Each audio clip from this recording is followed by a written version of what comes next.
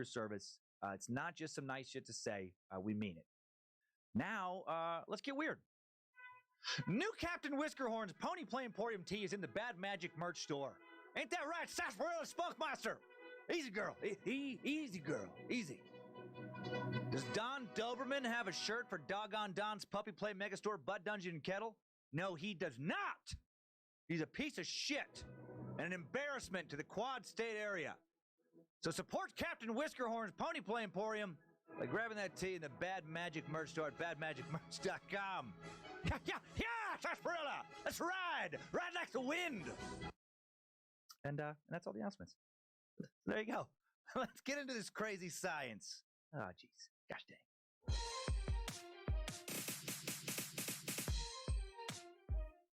All right, let's seriously talk about some science, meat sacks.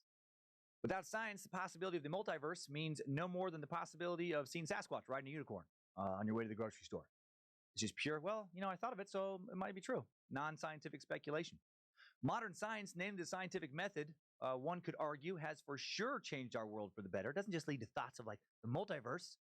It leads to a lot of very real, practical things. It's made our life better, I think, more than just about anything else I could think of. Think about it. Since the advent of modern science, our lifespans have doubled. Our medicines reduce pain and suffering far more than at any other point in history, right? Gone are the days of whiskey, laudanum, saw. And, our technological amenities make human prosperity easier to achieve for the common man or woman. Air conditioning now allows us to not have an ass crack full of sweat when it's 103 outside and heavy humidity. Air conditioning allows us to snuggle up under some blankets in a cool room when it's 103 degrees outside with heavy humidity. So thank you, Willis Carrier. Willis invented the first modern air conditioner in New York, 1902. Hot showers, antibacterial soap, deodorant, lotion. For a few bucks, you can clean off and lotion up and feel more luxurious than royalty felt just a few centuries ago. Amazing. So thank you, William Feedham, for inventing the first modern shower in England in 1767. Online shopping. You can shop from stores around the world from the comfort of your living room. You can order gourmet, pre-made, frozen organic meals, have them dropped off at your damn door. Throw them in the microwave for lunch or dinner. Be eating a glorious meal in 4 minutes. And you can do that as a working class person, not some robber baron or, wealthy industrialist. Well, thank you, Tim Berners-Lee, for inventing the World Wide Web and the first web browser, the version of the internet that makes online shopping possible in England in 1990.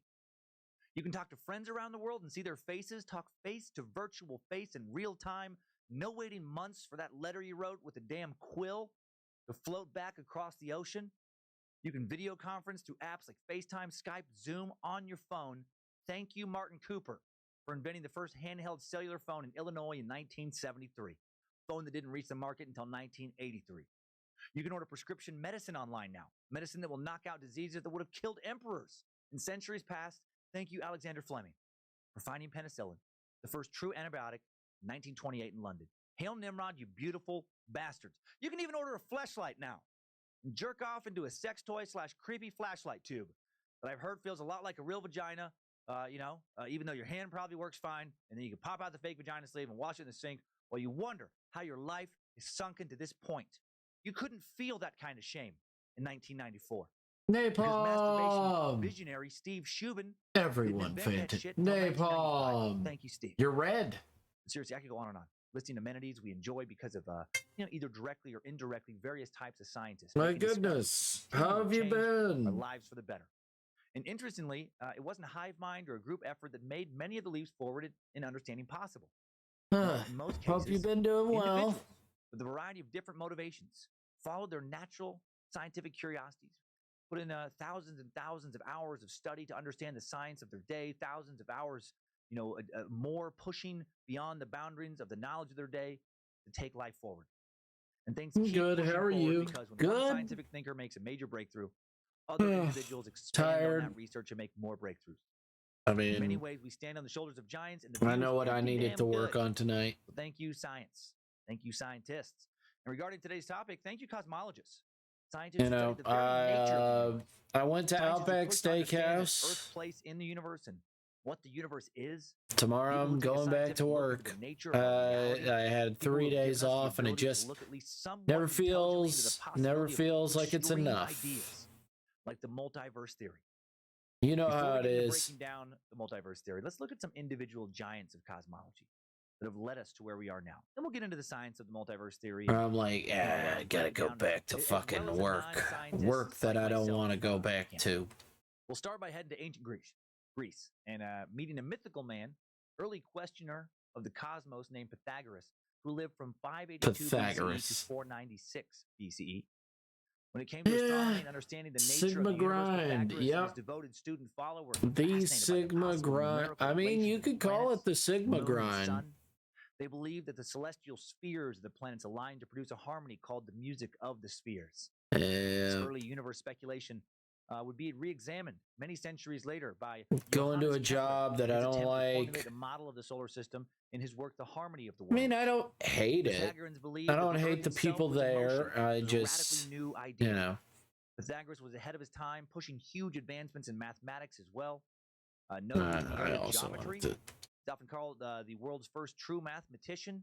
Thought of to have been the first to establish that the sum of the angles of a triangle is equal to 2 right angles, and that for a right-angled triangle, the square on the hypotenuse is equal to the sum of the squares on the other 2 sides. Why is geometry important? So many ways. Geometric principles have been applied to art. Former subject Da Vinci wouldn't have been able to paint the balanced masterpieces he did without understanding geometry.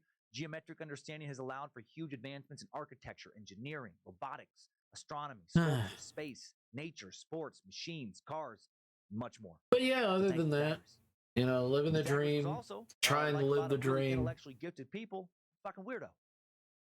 His followers weren't normal students; they were cult members, basically. You know, new members were forbidden from speaking for the first 5 years of membership under learning from Pythagoras. Man, 5 years without speaking. I don't want to study under anyone that badly. If I knew you could teach me how to live forever, travel between dimensions, shoot fire with my mind, travel into the future, have a secret magic cash machine in my basement that made real money, all right, I'll shut the fuck up for 5 years. But if you try and back out of that deal, 4 years in, I'm going to kill you. Pythagoras weirded out a lot of his fellow Greeks to the point that his house was burned down by a scared and angry mob. He was chased out of town by people fearing his mystic command over his followers and the sacredness of numbers. And why did people freak out? Really? Well, his followers did some weird stuff. When he and his followers would solve a new equation. Well, I'm not that good with advice since I'm still going through the motions too, but you are appreciated. Thank you. I mean, his followers came to think that he was a god. The advice that I need is keep doing, keep working. I mean, I know there's people that work 60 hours a week and shit like that, and it's like, I want to become famous on Twitch. I want to become famous on the internet. And the best way to do that is by drawing. I wish I had a magical dart. Golden Thigh sounds shitty, but golden dart, whatever. I mean, I might not be famous on Twitter, Pythagoras was also super odd when it came but Twitter also doesn't pay bills. Like, you heard that right. Twitter is just a way to communicate with other people. You don't pay bills through Twitter. Touch anyone's fava beans. You stay away from the fucking fava beans. Put them down. I mean, I could put on my Twitter account like, hey, my commissions are up and stuff like that. An early cosmologist could do that. You could fart out a piece of your soul. It could weaken you. I don't worry about farts weakening me. I definitely think they can weaken others around though. They're not going to weaken you if you're farting, but they're gonna weaken people around you. Like my dog Ginger farts a lot. I definitely don't feel like I'm at full strength. She butt blasts. Thank you. Pythagoras also thought that thank you so much. I do appreciate that. A lot of bean beliefs. He thought the beans contained the souls of the dead inside of them. And he once told his followers, quote, eating fava beans and gnawing on the heads of one's parents. Taco play stuff. Well, thank you so much, Taco. So while he was really good at math, he was really bad my commissions are up. Beans. I'm still doing the headshots, but they're now they've now turned to $25. And seriously, not kidding about the bean stuff. I know it sounds like one of the. How are you today, Taco play stuff? And now let's fast forward. I also do my regular commissions that I need to set prices for. I don't really know. What's a normal fucking price? I think like an astrologer who probably lived and worked in Alexandria, Egypt. $40 No one knows for certain. For a aligned character, not colored. Incest and led to Cleopatra. It's not a bad deal. He might have been. He might have boned his sister or three. Very different times. Ptolemy was the I'm cold. It's minus 24 Celsius where I am right now. I'm Canadian. Oh no. Other than that, I'm fine. How about you? Hi, Napalm. Doing good, doing good. Thank you for the follow. Oh my gosh. That was very sweet of you, Taco. Thank you. What do you play? There we go. Knowledge of the if you play stuff, what do you play? Tell us. Let us know. Do you like art? Are you into stuff like that? Formulated a geocentric model of the solar system explaining the motions of the heavens, in which the Earth was the center of the universe. Do you like drawing? Do you like painting? Do you like doing all that other stuff?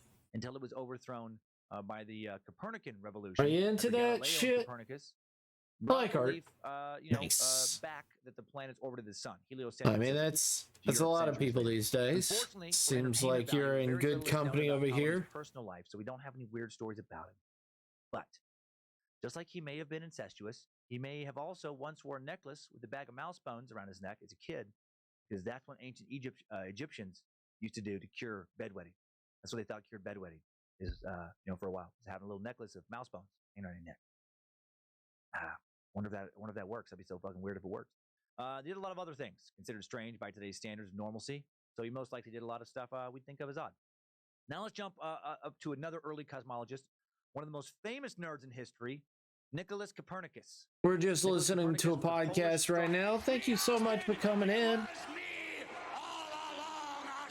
Let's go to some fake news propaganda pushed by polls paying up. Well, thank you. Thank you so much, Taco. There's no way someone do you draw? Do you if you believe Copernicus was Polish, well, what's your if you do draw, what's your medium? By the devil. Kidding, of course. Love to hear would love to hear it. A good chunk of his formal education occurred in Poland.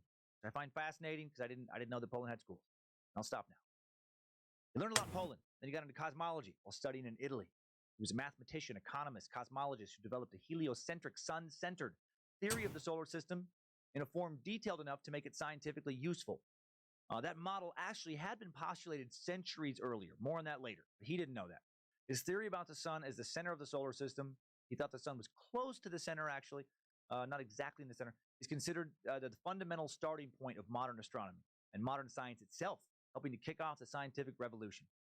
It was widely accepted during his day that the Earth was the very center of the universe. It was me all along. I draw that when I draw it shit. It's shit, but I draw. That's fine.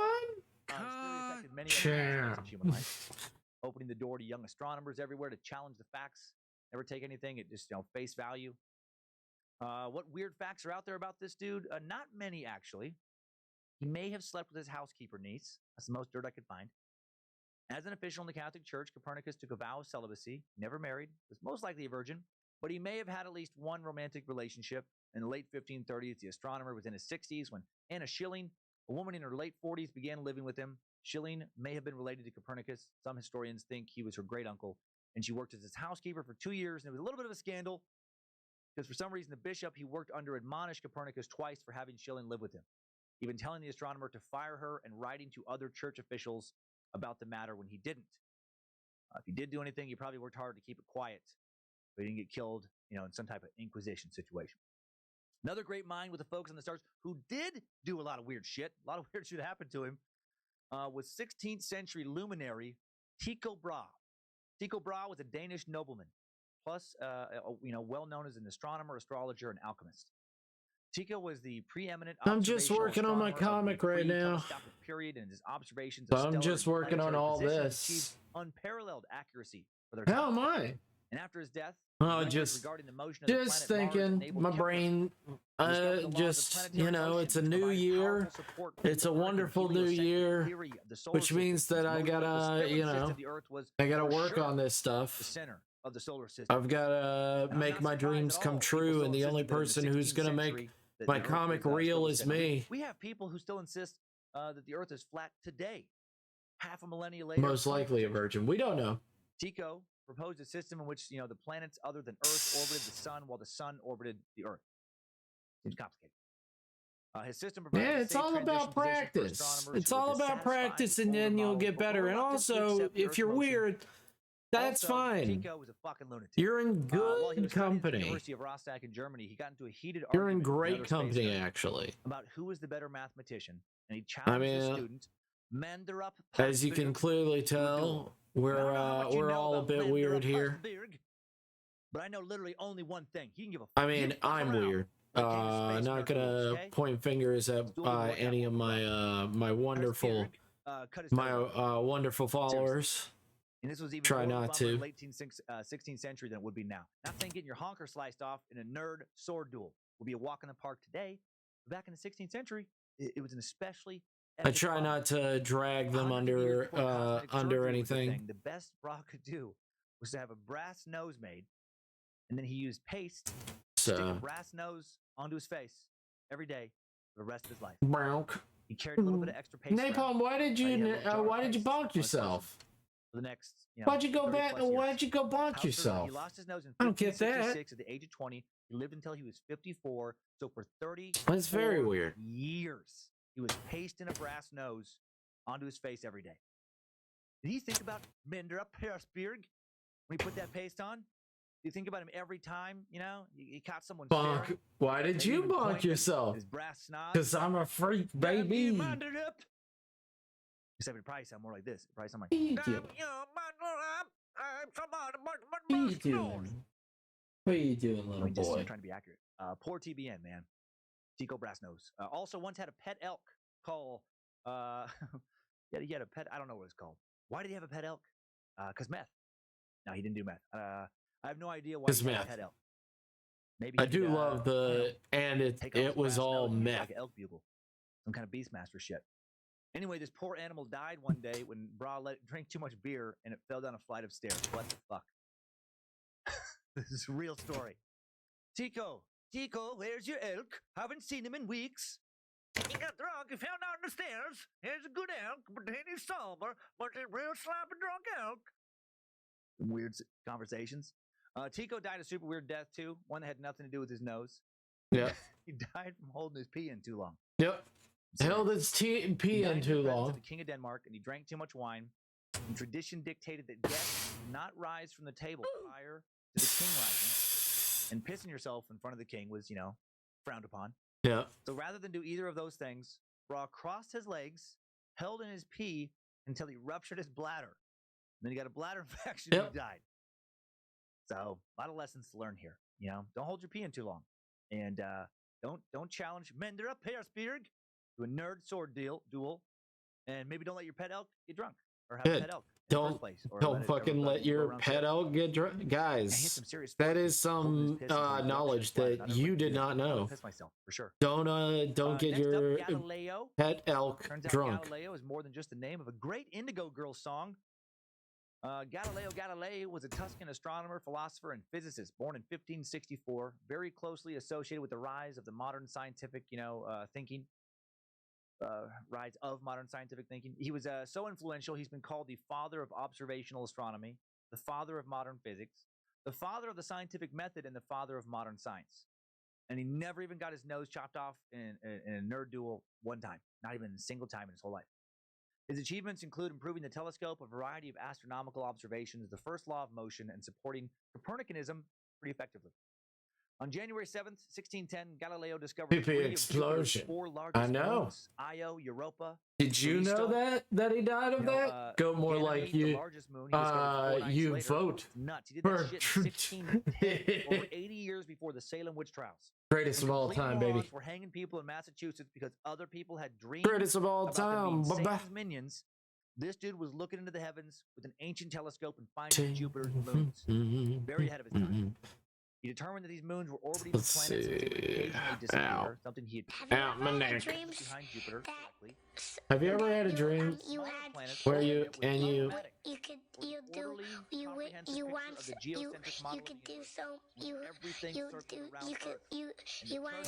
keep working over there. Some little mini moon planet circle around anything other than almighty Earth. Galileo also noted that Venus exhibited a full set of phases like the moon. The heliocentric model of the solar system developed by Copernicus predicted that all phases would be visible, since the orbit of Venus around the sun would cause its illuminated hemisphere to face the Earth when it was on the opposite side of the sun, and to fade away from the Earth when it was on the Earth side of the sun. By contrast, the geocentric model of Ptolemy predicted that only crescent and new phases would be seen, since Venus was thought to remain between the sun and Earth during its orbit around Earth.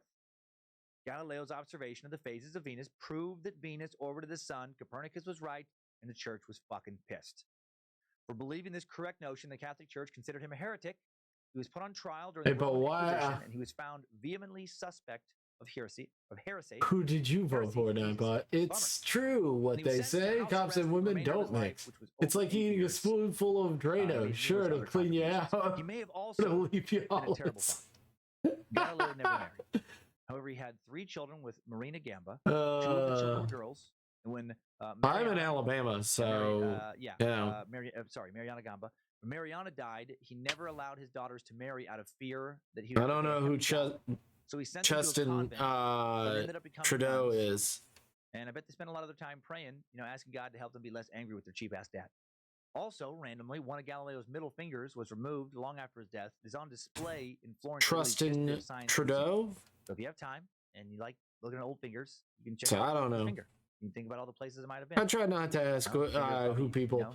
I try to keep it not political. Writing to his angry daughters. Just try to enjoy what I can. And a hold of your imaginative choosing.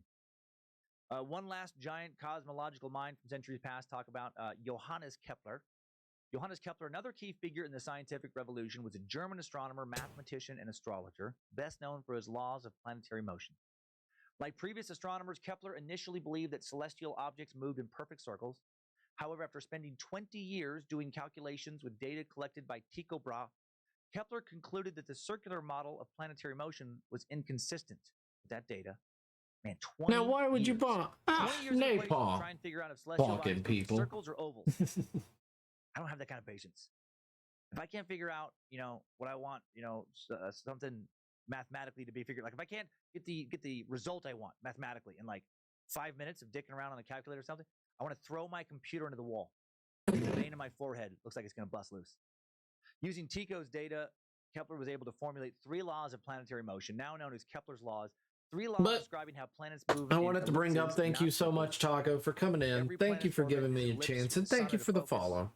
A line joining. I really do appreciate it. If you want to, if you wanted to show any of your stuff, we would love to see it. We're very much interested in more artists. The more the merrier, we say over here. We're very much like, hey, you got art? We'd like to see it. Like most of the rest of these guys, he lived in such a weird time. We want to put it on the fridge, see what's up. Superstitious thoughts were taught as fact. They were mainstream. And you could be killed for, heresy if you didn't accept these thoughts as truth. A time when women and sometimes men were burned for being witches. Kepler's brother Christopher had gotten into a financial dispute with a woman named Ursula Reingold. And Ursula, that lying no good bitch, claimed that Kepler's mother, Katharina, had made her sick with an evil brew. And Katharina then vehemently denied doing that because it's crazy and impossible to make an evil brew. Poisonous brew? Okay, yeah, sure. Evil brew? I got it. The dispute escalated. Katharina was accused of witchcraft. Ursula claimed that she had been instructed in magic by an aunt who had in fact been burned alive for sorcery because living in medieval Europe sucked. There was a witch hunt going on in the region at the time, and Katharina was one of 15 women accused of nefarious sorcery in her town. Johannes Kepler had to take a break from his mathematical studies to prepare an extensive defense for his mother, not in fact being a witch. His defense was not totally convincing, and Katharina was imprisoned in August 1620, held for 14 months. Best Taco. Well, she lived for about a year under constant suspicion of being a witch after that. I don't know. We just met him. Magic, and then she died. Maybe good Taco. Best Taco. You never know. From centuries past. Thank you, early visionaries, for pushing forward when finding and telling. We try our best. Imprisoned or killed, and often did. Modern scientific thought owes itself to the contributions of the people I've just mentioned and to so many other great men and women I didn't. From Isaac Newton, Michael Faraday, Louis and Marie Pasteur, Charles Darwin, Niels Bohr, Stephen Hawking, Francis Crick. Our world has been forever changed by various innovators and disciplined thinkers. Without these individuals, our understanding of the universe. I never thought of it that way. When it comes to our understanding of a possible multiverse, there could be lots of tacos out there. We just have to find, maybe they are the best. But We don't know. What if the universe Try to is be way bigger than we ever open to imagined more possible? tacos out there. Edwin Hubble and Jorge Lemitra. So let's gloss over them before starting to unravel what the multiverse theory is really about. By 1930, some cosmologists started to think that the static, non-evolving model of the universe was unsatisfactory. It didn't answer all their questions. Numbers didn't add up the way they thought they should add up in a static universe. American astronomer Edwin Hubble was an early adopter to the idea that the universe was growing. And yes, the Hubble Space Telescope launched in low Earth orbit in 1990 is named after this guy. Using the world's largest telescope at the time, which was located at Mount Wilson in California, Hubble showed the distant galaxies. Okay, I'll try. I'm really biased though. I know. What's more, these far-flung galaxies were traveling away from us. I know it's difficult. Proportional to their distances. In other words, the farther they were from us, the faster they were flying away. Hard to comprehend. Makes my brain hurt when I think too long about it. This was a new thought, and combined with the ponderings of another 20th century cosmologist, it would soon lead to thoughts that maybe the universe isn't just expanding away from us. Maybe it's also just one of many, of infinite universes. Jorge Lemitra, a Jesuit-educated Belgian Catholic priest, mathematician, astronomer, and professor, used Hubble's findings to draw attention to an early published academic paper of his, in which he explained the relationship between the distance of a galaxy and the recession velocity of that same galaxy. By putting together Hubble's observations with Lemitra's paper, the majority of astronomers became convinced that the universe was indeed expanding. This revolutionized cosmology and how we see the universe and how we view our place within it. And that leads us to multiverse theory.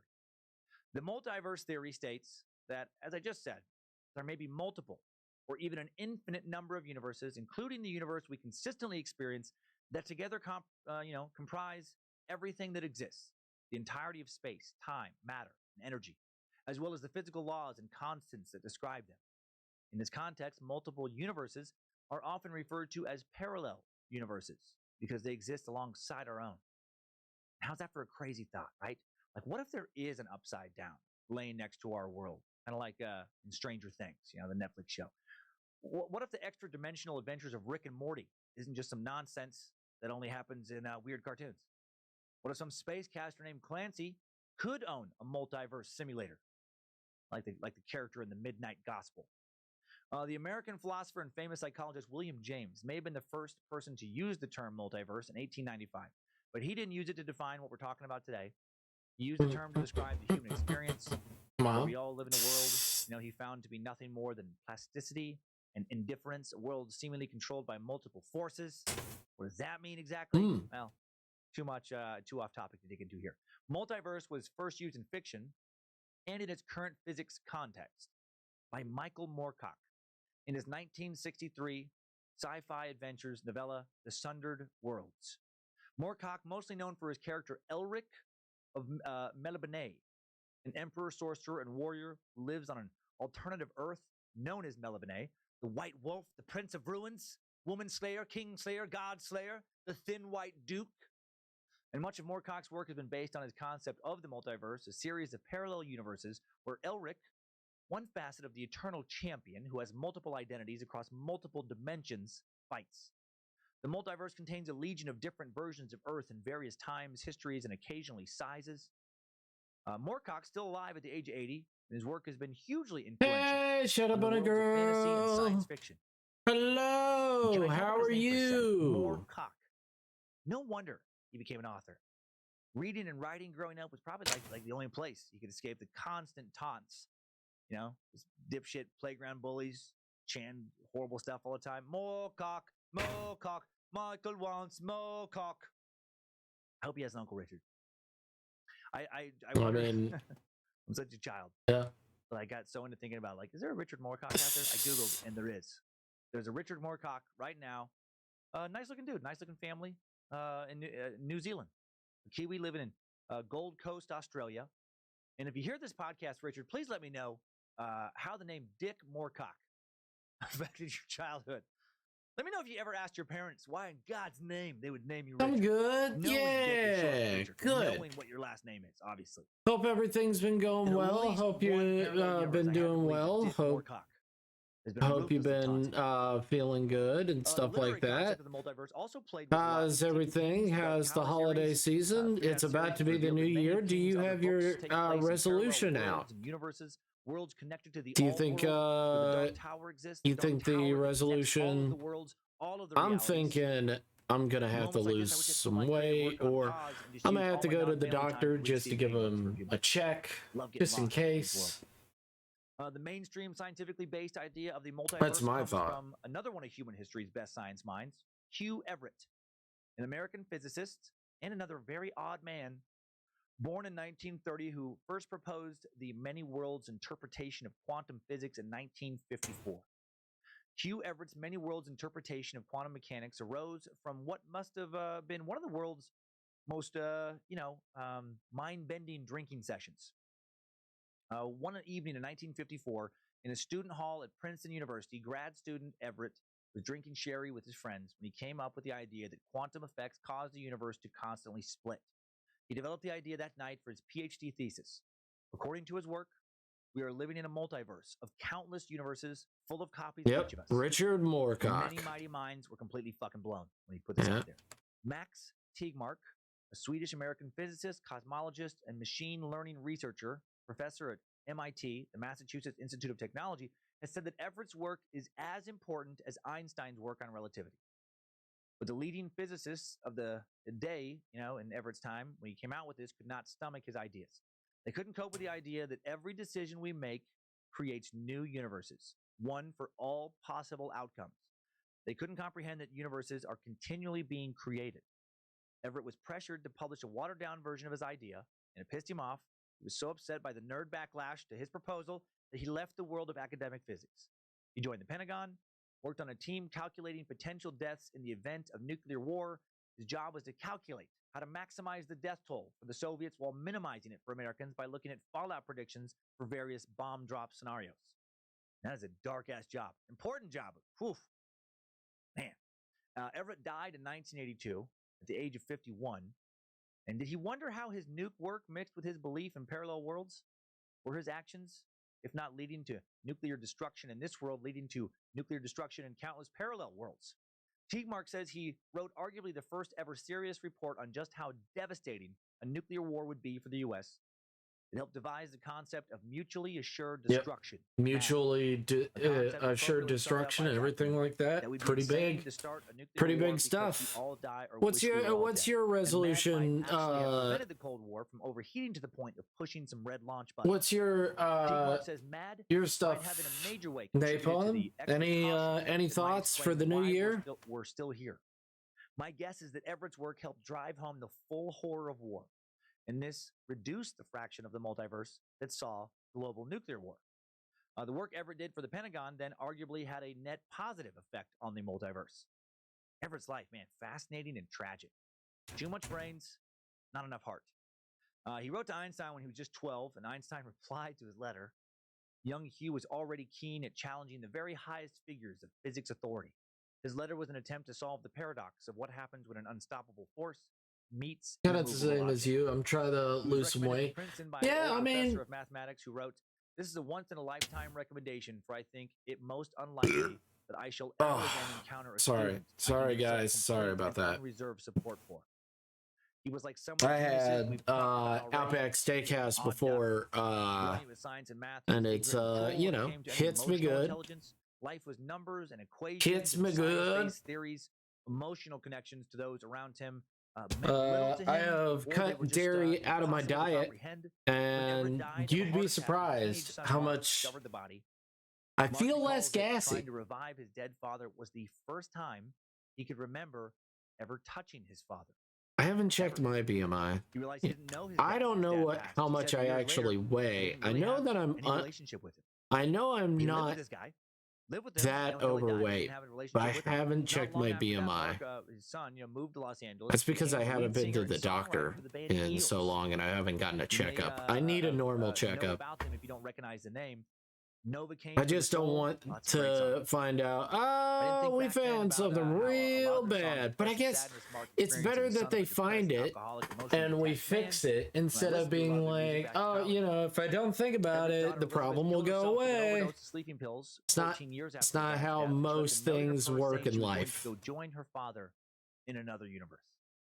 Yeah, it could save your life. Yeah. I just, my mind keeps going to like, what if they find something? And it's like, what if they overreach? Everett was a hardcore atheist as well. There's been numerous horror stories of doctors that overreach. Of like, hey, and then let's. You know, I don't know what's going on with you. I have absolutely no idea what's going on with you, but we're thinking about ripping out your lymph nodes. What? Why is that? We think that yeah, it'll help you out. Cosmologists have several possible speculations as to what existed before the Big Bang, which is the like that's a horror story I have heard. And I'm not trying to say that doctors are bad. I'm saying that nobody is perfect and they are human and they also make mistakes as well. The first is nothingness. But you still should go to the doctor and get checked up. Assuming that this is true, it means that matter, energy, space, and time began. And I have insurance. I should go there just to get a free checkup. I just need to find out what's in my plan. I just need to go in and find out what's in my plan. Because I have Blue Cross, but I don't know how far, like who actually accepts them. Because it's through my company. It's through the company I work with. Yeah, that's a lot better. That's a lot better. I like that a lot more. Into motion. That makes more sense to me personally than just everything coming from just true nothingness. But again, that's just my scientifically uneducated opinion. I admittedly sit at the intellectual kiddie table when it comes to stuff like this. Maybe it makes perfect sense to people talking at the grown-ups table. Another theory that attempts to explain what existed before. I don't have health insurance. I need to get that situated. Yes. According to this view, space and time developed out of isn't it past time? Past due though? No one has a good explanation for quantum gravity just yet. No one has found one gravitational rule book that governs all galaxies, quarks, and everything in between. Yeah. Then there's these super complicated ideas of string theory. I'm going to talk about that quite a bit. String theory is actually kind of easy. It's not that complicated. Tunneling and quantum fluctuations between different energy states. You know, easy science concepts and shit like that. You know, like the concept is easy. The actual, the complication actually goes into like, and then here. Quantum fluctuations all the time. It's just fucking quantum fluctuation this and quantum fluctuation that. They're like, Dad, enough already. Yeah. So the quantum fluctuation talk. But seriously, what the fuck is a quantum fluctuation? It's a temporary change in the amount I could die, and like they would try to quick revive me, even though I had ray gun. I have ray gun. And I'd explain it further, but I haven't dedicated my life to quantum physics. I hope that made sense to you. I literally might as well have just said something in another language. I could read that fucking 100 times. But yeah, guys, thank you for coming in. Hello, how's it going? Pretty darn good. It's going pretty darn good, steady. A lot of people come in, a lot of people come out. I'm glad that everybody comes in as much as they have. I do appreciate everybody that's come in. Got a new follower when I first started streams, so you know, seem to like my stuff. Working on cleaning up the comic, first page. But I don't even know why I'm doing this. I'm going to have to go through it again anyway. Now let's look at a few of the hypotheses that make up multiverse theory. There are, of course, varying ideas of how it could lay out. But it's going pretty darn good. Mark, right? That MIT big brain. Going pretty darn good so far. Taxonomy of universes beyond the familiar observable universe. I'll the save. 4 levels of Teague-Mark's classification are arranged such that subsequent levels can be understood to encompass and expand upon previous levels. Put your big brain helmets on. We're gonna power. I gotta start doing this. And we're gonna make it to a cosmological timeline where we can go over a variety of important scientific events. You don't have to have ever aced AP science classes. And look at all my notes. I don't say that condescendingly. I just personally really struggle with comprehension some of these things. You know, and I assume that maybe wrongly that many of you also might struggle a bit with comprehension of some of these things. But we got idiots of the internet coming up. We're gonna get to some lighter stuff too. So let's talk about these 4 levels. The first of the 4 levels is an extension of our universe. This level 1, an extension of our universe, a prediction of cosmic inflation is the existence of an infinite, ergodic universe, which being infinite must contain Hubble volumes realizing all initial conditions. And ergodic means relating to or denoting systems or processes with the property that, given sufficient time, they include or impinge on all points in a given space and can be represented statistically by a reasonably large selection of points. And a Hubble volume is a spherical region of the observable universe surrounding an observer beyond which objects recede from the observer at a rate greater than the speed of light due to universe expansion. And an infinite universe will contain an infinite number of Hubble volumes, all having the same. Hope you're doing well, by the way, Steady Prism. Universes within a big. I like how you have the Day of the Dead, Day of the Dead drawing style. Will differ from our Hubble volume. It's however, because it's very nice. Oh yeah, the Day of the Dead. Yeah, it's until I have an overlay. Like I have an overlay concept. Parallel universes, if you will. I have the overlay concept, I just need to actually finish it, but I wanted to work on comic book tonight. I wanted to work on comic book because I haven't worked on it all I haven't really worked on it all last month. So like I have the concept right here. So BRB screen, a little bit of a hallway right here, hallway down here, and then eventually if you travel far enough, not just another Earth, but another Earth with another you. And then the bar and all that. Now into level 2. What if there are universes with different physical constants? Very nice. In the eternal inflation theory, which is a variant of the cosmic. But like I actually got to do it. The multiverse, or space as a whole, is stretching and will continue to stretch forever. But some regions of space stop stretching and form distinct bubbles, like gas pockets in a loaf of rising bread. These bubbles are embryonic level 1 multiverses. Different bubbles may experience different spontaneous symmetry breaking, which results in different properties, such as different physical constants. And I'm sharing this bit of information in the hopes that some of you will understand it more than I do. The only part I really got out of that was the bread part. I get it. Gas bubbles and bread. Yeah. Pretty okay, but at work again, so usual, lurking mostly as usual. Meh. Steady. Also, Tori universe theory and Lee Smolin's universes theory. First, I'm pretty sure that if cyclic model or oscillating model is any of several. If it's not everybody's lurking and stuff like that, I totally understand. For example, the oscillating universe theory briefly considered by Einstein in 1930. I love everybody, lurkers and all. I love the people that can come in, and I love the people that that talk. The universe would expand for a period of time before the gravitational attraction of matter causes it to collapse back and undergo a bounce. Now, the fecund universes theory. Smolin's hypothesis of cosmological natural selection, also called the fecund universes theory, suggests that a process analogous to biological natural selection applies at the grandest of scales. Smolin published the idea in 1992 and summarized it in a book aimed at a lay audience called The Life of the Cosmos. So that's level 2. And, to sum it up, let's move on to level 3. I love it when people can come in and hang out with me, and I love it when people, just come in and say hello. I like them all. Now, my biggest thing is that certain observations cannot be predicted absolutely. Instead, there's a through it all, each within a different probability. Yeah, I try my best. Each of these possible observations corresponds to a different universe. This is what we talked about earlier, right? Where each decision we make the universe just keeps fracturing and just creating more and more universes. Where if there's 2 choices. Napalm's keeping me company. Split off where we made the other I know that Heathen's probably doing something right now. The result of that throw corresponds to a quantum mechanics of and also surprised. I thought everybody else was taking the week off. Teagmark argues that a level 3 multiverse did not actually contain more possibilities in the Hubble volume than a level 1 or level 2 multiverse. In effect, all these different worlds created by splits in a level 3 multiverse have the same physical constants found in some Hubble volumes in a level 1 multiverse. Teakmark writes that the only difference between level 1 and level 3 is where your doppelganger resides.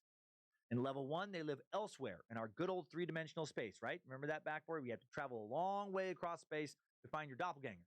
In level 3, they live on another quantum branch in an infinite dimensional Hilbert space.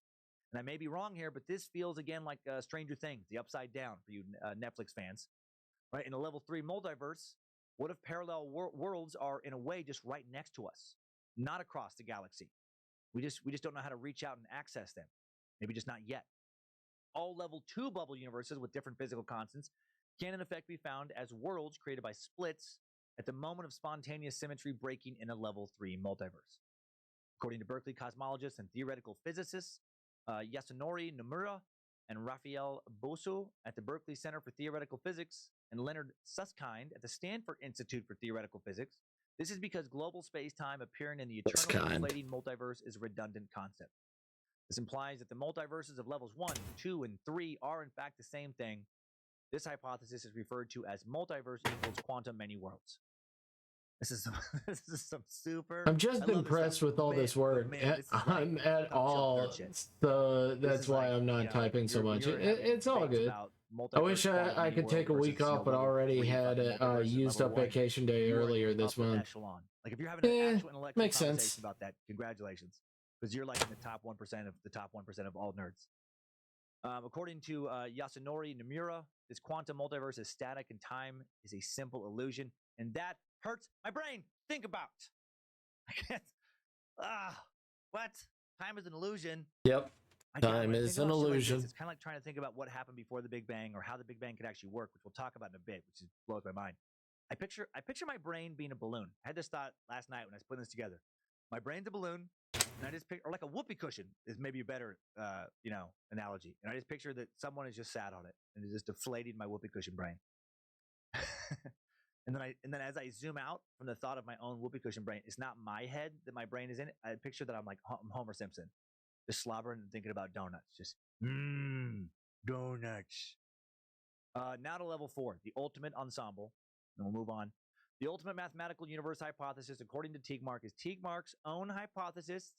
Makes sense. He likes his own better than the other ideas. Teakmark says this level considers all universes to be equally real, which can be described by different mathematical structures.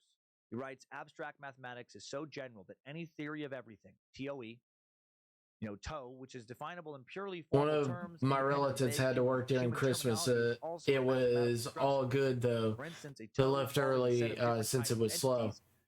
You are appreciated, Steady Prism. Yeah, of course. Additional words is nothing but what mathematicians call a set theoretical model, and one can generally find a formal system that it is a model of. He argues that this implies that any conceivable parallel universe theory can be described as level 4 and subsumes all other ensembles, therefore brings closure to the hierarchy of multiverses, and there cannot be, say, a level 5. Take that, level 5 nerd guys. Oh, you think there's level 5 multiverse? Shut the fuck up and listen to Teakmark. You pull your nerd head out of your nerd ass. Wake up and smell the quantum fluctuations. Yeah, I said that right. Well, somebody doesn't believe this. You know who? Jürgen Schmidhuber, a noted German computer scientist specialized in artificial intelligence.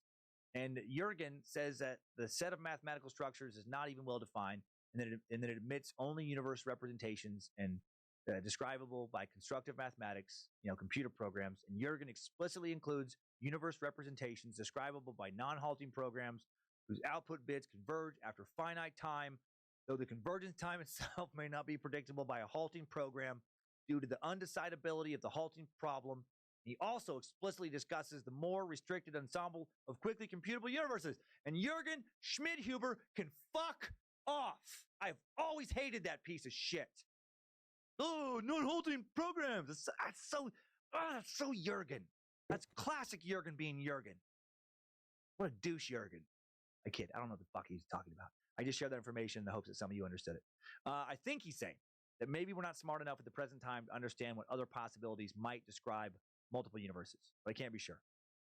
Right? I think he's just saying that, maybe when artificial intelligence creates supercomputers much more powerful than the human mind, they will think of other multiverse possibilities that we aren't able to comprehend right now. It just makes some sense. Hey, Paul, what's your favorite ice cream flavor? This castle is a creature of chaos. Theoretical physicist and it may take many incarnations. Harvard and Oxford, and I get it. You're smart.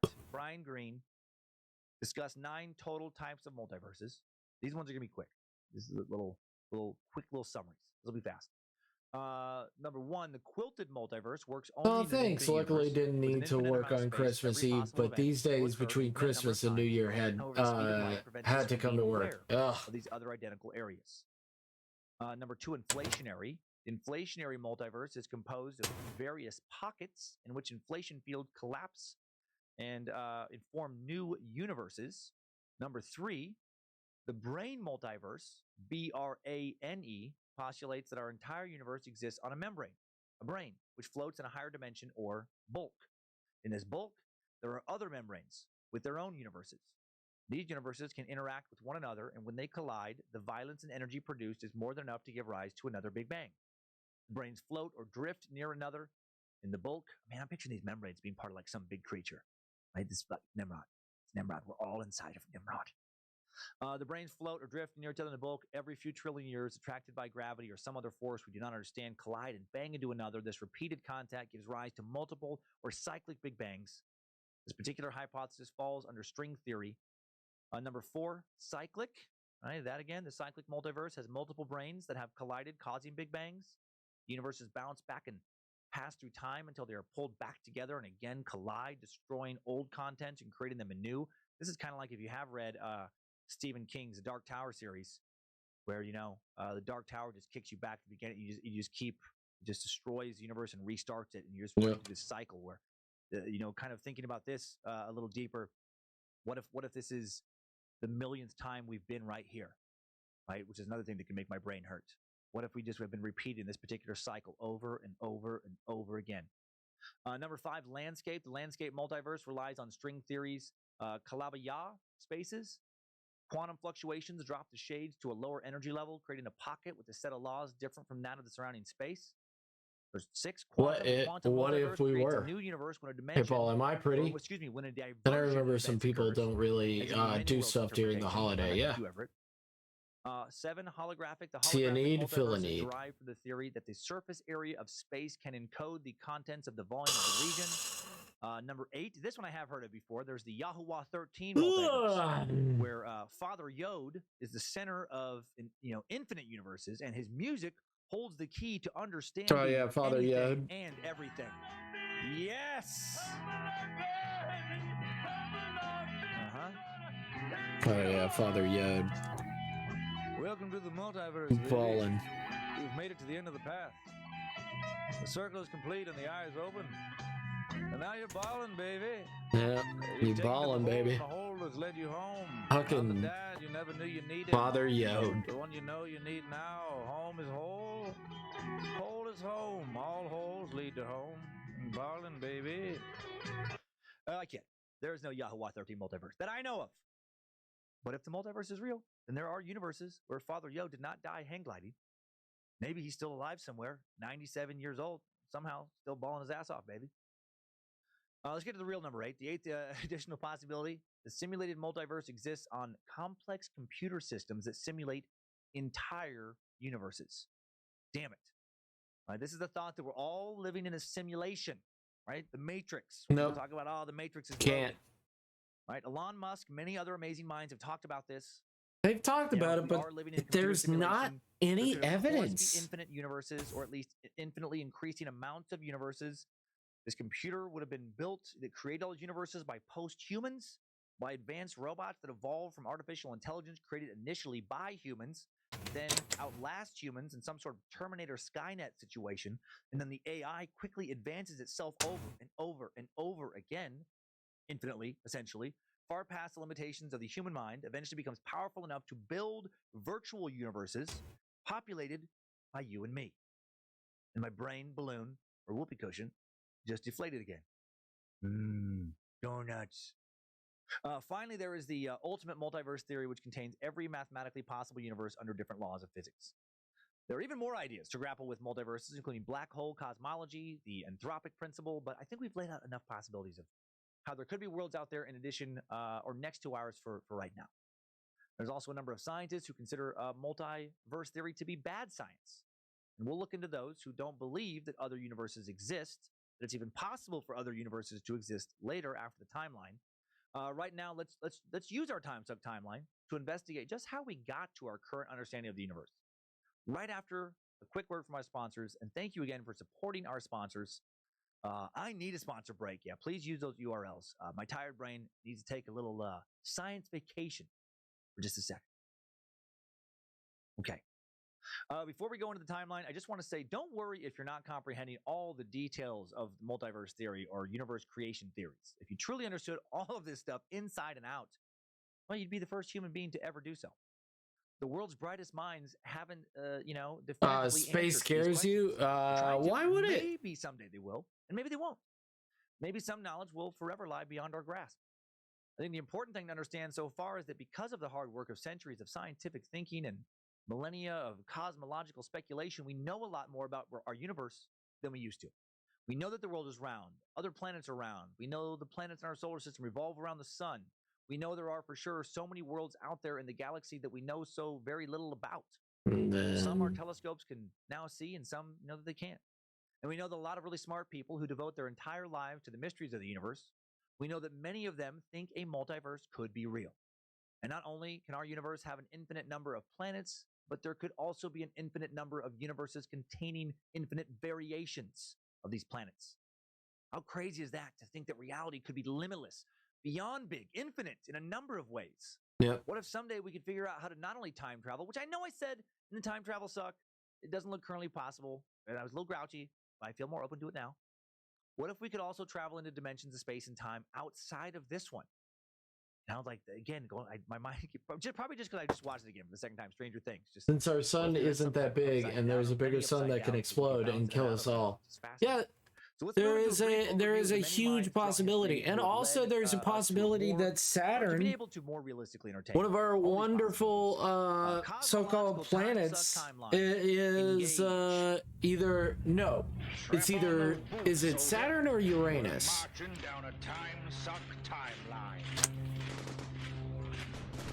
One of our planets was supposed to be our second sun, and because it did not form and will not form,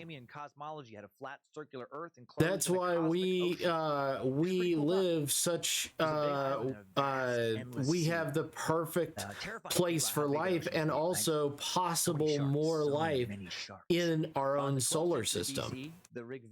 There is a possibility that there is more life on our solar system than we give it credit for. Golden egg. What if that one's true? Probably Uranus, since it's very toxic. At the answer to how the universe got here. Is it we all hatched out of a golden egg? Can you imagine? Next question. Was it Saturn? It's golden egg. Golden egg is the answer. You can put your calculators away. You can wipe off all your whiteboards. Which planet was supposed to turn into the second sun? In the 6th century BC, the Babylonian world map shows the Earth surrounded by a cosmic ocean. Jupiter. Around it to form a 7-pointed star. Contemporary biblical cosmology reflects the same view of a flat, circular Earth swimming on water, overarched by the solid vault of the firmament to which are fastened the stars. There's also, is there a second sun to our solar system? Which they say Nemesis, but also they put, and then there is also a planet X to us as well. Kepler 22b, yeah. Further details of these worlds. I think that's the other Earth-like planet. Yep, Kepler 22 Earth. That is an Earth-like planet that looks like it's already has a possible atmosphere that's close enough to us. And people were like, okay, all right. What do I care? All right, flat, fine. I'm just a peasant hoping to eat enough stale bread to stay alive and avoid the plague anyway. Also in the 6th century, the Greek math culture. Which, guys, if you want to expand your brain, I believe the Earth in motion had the knowledge. You did not think an artist would try to expand his brain as much as he does, but I fucking love this shit. taught in the 4th century BCE. Even though I failed science, I failed science. I'm also a huge idiot a lot of times. Yeah, I'm a big dumb. That's kind of a weird name. That doesn't mean I don't want to explore the expanses of the universe. In fact, it just means that I want to see them more. Centuries before Copernicus, he correctly deduces that I want to see more of the expanding universe, not less. Centuries later, the Roman Church takes over. I might be dumb now, but that doesn't mean I'll be dumb forever. Earth is center. Anyone who disagrees can suck my Pope dick. I'm paraphrasing, but that would be the general message. Also in the 3rd century BC, the Greek mathematician Archimedes, in his essay, The Sand Reckoner, estimates that the diameter of the cosmos is the equivalent of what we call 2 light years. He wasn't right, but he pushed things forward. He tried. Keep thinking about that concept in this episode today. You don't have to get things, exactly right. Sometimes, even if you're wrong, you push things forward enough for the next person to get things right. No, it's all good. No, I was just like, so on. I was like, Dad. Pushing things forward. Yes, Dad. In the 2nd century CE, the Ptolemaic system emerges. Ptolemy, we talked about him, proposes an Earth-centered universe, and the sun and planets revolve around the Earth. In the 5th century, ancient Buddhist texts speak of hundreds of thousands of billions, countlessly, innumerably, boundlessly, incomparably, incalculably, unspeakably, inconceivably, this is a quote, immeasurably, inexplicably many worlds to the east, and infinite worlds in the 10 directions. A lot of adjectives there. From the 5th through the 11th century CE, several astronomers proposed a sun-centered universe. That is pretty good, arguably. Hi, Napalm. What do you call the raging barbarian? Anything you like. You can't make listen checks while berserking. And you have dads. I do have dads. Indian Puranic Hindu cosmology states that in which the universe goes through repeated cycles of creation. I do have dads. Each cycle lasts 4.32 billion years. And each cycle expands from a single I have dads, and they're nothing but amazing. Kind of Big Bang-esque there. The texts also speak of innumerable worlds or universes, a multiverse. In 964 CE, Abid al-Raham al-Sufi, a Persian astronomer, makes the first recorded observations of the Andromeda Galaxy and the large Magellanic Cloud, the first galaxies other than the Milky Way to be observed from Earth, in his book, Book of Fixed Stars. In the 12th century, Sunni Muslim and Middle Eastern philosopher Fakir al-Din al-Razi discusses Islamic cosmology, rejecting Aristotle's idea of an Earth-centered universe. And in the context of his commentary on the Quranic verse, all praise belongs to God, Lord of the worlds, proposes that the universe has more than 1,000 worlds beyond this world, such that each one of these worlds is bigger and more massive than this world, as well as having the like of what this world has. He argued that there exists an infinite outer space beyond the known world, and that there could be an infinite number of universes. So, thinking about the multiverse back in 12th century. 13th century CE, Nasir al-Din al-Tusi, who was a Persian polymath, architect, philosopher, physician. I had plenty of pimples as a kid. One day I fell asleep in the library. When I woke up, a blind man was reading my face. Who was an Ottoman astronomer, mathematician, and physicist, provides empirical evidence for the Earth's rotation on its axis and rejects the stationary Earth theories of Aristotle and Ptolemy.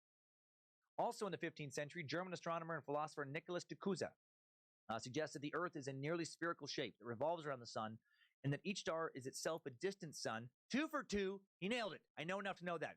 Yay! Feeling good on some of these. I feel like I know, some of the things that a 15th century dude knew. So that's not bad.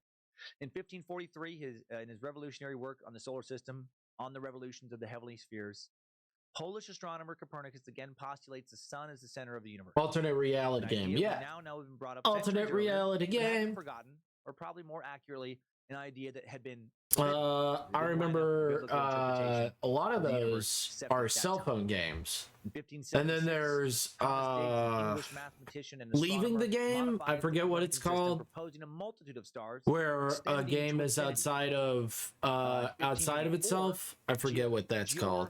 Giordano Bruno, an Italian Dominican friar, philosopher, mathematician, poet, poet, cosmological theorist, and hermetic occultist. Fucking titles on these sons of bitches. proposes a non-hierarchical cosmology wherein the Copernican solar system is not the centrix of the universe, but rather a relatively insignificant star system amongst an infinite multitude of others. And he will be in prison for 7 years and then executed for holding opinions contrary to the Catholic. I'm sure it's still ARG, but I'm always wrong. I can look it up. It's where it still has a regular game. Let's look it up. What is a video game that uses alternate reality gaming, but also the actual game?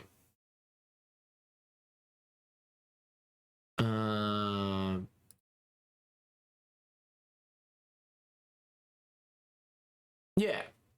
Okay, so ARG, yeah, it can still be considered ARG even if. Poor bastard. Okay. Was hung naked or hanged naked upside down in public, and then burned alive, as was God's wish. Amen.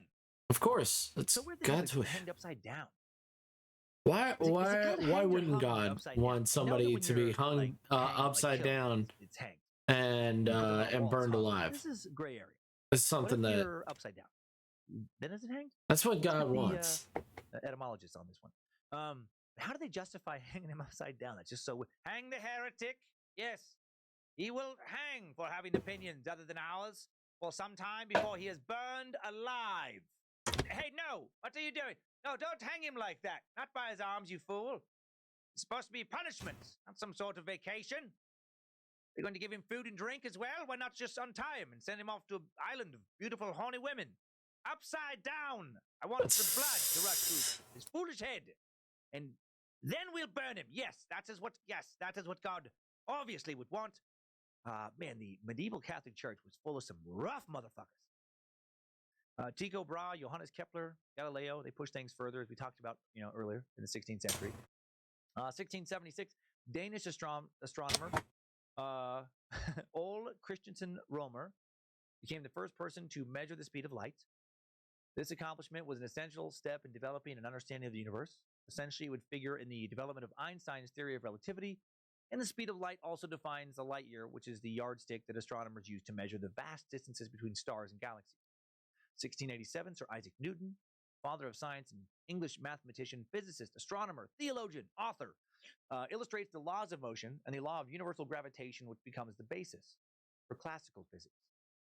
In 1791, Erasmus Darwin, grandfather of Charles Darwin, natural philosopher, inventor, and physiologist, pens the first description of a cyclical expanding and contracting universe. 1838, the idea that the Earth goes around the sun rather than the other way around is confirmed by solid evidence. 1905, Albert Einstein publishes his special theory of relativity, generalizing Galileo's principle of relativity to apply not only to terrestrial mechanics, but to all laws of physics. He posits that space and time are not separate continua, and that the speed of light is the same for all frames of reference. 1912, American astronomer Vesto Melvin Slipher measures the Doppler shift of receding galaxies. These measurements, later used by Edwin Hubble to demonstrate empirically the Hubble universe is expanding. In 1917, Wilhelm de Sitter, a Dutch mathematician, physicist, and astronomer, in his paper on Einstein's theory of gravitation and its astronomical consequences, third paper, God's plan. So like the ARG of Dad is pretty cool. He hides messages in all his videos, even in music videos. Oh yeah, Dad. Yeah, the records the deflection of I know Dad. sun's gravity, confirming Dadbot 69 online. When Harlow Shapley, an American scientist, began to study large groups of stars called globular clusters in 1914, very little was known about the overall shape of our galaxy or our place in it. By the time he finished his research in 1919, after publishing more than 40 research papers, the overall shape of our galaxy was coming into focus, including the position of our solar system. Shapley's discovery of our place in the galaxy was a remarkable achievement comparable to discovering the Earth orbits the Sun to many physicists. In 1923, Edwin Hubble crunches some numbers, proves that the universe is composed of many thousands of such galaxies. 1929, Hubble convinces Einstein that he had been wrong when he'd made an assumption earlier that the universe was finite. Einstein now believes it is infinite. Einstein famously refers to his earlier error as "my biggest blunder," is his quote. And he goes home and he has sex with his wife and first cousin. His wife and maternal first cousin, who was also his paternal second cousin. Remember that from the Einstein suck? His mother-in-law was also his aunt. And his father-in-law was his first cousin once removed. I would think marrying and fucking his double cousin wife would be his biggest blunder. But, agree to disagree, I guess. 1949. English astronomer Fred Hoyle both coins the phrase Big Bang and dismisses the notion that the universe has been born at one moment about 10,000 million years ago in the past, and that galaxies are still traveling away from us after that initial burst. On February 12th, 1952, Michael motherfucking McDonald is born. Shine, sweet freedom, shine your light on me. You are the magic, the right where I want to be. Oh, dang, I just not. No! He said my name once. I felt like I accomplished so much. No, you're fine. You didn't dox yourself. Don't lie. You're good. Yeah. You're fine. You're fine. Triple M, man. Triple M. Didn't contribute anything. Triple M contributed happiness to me in this episode. Also, I was going too high. Always going too high on Triple M. I forget about his range. Anyway, the year before, we're gonna back up. We're gonna back up now from 1952 with Michael McDonald. 1949 was Fred Hoyle coining the term Big Bang. We'll go back to 1948. American cosmologist Ralph Alfner, Robert Herman published a prediction that if indeed the universe were created in a Big Bang, today we would see the glow of light that was released when atoms first formed, when the universe was about 300,000 years old. Since the universe has been expanding for billions of years, the light would have been stretched 1,000 times so that it could be only detected today as microwaves. And then in 1964, American physicists Arno Penzias and Robert Wilson of Bell Labs announced they had identified this light, providing the strongest evidence to date in support of the Big Bang Theory. Virtually all cosmologists and theoretical physicists do endorse this theory today. Most believe that our universe was born about 13.7 billion years ago in a massive expansion that blew up, space like a gigantic balloon. 1966, James Peebles, a Canadian-American astrophysicist, in his Primordial Helium Abundance in the Primordial Fireball 2 paper, shows how the Big Bang model predicts the correct abundance of helium in the current universe. Perfect. People can make their voices higher by sucking helium out of balloons anywhere in the universe. Good to know. 1967, American and British physicists Robert Wagner, William Fowler, and Fred Hoyle on the synthesis of elements at very high temperatures show how the Big Bang model also predicts the correct abundance of deuterium and lithium in the current universe. So that's good. People can treat being bipolar anywhere in the universe, and they can fuel experimental fusion reactors and do whatever else fucking deuterium. Oh, True Value. I love you. Oh, True Value. Bond, along with American I love. George Blumenthal. At least I didn't say the game he was playing, the Big Bang. The Big Bang, yeah. The Big Bang. Material that scientists cannot directly observe. Material that does not emit light or energy. So basically, we don't know. No one knows what the hell it really is. There's a lot of intelligent guesses, but at the end of the day, no one knows. And I love that. No one totally knows what the Big Bang truly is. 1988, the CFA2 Great Wall, aka the Coma Wall, is discovered. And what is the Coma Wall? This is fucking crazy. It's a huge wall way out in space made up of people in comas of their spirits that have floated out there. Like when you go into a coma, your soul can actually project around space. And sometimes it can get stuck on these walls, and it makes it hard to come out of comas. That's why a lot of people think it's hard to get out of comas, because people are stuck on these space walls. No, it doesn't mean that. I wish it did. Can you imagine? Can you imagine if something like that was true? I would love it so much if just anything that absurd was ever true. It would be like one of the greatest moments of my life if there was like the news story about scientists getting some new images back from the Hubble Space Telescope, and they're just like, we don't fucking understand it.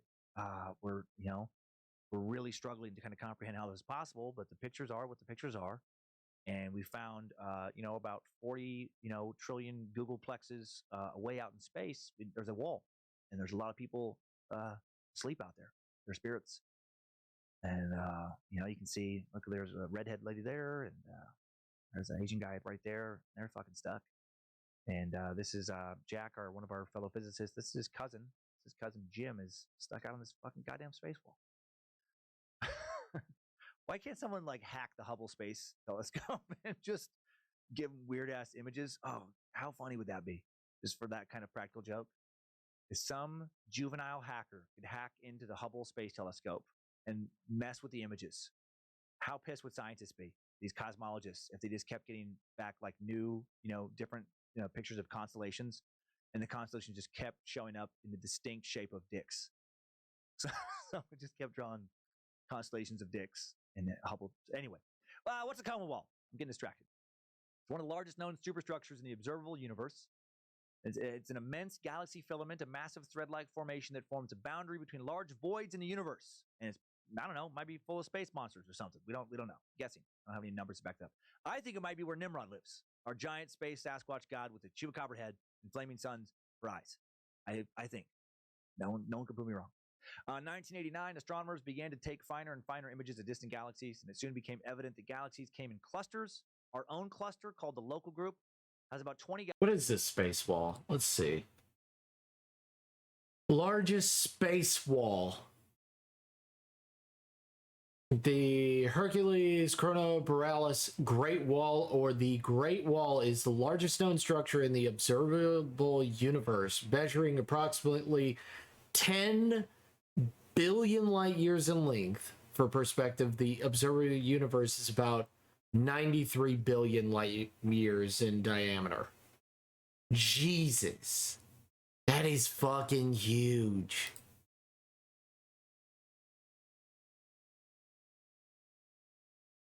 Oh my god. That's an artist rendition of it. Okay.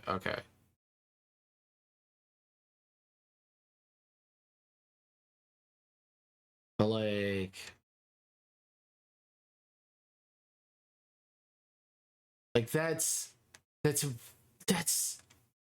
fucking massive.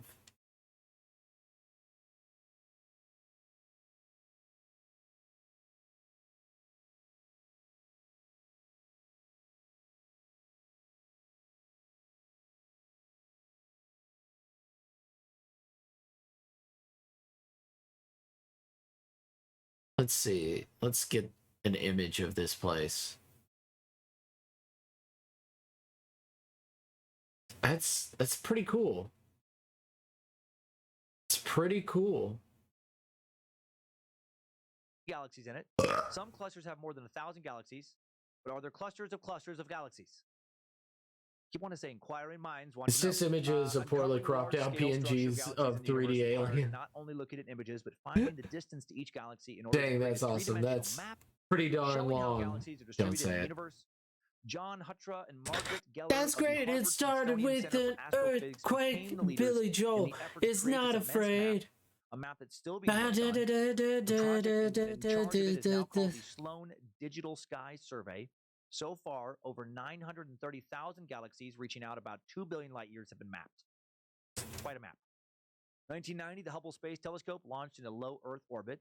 Designed and worked on, or it had been designed and worked on for decades prior. Cost over $10 billion to create and maintain. Hubble's telescope is powerful enough to spot the light of a firefly at a distance of 7,000 miles. That's 1995, pretty good. Robert Williams, director of the Hubble Space Telescope Science Institute, chose a surprising target to point the Hubble Space Telescope at.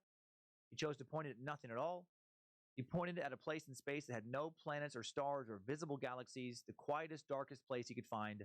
And he focused the power of this telescope for 11 and a third days of valuable observing time, and he was rewarded with an image of thousands of galaxies. Yep. The Hubble Deep Field image has become one of the most remarkable findings of the space age and has again vastly expanded our vision of the cosmos. 1998, two teams of scientists working independently. Without it, we would not know just expanding, how fucking big. In 2010, I mean, we'd Wendy guess. Friedman is named director of the observatories of the But like, we would not know how big our universe is. Led the effort to build some of the world's largest telescopes of the 20th century. Wendy Friedman is spearheading the effort to construct the giant Magellan telescope, with a primary mirror nearly 80 feet in diameter that, when completed, will produce images 10 I love when times people sharper than say, the Hubble Space my English Telescope is not that 100 good. And it's like, your faster. English is For fucking comparison, great, dude. Hubble's Don't fucking put primary yourself mirror is down. 7 feet, 10.5 inches in diameter. This thing's going to be 80 feet. This telescope will be Earth-based, and construction planned to take place in Chile with an estimated commission date of 2029. On April 10th, 2019, the Event Horizon Telescope collaboration announced the image of the shadow of the black hole at the center of the M87 galaxy. This is the first time astronomers have ever captured an image of the shadow of a black hole, further proving the existence of black holes, helping to verify Einstein's general theory of relativity. And more discoveries are occurring all the time. Who knows which ones will take place tomorrow or next week or next month?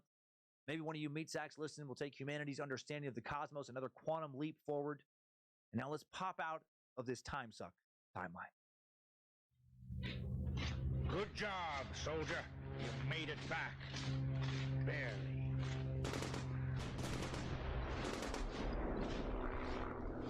All right, now let's get back to the multiverse. We're going to do another little summation of multiverse theory collected by fantastic science writer and Stanford University profiler, Kuhn. There are 5 parts to explain it all. First, we're going to return to the super easy to understand string theory landscape. You get it. It's fucking string theory. Yeah. There's strings and stuff in space. Then we're going to look at a little cosmic symphony of vibrating things known as the unifying theory. The third part is the fractal universe. Then we're going to look at lambda and dark energy.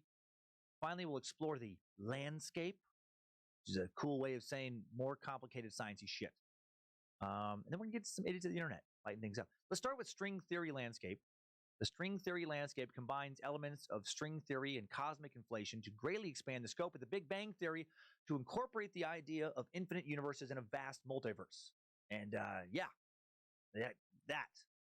guys get it. The theory's advocates say it's the only way to explain why certain features of the universe are suspiciously fine-tuned for life, while critics say it's not scientific because it can't be experimentally verified.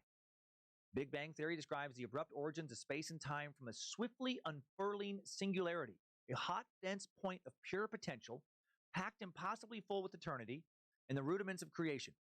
And with the universe it seeks to explain, this theory is endlessly evolving. Ever since its proposal nearly a century ago, physicists have revised and remade it to reflect new scientific concepts and discoveries. And the more I talk about this, it seems like this points again to some type of God force. Right? It's either a cosmic entity possibly outside our ability to comprehend, setting everything in motion. I can't type that good when it's late. Everything in the infinite universe started off as some tiny bit of nothingness and exploded. What time is it for you anyway, so Napalm? Talk about how quick here in a bit. The latest draft of the scientific story of Genesis, called the string theory landscape. Entwined at its heart are 2 of the strangest and most enduring ideas in modern physics, string theory and cosmic inflation, which Stanford physicists helped bring together nearly 2 decades ago. String theory asserts that the basic 12:30 a.m. Oh man, it's 2:30 over here. That quiver in 10 or more dimensions to strum out the elementary particles and fundamental forces of nature. Cosmic inflation holds that the Big Bang began with a period of exponential expansion that swelled our universe from a fragile quantum speck to a vast manner of emptiness, 250 million light years wide in a flicker of time. One moment. Nothing but a fragile quantum speck and an impossibly blank void. Oh, it's next moment, universe. No. Possibly a young multiverse, impossibly big. Is it? Right? Either infinite is or it? grown into is it 12:30 a.m. for you? Right? Why he drank a lot. He was constantly frustrated and half crazed, trying to solve a seemingly unsolvable equation. Just wandering around, probably pacing around in his fucking den. How can there be nothing and then everything and then infinite varieties of everything? So it's. I need to stare at a chalkboard and then have a 12:30 p.m. I need a bottle and I need my kids. It's not that late. Fuck up so I can solve this equation. Because it's mad. 2:30. I don't even know what country you're from. Still occurs in distant corners of the cosmos, spinning out a web of related daughter universes that connect to form a much larger multiverse. And then there's a cosmic symphony of vibrating things. 1969, Leonard Susskind, a professor of theoretical physics at Stanford University we mentioned earlier, imagined the basic building blocks of the universe as invisible, vibrating loops of energy. And he wasn't super high when he did that. He was sober, at some point in his life when he was like, whoa, wait. Vibrating energy loops. I get it now. Everything is built on vibrating energy loops. This insight would form the basis of string theory and help lead to a radical re-envisioning of how the universe began. When Susskind came up with the idea for string theory in 1969, he wasn't searching for a theory of everything, trying to provoke a fundamental crisis in physics. His ambition was much more modest. He was trying to explain the strong force binding protons and neutrons inside of atoms. Like grade school shit. Yeah. Yeah, you get it. Then a young particle physicist at New York's Yeshiva University, he realized that the mathematical formula that explains what happens when particle pairs collide made more sense if one imagined the particles as individual loops of string that combine and oscillate together for a little while before parting ways. That's kind of what I was thinking. Before I read this, I was like, man, it just feels like it's string, you know? I want to join into scientific conversations like that. When guys are talking about like the nature of atoms and the expansion of the universe, I'm like, yeah, right? It's like string, you know? You ever look at string and you're like, that's it. That's the thing I need right there to make it work. You know, you just kind of, if you string stuff together and you vibrate it, then it sticks together. Hey, can I get you guys some snacks, or I'm gonna go grab some cheese and crackers. You guys need anything? Susskind describes his joy in this moment. I'm from California, America. Sorry, I'm bad with time. Where Robert Downey Jr. Think about him, individual loops of string. I didn't know Robert Downey Jr. shot at people. At this moment, he says, you say to yourself, here I am, the only one on the planet who knows this thing. Soon the rest of the world will know, but right now, I'm the only one. And his elation lasts for Robert Downey Jr. What did he do? I can't remember. I can't put a name to a face. University of Copenhagen. Robert Downey Jr. Same time, 2 days later. Susskind's excitement began spreading to the rest of the physics community in 1984 when physicist John Schwartz, Michael Green, Iron Man, at the University of Cambridge, published a paper. Iron Man. He was drunk. Could describe not only the strong force, the didn't shoot at people, like ever. But the weak and don't do that. Forces as well. Most intriguing, it also predicted the existence of a massless particle called a graviton. Gravitons are the presumed quantum messengers of gravity, a slippery fourth force that refuses to be corralled into the standard model, the theoretical framework devised by physicists to explain how the basic building blocks of matter interact. Exuberant theorists everywhere soon felt that they were on the verge of reconciling the mathematical discord between general relativity, which explains gravity, and quantum mechanics, which describes the interactions of other fundamental forces. They had a lot of nerds were very excited, a lot of nerd boners, a lot of I don't know, wet nerd vaginas. You get it. There appear to be inseparable obstacles to deriving of all of known physics, declared one group of supremely confident string theorists. It wasn't just string theory's explanatory power that physicists found bewitching. They were also wooed by its mathematical beauty. Those who plumbed the depths of its rigorous equations compared the quest to spiritual enlightenment. Man, these guys are going deep on this. But the theory demanded a lot from its believers, such as the blind acceptance of at least 10 dimensions. The 4 that we are familiar with, up, down, left, right, front, back, and time, plus another 6 but the 4th more doesn't exist. They're curled up or compactified. And it's a concept, it's an idea. What the fuck is hanging out in those dimensions? Lizard people? Roanoke recluse spiders? Does exist, maybe some extra but songs. it doesn't. Rogers didn't have time to record, before he folded them. He was drunk. LA is weird. GTA 5 got it right. Dimensions could have different shapes and sizes. So you're 2 hours ahead, I think. I'm big smush brain. It's all right. They can manifest. I live in Alabama, so don't worry. Physical laws and constants. I'm always big smush brained. Awesome. In the 1990s, when theorists realized that in addition to one-dimensional strings, the theory must also include higher dimensional membranes, or brains, and other ingredients such as fluxes. Physicists had clung to a thread of hope that string theory would reduce down to one inevitable universe whose physics resembled our own. Instead, it seemed to describe an astronomical number of possible universes, a value that was, as Susskind put it, measured not in the billions or billions. Measured not in the millions or billions, but in googles or googolplexes. Yep, googles. Google is a 1 followed by 100 zeros. For reference, a trillion has 12 zeros. And a googolplex is a 1 followed by a googol of zeros. So in layman's terms, it's a lot. It's a lot. No, real big. It's real big. String theory had reached an impasse, and many physicists were disillusioned. Their best bet for the theory of everything contained so many solutions that it might as well be a theory of nothing. Soon, however, a simple but radical proposition emerged. If the theory's equations did not point to any particular geometry for the extra dimensions, maybe there was no right geometry. Okay? Perhaps each mathematical possibility in string theory is realized in nature as a physical reality, and our universe is merely one Nightbot. No! Variety in the multiverse. No! So violent. It provided no mechanism for creating them. As Susskind put it, mathematical existence is not the same as physical existence. Discovering that string theory has 10,500 solutions explains nothing about our world, unless we can also understand how the corresponding environments came into being. And for that, physicists would need to go back to the very first moments of the universe, to the beginning of time itself. And that leads us to the third part, fractal universe. I wish I was just having this fantasy as I'm just talking about this stuff of like what if I had like a really rich dad, and he's really interested in the nature of the universe, and he gives these scientists, like the best minds in the world, all this money to work on figuring this shit out, but with one condition, that I have to be included in all the conversations. I don't know why my mind went there.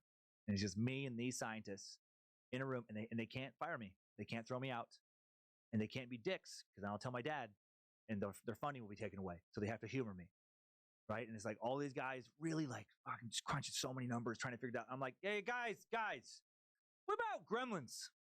Think about that. Okay, hear me out. And in fourth dimension is Gremlins. And the Gremlins, think about that movie with John Lithgow, and it's out on the plane, and it's storming, and it's trying to fuck up the wing, and everybody's scared. And that's what's happening in our universe. Is there's like these Gremlin dimension guys. Yep. It's like the monsters. It's Gremlin dimension guys. And it's like we're trying to do our thing, and then the Gremlins, they're ruining shit. And that's how accidents happen. It's because it's like maybe when you fall down and you hurt yourself, maybe you didn't really fall down. Maybe Gremlin tripped you. Yep. And that's a dimension. It was really a Gremlin. Fucking pigeons with cowboy hats. They're singing songs, right? You ever think about that? Look at carry the one. Hey guys, look at my numbers. And then for my numbers, it's just like I just draw pictures of creatures. I just draw a picture of like a pigeon with a cowboy hat, and then just add some numbers to it, and then have like a gremlin in the corner. And then you just draw a dick or something here and there, but just take it seriously. And then what about that? Then whenever they go on their break, they're just like, fucking comments. We're never going to get there. We're never going to get there if he just keeps talking with his goddamn ears. And I'm back. Okay, sorry. I don't know why I did stuff like that. That's just so fucking pigeons with that. 40 years ago, Russian-American theoretical physicist Andre Linde. Kind of weird rhymey name. Andre Linde. I think he got teased. He was seized by a sudden conviction that he knew how the universe was born. His nocturnal eureka moment would lead to another imagining of a multiverse. Late one summer night, 1981, while still a junior research fellow at Lebedev Physical Institute in Moscow, Andre Linde was struck by revelation. Unable to contain his excitement, he shook awake his wife, Renata Kalush, whispered to her in their native Russian, I think I know how the universe was born. And if I said that to my wife, I am 90% sure she would be so mad, and she would say something along the lines of, shut the fuck up and go back to sleep. And she would, because she would know that I was talking nonsense. She wouldn't want to hear my talk of gremlins and pigeons with cowboy hats. But Andre's wife listened, because they had a different relationship. Kalush, a theoretical physicist herself, muttered some encouraging words before falling back asleep. She didn't think he was crazy. It wasn't until the next morning that I realized the full impact of what Andre had told me. She recalled later. She's now a professor of physics at Stanford, the Institute for Theoretical Physics. Linde's nocturnal eureka moment had to do with the problem in cosmology that he and other theorists, including Stephen Hawking, had struggled with for many months. A year earlier, a 32-year-old postdoc at the SLAC, National Accelerator Laboratory, named Alan Guth, shocked the physics community by posing a bold modification to the Big Bang Theory. Mm-hmm. According to Guth's idea, which he called inflation, our universe erupted from a vacuum-like state and underwent a brief period of faster than light, way faster than light expansion, in less than a billionth of a trillionth of a trillionth of a second. Space-time doubled more than 60 times from a subatomic speck to a volume many times larger than the observable universe. And I know I have already addressed how incredibly hard that is to fathom, but I can't help but think about it again. That a subatomic speck could A, contain a universe or infinite universes, and that B, the transformation from speck to so much more than you can see when you look up at the stars above at night could take place essentially instantaneously. I hope that is what happened, because that does feel spiritual to me, right? That's a God force just snapping its cosmic fingers and turning nothing into everything. I don't know how you should explain it. Guth envisioned the powerful repulsive force fueling the universe's exponential growth as a field of energy flooding space. As the universe unfurled, this inflation field decayed, and its shed energy was transfigured into a fiery bloom of matter and radiation. This pivot from nothing to something and timelessness to time marked the beginning of the Big Bang. The Alpha It also prompted Guth to famously quip that the inflationary universe was the ultimate free lunch. As theories go, inflation was a beauty. It explained in one fell swoop why the universe is so large, why it was born hot, why its structure appears to be so flat and uniform over vast distances. There was just one tiny problem with this theory. At the end of the day, it didn't really work. To conclude the unpacking of space-time, Guth borrowed a trick from quantum mechanics called tunneling to allow his inflation field to randomly and instantly skip from a higher, less stable energy state to a lower one, thus bypassing a barrier that could not be scaled by classical physics. But closer inspection revealed that quantum tunneling caused the inflation field to decay quickly and unevenly, resulting in a universe that was not flat and not uniform. Another fatal flaw of this theory, Guth wrote at the end of his paper on inflation, I am publishing this paper in the hope do messenger pigeons even work? If they do, then pigeons must be really smart. No, pigeons are stupid. They just have a sense of direction. There's difference. Pigeons are dumb. Pigeons are not smart. Potential energy that had a very shallow, nearly flat slope. While the ball rolls lazily downhill, the universe is inflating, and as it nears the bottom, inflation slows further and eventually ends. This provided a graceful exit to the inflationary state that was lacking in Guth's model and produced a cosmos like the one we observe. To distinguish it from Guth's original model while still paying homage to it, Linde dubbed his new model New Inflation. By the time Linde and Kalush moved to Stanford in 1990, field experiments had begun to catch up with this theory. Space missions were finding temperature variations in the energetic afterglow of the Big Bang, called the cosmic microwave background radiation, that confirmed startling predictions made by the latest inflationary models. These updated models went by various names like chaotic inflation, eternal inflation, internal chaotic inflation. They all shared in common the graceful exit that Linde pioneered. According to these models, galaxies like the Milky Way grew from faint wrinkles in the fabric of space-time. The density of matter in these wrinkles was slightly greater compared to surrounding areas. This difference was magnified during inflation, allowing them to attract even more matter. From these dense primordial seeds grew the cosmic structures we see today. Linde said galaxies are children of random quantum fluctuations produced during the first 10 to 35 seconds after the birth of the universe. That's fucking crazy to think about. Right? In 35 seconds, tops, when all of these galaxies were made. Inflation predicted that the quantum fluctuations would leave imprints on the universe's background radiation in the form of hotter and colder regions. And that is precisely what two experiments dubbed COBE and WMAP found. Linde and others later realized the same quantum fluctuations that produce galaxies can give rise to new inflating regions in the universe. Even though inflation ended in our local cosmic neighborhood 14 billion years ago, it can still continue at the outermost fringes of the universe. The consequence is an ever-expanding sea of inflating space-time dotted with island universes or pocket universes like our own where inflation has ceased. As a result, the universe becomes a multiverse, an eternally growing fractal consisting of exponentially many. And the message says, hello. Pigeons are eaten by some people for some reason. Why? Because they're birds, and birds, you know, taste good to humans. You know, sucks to suck, but you know. But their realizations. He said we also eat a lot of other things that a lot of people would be like, oh, why do we do that? Because I don't know, because we're carnivores, we're omnivores that like being carnivores. Because they were cursed with too few or too many dimensions, or with physics incompatible with the formation of stars and galaxies. An infinite number of exact replicas of ours, but infinitely more are only near replicas. Oh my God! It's a possibility that we're all that people are also psychopaths sometimes. I know.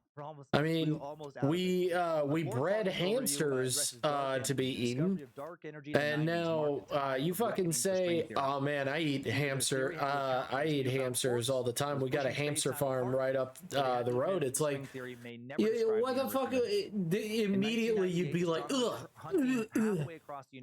But like, that's also probably what's going to happen later. Is like when we actually get to being able to literally make food out of vegetable stuff and stuff like that, and literally be able to make like giant pizza pies that are meat filled and cheese.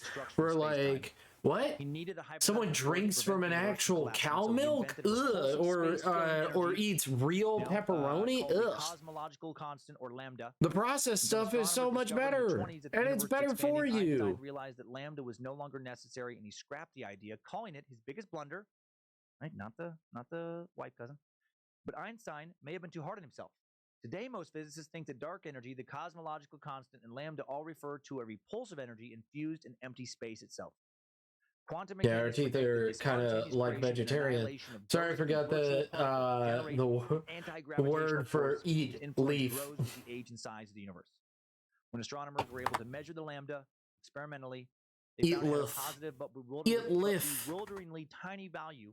It was about a trillion times weaker than the theory predicted. But equally perplexing. Lambda's but yeah, like just within the narrow range. We inevitably will get to that point, universe would expand because like we've gotten to plastic creation so much more, and like we'll probably get into making food on the fly and shit like that. Like that's such a good like that'll be such a big jump.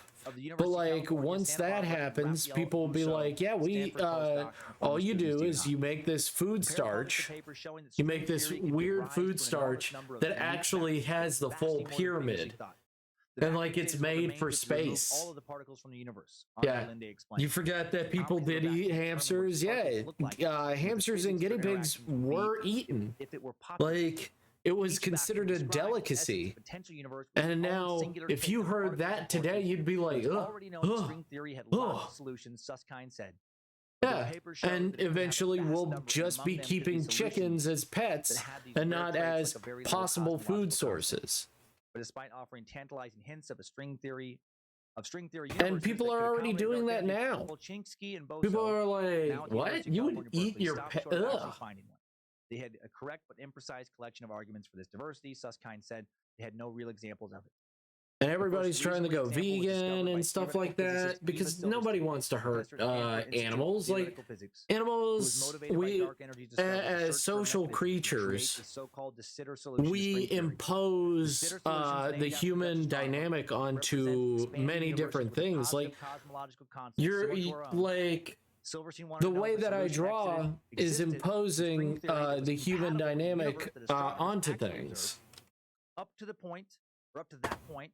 String theorists had focused on like when you see things, you're seeing certain things. Solutions are more complex, and until the discovery of dark energy, no one bothered.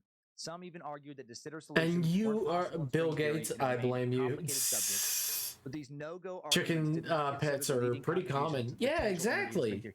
But like if you told that years ago, people would be like, "What? No, chickens are food, only food." To work on these things, because like it's like no. Who the fuck understands? Slowly, and cows are becoming more regular as pets. I picture them talking to some politician or Congress. Eventually, all those wide lands will turn into just, they won't be farmland because it'll be so much easier to make certain foods and stuff like that, and it'll be cheaper. Eventually, science will match up to that. Jump to what's called the Gremlin force field parallel universe, where the cowboy pigeon chicken hats, they can also be added to 9 foxes that sing songs on every Thursday of the 3rd week in January of every 4th or 3rd year.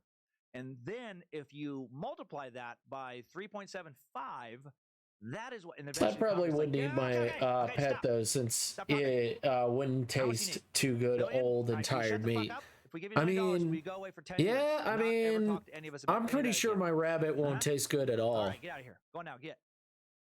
I'm 100% sure he will taste not great. Jesus Christ, this shit is dense.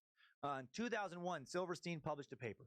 We're almost done. She proposed a mechanism for combining various ingredients from string theory. And he's like, I'm sleepy. Stop bothering me. Stop it. She also predicted that any de Sitter solutions would need I'm just cleaning your fur. Yeah, okay. Yeah, okay, big rabbit. He's like, okay, just fine. You can pet me. You can give me lots of pets. Fair enough. In the right place to produce a local dip in it would be needed, Silverstein said. and that this role could be played by orientifolds, which are defects in string theory's extra dimensions that have controlled amount of negative energy.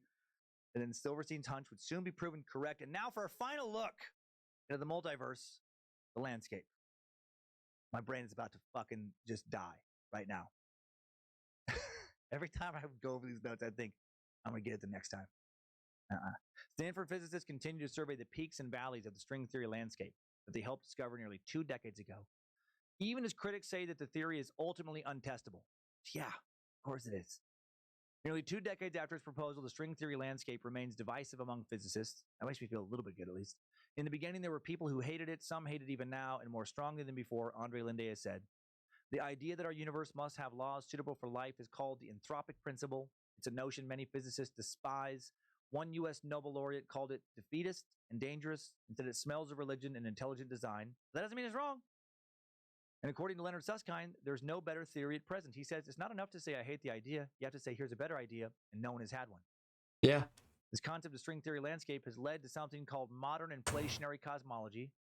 This project, a multi-institution endeavor funded by the Simons Foundation and coordinated by Eva Silverstein. A goal of the project will be to study the primordial seeds of galaxies and other cosmic structures for clues about. If you didn't know, I have a pet rabbit. According to inflation, he is an old man bunny, and he seems pretty happy. He seems pretty content with his life, but you'll never. I'll never know. These fields were frozen into patterns resembling I triangles, wish I knew. rectangles, and other shapes, which were preserved as the universe expanded and the fluctuations blossomed into galaxies and other cosmic structures. These patterns are non-Gaussianites, Gaussian, oh my God, whatever. It's Gaussianities. Don't fucking send your emails. Just pronounce, I don't fucking care right now. These patterns I don't fucking care right now. Of galaxies and galaxy clusters and telescope surveys, or as deviations in the predicted number and type of black holes present in any given region of space. Discovering or constraining these non-G things in a systematic way as possible. God damn it, it doesn't look right. Fuck. In the universe roughly 14 billion years ago. Fuck me. Distinguish between vastly different models of inflation. Silverstein said. Fine. Fine. The science of continues. Fine. Part of astrophysics, independent of the question of whether or not dark energy is Einstein's cosmological constant. Experiments like European Space Agency's upcoming Euclid space mission and the ground-based. I don't want to fucking do this every fucking goddamn time. Survey telescope.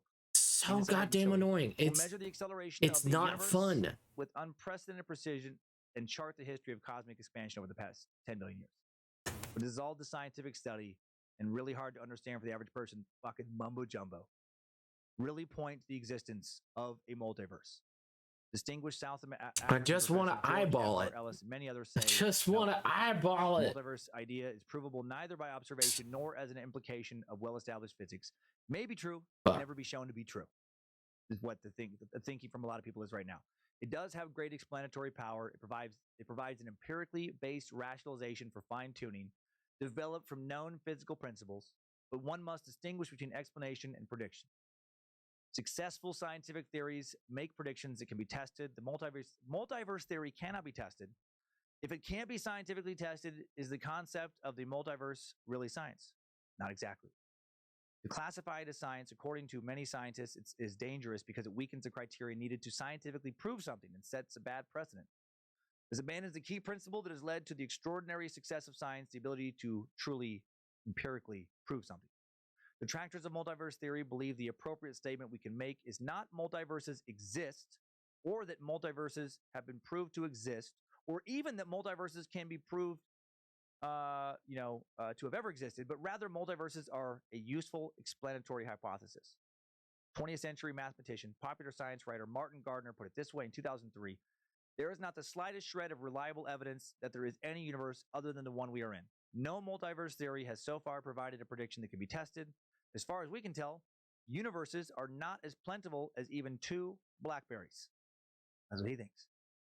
So, dear Meat Sack, does your brain feel broken? If so, I'm with you.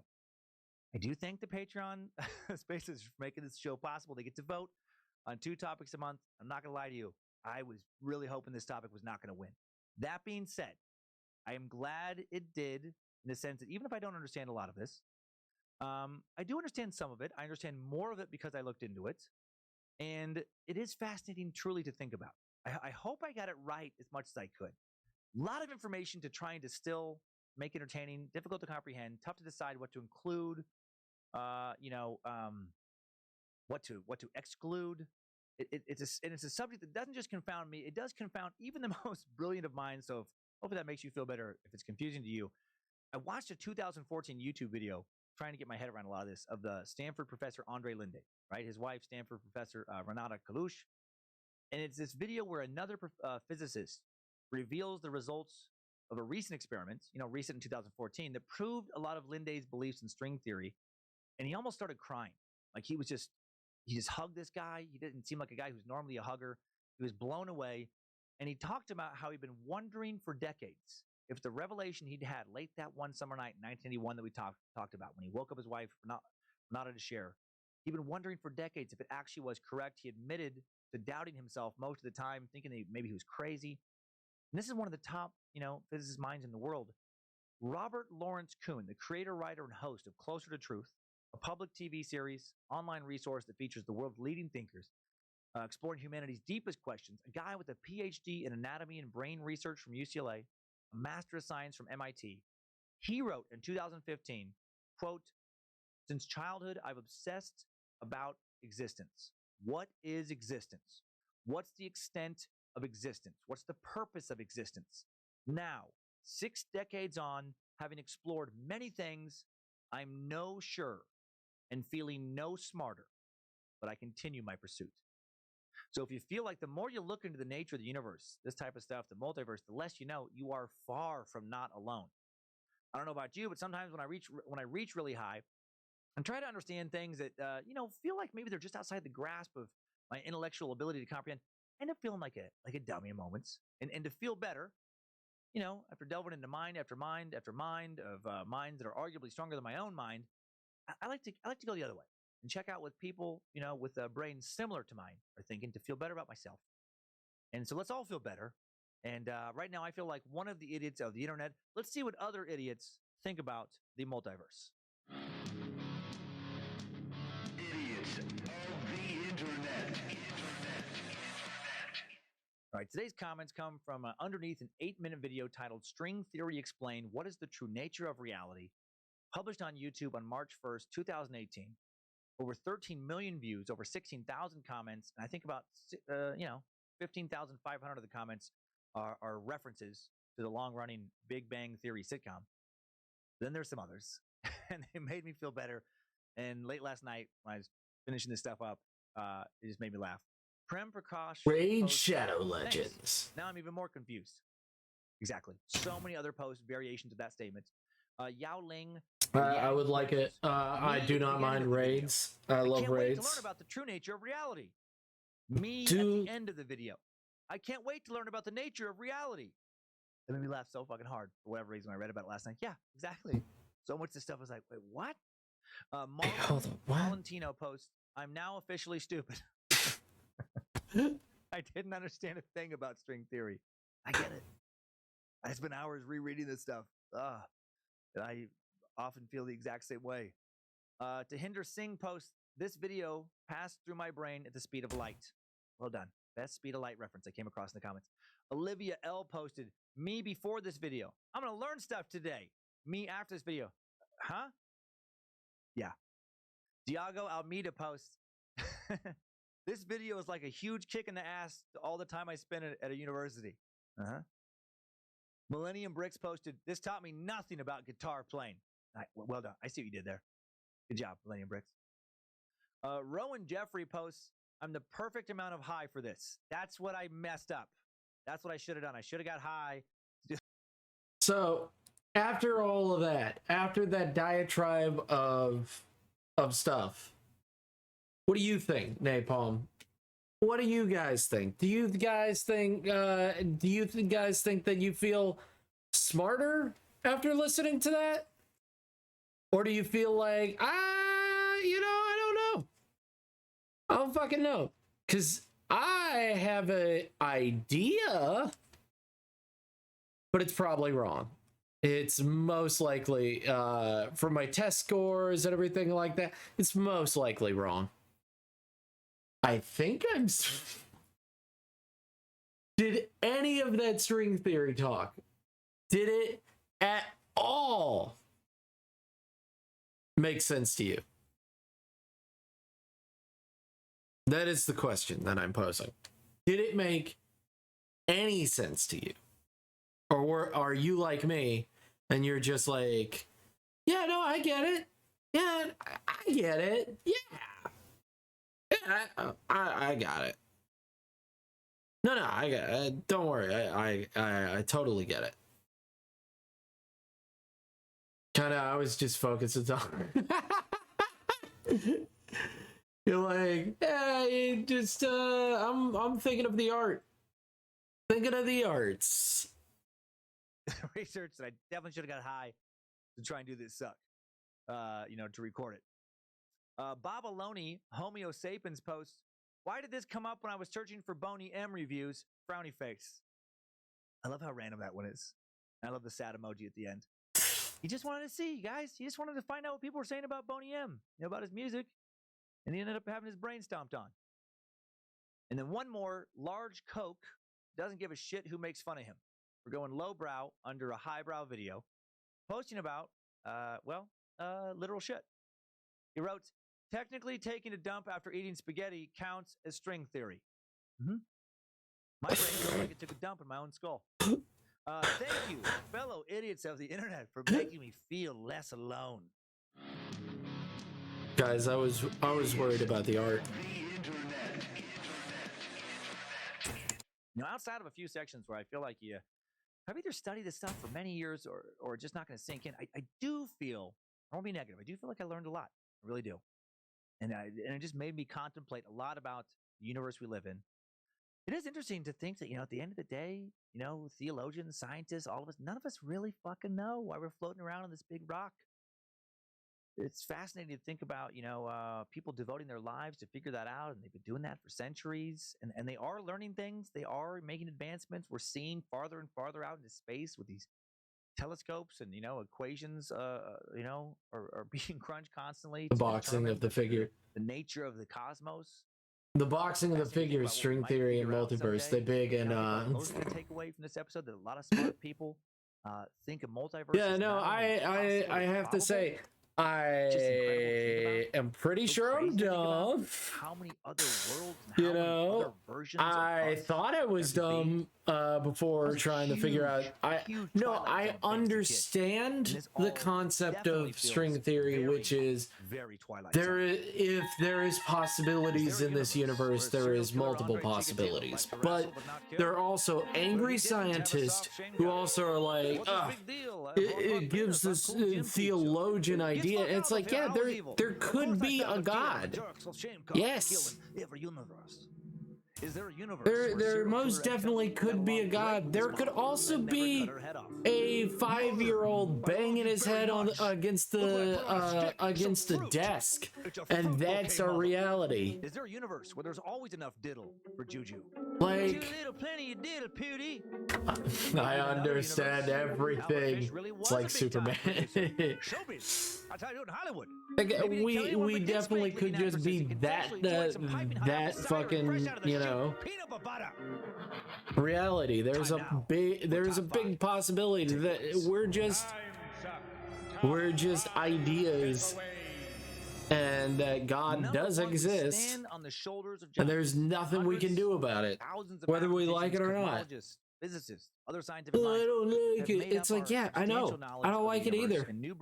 But it's also, I love it. I love it because there is a huge possibility that we'll probably never know in our lifetime.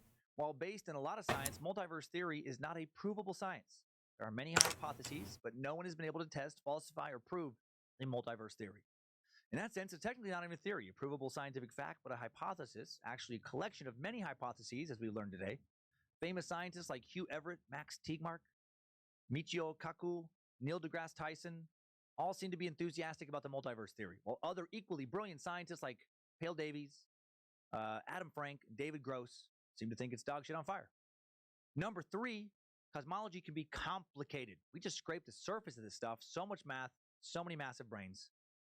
Number 4, Cosmologist Tycho Brahe had some seriously unique experiences. My God, he lost his nose in a nerd sword duel, wore a brass nose for over 30 years, had his pet elk die when he got drunk and fell down the stairs, and died from holding his pee so he wouldn't insult the king. Number 5, something new. Allow me to quickly acknowledge that this topic likely won the topic vote because the concept of a multiverse is culturally referenced a ton in various forms of media, right? From C.S. Lewis's classic The Lion, The Witch, The Wardrobe, to Jonathan Swift Jonathan Swift's Gulliver's Travels. I feel like my brain's shutting down right now. Gulliver's Travels to the Wizard of Oz, and Peter Pan, some form of our world being one of many, is all over sci-fi and fantasy books, movies, TV shows, video games, and comic books. So many movies reference some type of multiverse, right? From The Matrix, just about every Marvel film, Phineas and Ferb, the movie, Across the Second Dimension, Star Trek, right? References the multiverse all the time in their movies. Doctor Who and Stranger Things use it as a very important feature to their plot lines. The TV show Lost was based around the idea of a multiverse. You know, even the horror adventure shows like Buffy the Vampire Slayer and the long-running TV series Supernatural use it often. Multiverses all over cartoons like Futurama and Dragon Ball Z, central to the plot of the popular show Rick and Morty, and to the new Netflix cartoon The Midnight Gospel, based on the podcast Duncan Trussell Experience. Comic book characters like the Flash and Superman constantly use parallel universes to drive the story, as do video games like Portal, Minecraft, Super Mario Brothers, The Legend of Zelda, The Elder Scrolls, Half-Life, and so many more. And most of them just barely touch on it. And they barely touch on it because, as you see, when you dig deep, you need a lot of a very specific kind of education to properly understand. But you know, they look into it because it's just interesting to think about. All evolved human napalm tries to grasp college level discussions on the multiverse at 1 a.m. Try not to laugh challenge. Cringe. Maybe kicking so much fucking ass, making all the right decisions. Or maybe that's you in this universe. That's probably more fun to think about. Maybe, oh my gosh. Life, your best you is right here. You know, I may never be as popular as some of the bigger YouTubers or streamers or anything like that. I like that. You know what? That's what I'm gonna think. I at least know that it's okay. Sorry, your reality. Because I have followers like you and a few other people. It just, you know, it doesn't matter. Other Dan Cumminses. Ugh. Time suck. Top 5 takeaways. The multiverse. We'll figure it out. Suck as much as I can suck it. Jesus Christ. That shit fucking blew my mind over and over again. I had the most moments. This in time travel, but this one was more. Even if we don't know exactly. I feel like I did the best I could with the topic that I would have never picked on my own. But again, glad I, you know, added it for variety. Definitely did my best.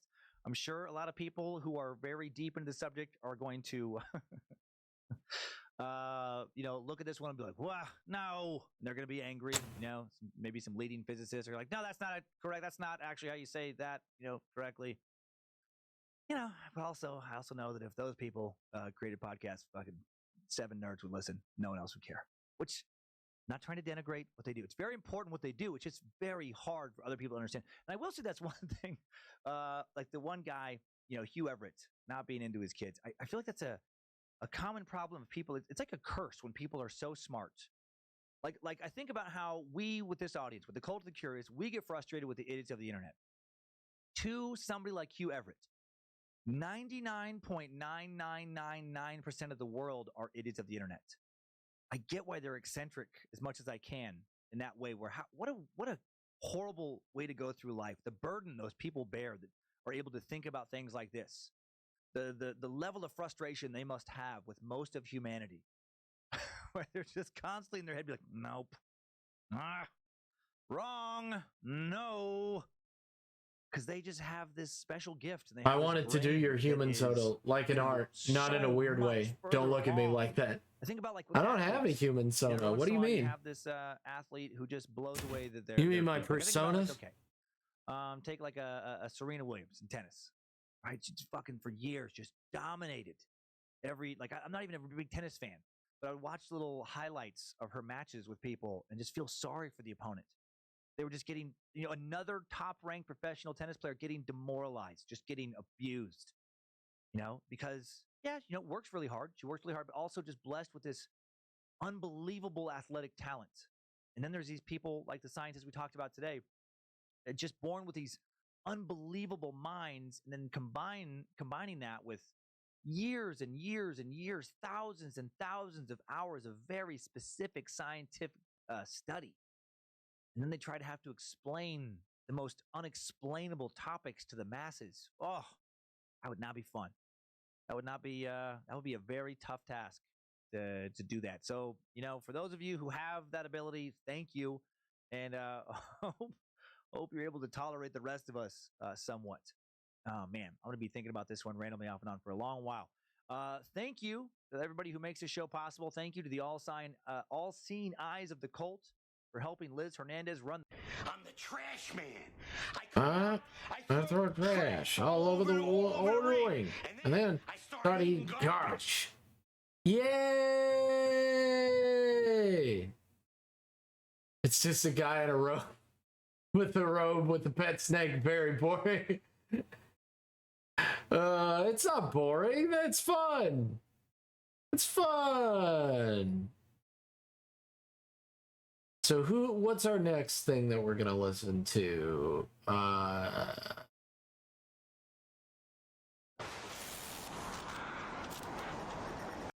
This trail system saw a time suck sticker on the sign. I was pumped. The cool moment to show. Hope you're doing well, Ayame. Yeah, so lots of good stuff. And now it's murder o'clock. Holy fuck. If the toy box killer was too much for you, you may want to sit this one out. I knew this dude would be brutal. Did not realize quite how. Okay, if it's worse than the toy box killer, I will swap it, because toy box killer people could not handle.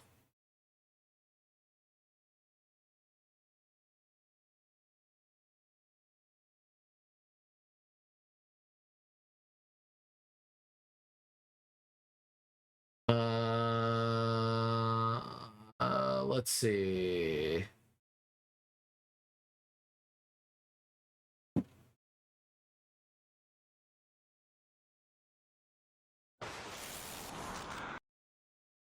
Definitely have a fair share of skeletons in the closet, as you'll find out today. We also well, not great, but I'm all right. Okay, Yame. Hope it gets better. Vietnam did not happen as far as the Vietnam conflict. I mean, U.S. what's been going on? If you don't want to talk about it, I totally understand. U.S. government tricked John. But if you're, but we all are here for you. We all are doing good. I am just trying to draw a stuff for my comic, so I am just doing this right now. Both Northwoods and the Gulf this is page 4. I've got page 3 right here. To justify military confrontations. High-ranking U.S. military officers were willing to kill American citizens on American soil or manipulatively and then I got enemy aggression. Page 2 right here. Cold War victory strategy. Pizzagate also has its roots in some declassified or leaked material. We won't go over that here today either, since we dedicated an entire suck to it. So I'm just working on my comic right now. We're in fact emailing each other. I'm good. Thanks for asking. If you were asking me, of course, Ayame is asking about you. Of course, Ayame's a wonderful person. I think that's suck number 64 pissed off more listeners than any other single episode. Just doing the first chapter right now. Politicians keeping kids in cages. In the chapter 1, pizza joint that doesn't because you can't get if you're not doing chapter 1, you can't do any other chapter. Outside of that, after the research this week, one of the most classified. Just cleaning up. I cleaned up a little bit of this one because I didn't like all the extra fucking lines and stuff like that. I'm trying to get to that level of stuff on this suck. And I'm just going to say it how my mouth wants to say it. The cult? We did cover a huge, now declassified nuclear project, the Manhattan Project, in Suck 164. There are still plenty of other secret nuke projects to suck on today, like Project Iceworm. And that one time, the U.S. military almost nuked the shit out of North Carolina. True story. We're going to talk about that. Another really important declassified document category that we'll be covering today that we haven't covered here is just stressed, sore, and tired. I get you. This includes infuriating subjects like the Tuskegee syphilis study, I get you. Spying on all Americans and a number of unethical tests done on the public. This subject would also include the fascinating top secret Project MKUltra, but we already sucked MKUltra. Way back. I'm sorry. I hope you feel better. So if you're new to the suck and this topic brought you here, well, oh boy, woo doggy. There's a whole bunch of shit that might float your conspiracy boat that we've already talked about. So you got hours of stuff to dig into. Lots of stuff we already digging into today, like the My Lai massacre in Vietnam, some Cold War space race shit, so much more. First, let's get familiar with the basic concept of classified and declassified military documents. What even is classified information? In the U.S., information is called classified if it has been assigned to one of three levels: confidential, secret, or get the fuck out of here before I punch your mama in the neck, aka top secret. Information that is not given one of these labels is called unclassified information. The term declassified is used for information that has had its classification removed, and downgraded refers to information that has been assigned a lower classification level but is still classified. The United States government classifies information according to the degree which the unauthorized disclosure would damage national security. Information is also classified if the Illuminati feels like keeping it hidden would further progress, plans for the eventual I hope that my stream can hopefully help heal you or make you feel a little bit less shitty right now. Reptilian masters. Wait a minute. No, that last part wasn't right. Sorry. I thought it was David Icke for a second. I'm literally the only one not serious sick. Oh no! I get that nonsense out of my system. I have a cold. They have COVID, so that's a fun oof. Carl Weathers. Appreciate it. What do you think Action Jackson been doing the last 20 plus years? If you're feeling up to it, we totally understand. Deciding what the U.S. government and military. Thank you for hanging out with us as much as you can. The public, and if you don't, know that, well, you ain't nothing but a bum. That, of course, is not exactly true. Not even the ballpark of true. The president of the U.S. of F&A decides it for the most part. Since all federal departments are part of the executive branch, the classification system is governed by executive order rather than by law. Typically, each president will issue a new executive order, either tightening classification or loosening it. The Clinton administration made a major change in the United States government's classification system by issuing an executive order that, for the first time, allowed all acting and former presidents and their spouses to be immune from prosecution from unlimited murdering. Where are the bodies, Hillary? Where are the bodies? You Pizzagate masterminding, sulfur-smelling demon witch motherfucker! Sorry, thought it was Alex Jones for a second. I'm trying to keep it together today, but it's tough. All this talk about secrets is really kind of no, the Clinton's executive order required all classified documents to be declassified after 25 years, unless they were reviewed by the agency that created the information, which is very interesting. Determined to require but we want people to know. In the interest of national security. I have been doodling ideas for stuff I plan to do. It's not looking great, but I'm trying my best. Hey, Yami, if you want, you can show it on the Discord. We'd love to see it. Issued on April 17th, 1995. We'd love to see your stuff. Related to classified and declassified documents, the U.S. government. Hey, a lot of people say, my stuff's garbage. Or if you want, you can put it in a link if you're too scared to show it. That's totally fine. Information, FOUO, for official use only, or LES, law enforcement sensitive, to refer to information that is not confidential, secret, or top secret, but whose dissemination is still restricted. Am I in the Discord? I don't remember if I joined. Well, you know the command. It might show up in a way like, "Hey, Pizzagate didn't work out. I'm still horny. Who do you have locked up in cages right now? I am DTF." There you go. Okay, let's get back to more terms that pertain to reality. It's the Sleepy Dragon Inn is mine. PSS, public safety sensitive. That refers to information similar to law I don't know what your thing is. Is yours a Yama? Law enforcement, fire, emergency medical services. Just tell me if you're in, and I'll set you up. Privacy regulations, court orders, and ongoing criminal investigations. The Living Tombstone Discord song starts playing. Were specifically created for use in covert operations. Just let me know if you're in, and I will set you up. Terms like restricted data. Just remember to follow the rules, which is just don't post anything I wouldn't post. You know what I mean? Established by federal law, being defined by the Atomic Energy Act of 1954. nuclear information is not automatically declassified after 25 years. Documents with nuclear information covered under the Atomic Energy Act will be marked with the classification level, confidential, secret, or top secret, and a restricted data or formally restricted data marking. Just agree to the rules. Decide it is important to keep that shit secret. Just go to the rules and do the thing, and then I will let you in. I would actually be pretty upset if we were doing that. You know, here you go. I ran it. Let us know if you need any help about really getting this shit off the ground.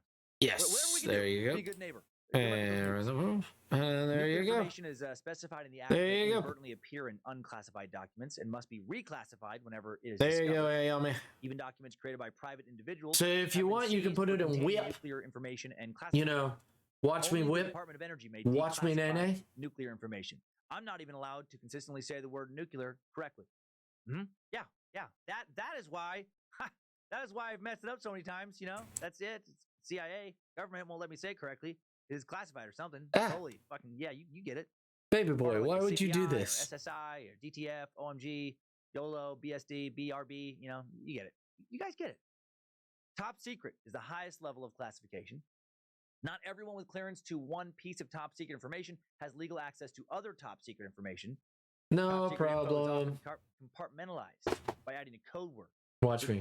Work in progress. Watch me, Nate. Watch me. Watch me. Whip. Information. Watch me, Nate. CI. Man, a lot of acronyms. Starting to feel like I'm going to spy school or something right now. A document marked secret. Insert code word here. You know, could be viewed only by a person with a secret or top secret clearance with that specific code written on it. Each code word obviously deals with different kinds of information, and the CIA administers, code word clearances. Top secret is defined as top secret shall be applied to information the unauthorized disclosure of which reasonably could be expected to cause exceptionally grave damage to the national security that the original classification authority is able to identify or describe. So that sounds pretty serious. Believe that 1.4 million Americans have top secret clearances, and I bet Alex Jones is furious that he isn't one of those 1.4 million Americans. Also, how many of those 1.4 million Americans are Russian spies? Seriously. Based on past spy successes, I bet at least 100. Bojangles is growling at me right now, but sorry, buddy. Russians have been very, very good at infiltrating our government for a very long time. Gotta give credit where credit's due. Secret is the second highest classification. Information is classified secret when its unauthorized disclosure would cause serious damage. Let's see the whips. Most information that's classified is at a secret level of sensitivity. Sounds so much less cool. Gotcha. Nice. Right? What is that? Is that top secret information? No, but it is secret information. Want one little look? Yeah. Nah, I'm busy dicking around. Little mic at the top of a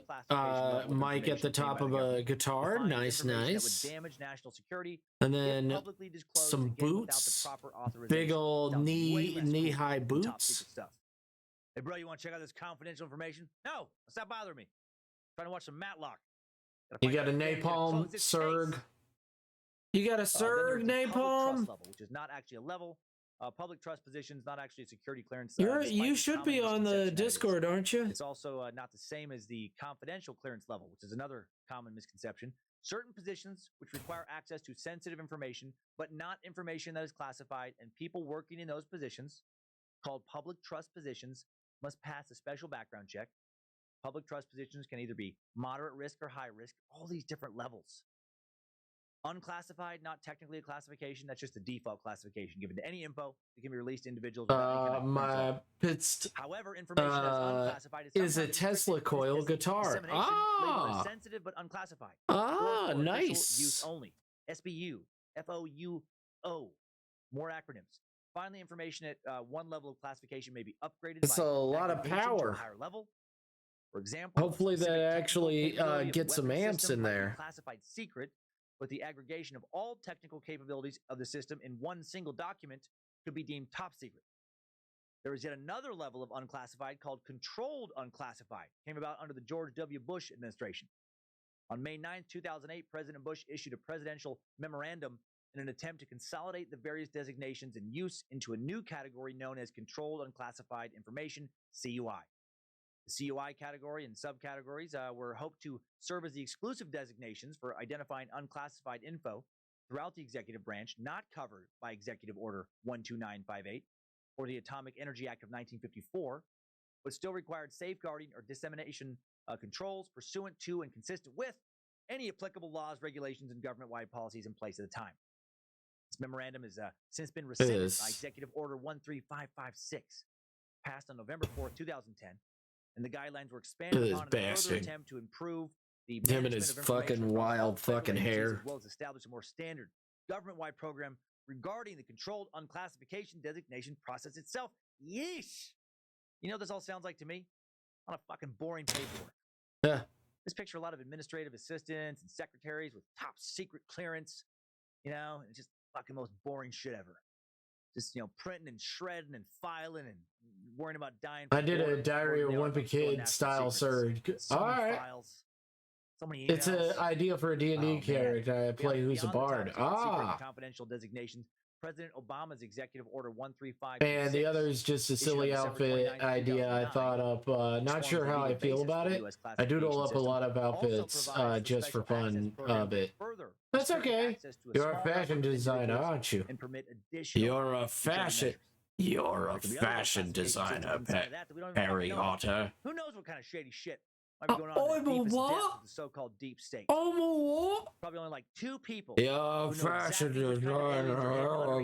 Airport. All roads lead to the Denver Airport.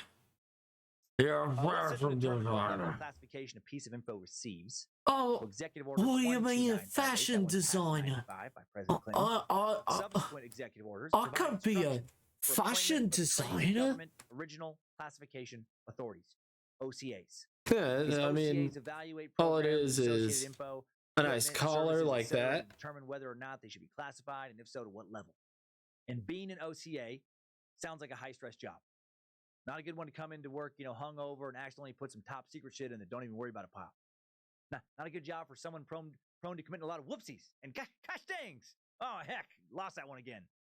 Keep losing all my paper. Yeah, like it's not bad fashion. Step process to determine whether or not info can be is to be classified. Step 1: determine if the info is official government information. The U.S. government must own, have an interest, or control the info. Got to make sure you don't mix up a Starbucks Frappuccino memo with a nuke secret memo. Step 2: determine if the info is eligible to be classified. OCAs base this guidance provided in Executive Order 12958. 3: determine if there is a potential for damage to national security if unauthorized release occurs. 4: determine classification level, right? Confidential, secret, or top secret. 5: make a decision about the duration. How long is it going to be top secret? How long is it going to be secret? A lot of boxes to check. Then 6: communicate the decision. The OCA notifies the users of the classification levels and duration through the security classification guide. A lot of rules to follow. I'd be fired so fast. Part of the classification process, determining a reason for the classification. Classification categories are marked by the number 1.4, followed by 1 or more letters, A to H. Like 1.4A, military plans, weapon systems, or operations. Or 1.4C, intelligence activities, sources, or methods, or cryptology. Or 1.4F, U.S. government programs for safeguarding nuclear materials or facilities. 1.4H is the development, production, or use of weapons of mass destruction. How does someone even get a job like this? I Googled original classification. I want to be a fashion designer. I want to make clothing at some point in my life, just for fun. If you're looking for one, if you want to be an OCA, and you want to move to Arlington or already live there in Virginia. Well, all you need to do is make sure that you understand the human figure. Experience in the declassification or records management area. I have 0 years. You have to have no criminal record. Yeep. You have to pass an intense background check. And I bet you have to, do some other stuff, showing that you understand that if you leak anything, you're not just gonna, be brought into your boss's office for an ass chewing. You're gonna go to prison. My former manager's brother has one of these type of secret government jobs. I don't know. Advertised with hyper-realistic and crime blood. You're a wizard, Harry, aren't you? They tried as hard as he could. He can draw a breath. Spat out. You have no idea what they do, other than they work for the government in some capacity. It's as specific as it gets. Oh my god. Fucking creepy pasta. He can't tell her shit. Japan for a few months, and then come, swing through, California, visit her. It'll be in Germany for like 6 months. And forever I would ask him, like, what's he doing in Germany? She's like, I can't tell you. He doesn't tell me. I don't know. You know, he'd go to the Middle East, be there for a few weeks, few months. So crazy. What a fucking pain in the ass that would be. To not be able to talk really at all about what you actually do. And like for your whole career. I feel like that is what most people who work full-time talk the most about, you know, which makes sense. That's the majority of their life. It's like what many of us spend the majority of our waking hours doing is working. And then you can't talk about it unless it's to coworkers. And then even then, it depends on their level of classification for each particular kind of operation. Even when you quit or retire, you still can't talk about it. I couldn't do it. I'd get hanged. I'd get hanged for treason, not because I'm trying to be a traitor, but just because I couldn't shut the fuck up, right? I have too many drinks, a little loosey-goosey, a little whispery, and then I'm in jail, or worse. Let's talk a bit about the steps the government takes to make sure people don't leak sensitive info, intentionally or accidentally. And then we'll get into the meat of this suck, actual declassified and or leaked documents. And it's fascinating stuff. The government takes a lot of steps to keep sensitive documents secure, from special shipping and transport to highly secured systems and buildings. There's this notion of a lifetime commitment to secrecy. If you take one of these jobs, when a cleared individual leaves the job or employer for which they were granted access to classified information, they have to be officially debriefed, right? Debriefing is an administrative process that accomplishes two main goals. It creates a formal record that the individual no longer has access to classified information for that program, and it reminds the individual of their lifetime commitment to protect the info. I bet that reminder, if you read the fine print, is pretty hardcore. Life in prison or execution for letting one secret slip? Even if I'm drunk and kind of just talking about it for funsies?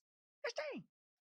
Typically, the individual being debriefed is asked to staple their pee hole closed as a display of loyalty and resistance to torturous interrogation, man or woman. Close it up! You knew it would come to this. That's crazy. Typically, the individual being debriefed is asked to sign another NDA, non-disclosure agreement, similar to the one they signed when they got the job. The debriefed individual does not necessarily lose. Is this what you were thinking, Ayami? They only surrender the need to know info related to that particular job. What about freedom of information? I hear people talking about the Freedom of Information Act all the time. How it allows U.S. citizens to access all this hidden info tucked away in government hard drives and file cabinets. Does this act allow regular folks like myself access to classified secrets? Fuck no. Since 1967, the Freedom of Information Act, FOIA, has provided the public the right to request access to records from any federal agency. And then federal agencies are required to disclose any information requested under the FOIA unless it falls under one of 9 different exemptions which protect interests such as personal privacy, national security, and law enforcement. And when they won't give you, the info you want, you have to wait until it is eventually declassified or hope that it gets leaked. And then sometimes it never gets declassified. According to many in the government, there has been a stunning amount of classified documents being leaked, though, in recent years.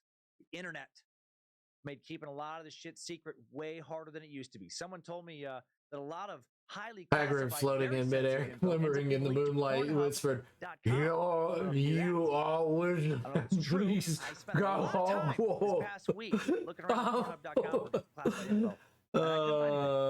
I spent hours. Pretty close to that, yeah. In the mature section. I looked in the Asian section. And punk, big ass Brazilian, DP, ebony, Italian, MILF, redhead, and Russian sections. I looked in the squirt, tattooed women, pissing, party, bondage, trampoline, above ground pool, Thai food delivery drivers. Even in the Japanese MILF Thai food delivery drivers wearing ripped pantyhose who like to squirt, but not squirt too much sections. Nothing! What the shit? So that might not be true. That might be something I just made up. I do a little research to, find those categories. Hey, Lucifina. Okay, let's move on. But seriously, in the information age, it is increasingly difficult to keep sensitive information from the public. From hackers to whistleblowers, we have learned more about what the government does behind closed doors in the last 20 years than in the cumulative total of all of the years of our nation's history prior to the internet. Between WikiLeaks and whistleblowers, or traitors, depending on how you choose to look at them, like Edward Snowden and Chelsea Manning, it feels like classified information is now leaked all the time. We'll look at the history of leaking and some high-profile leakers in a few minutes during the TimeSuck timeline. Leakers different than squirters, just to be clear. But first, now that we have an idea of how the classified system works, let's look at our first batch of declassified military documents. Okay, here we go. I was excited to get to the meat. I was trying not to rush. I wanted to get to this stuff. I'm going to start with Operation Paperclip. Aspects of Operation Paperclip remain classified. Information has been classified here and there about this, for many years now, or has been declassified here and there. We mentioned this way back in the Unit 731 suck, bonus 13. Surprised I didn't talk about it in the Manhattan Project suck.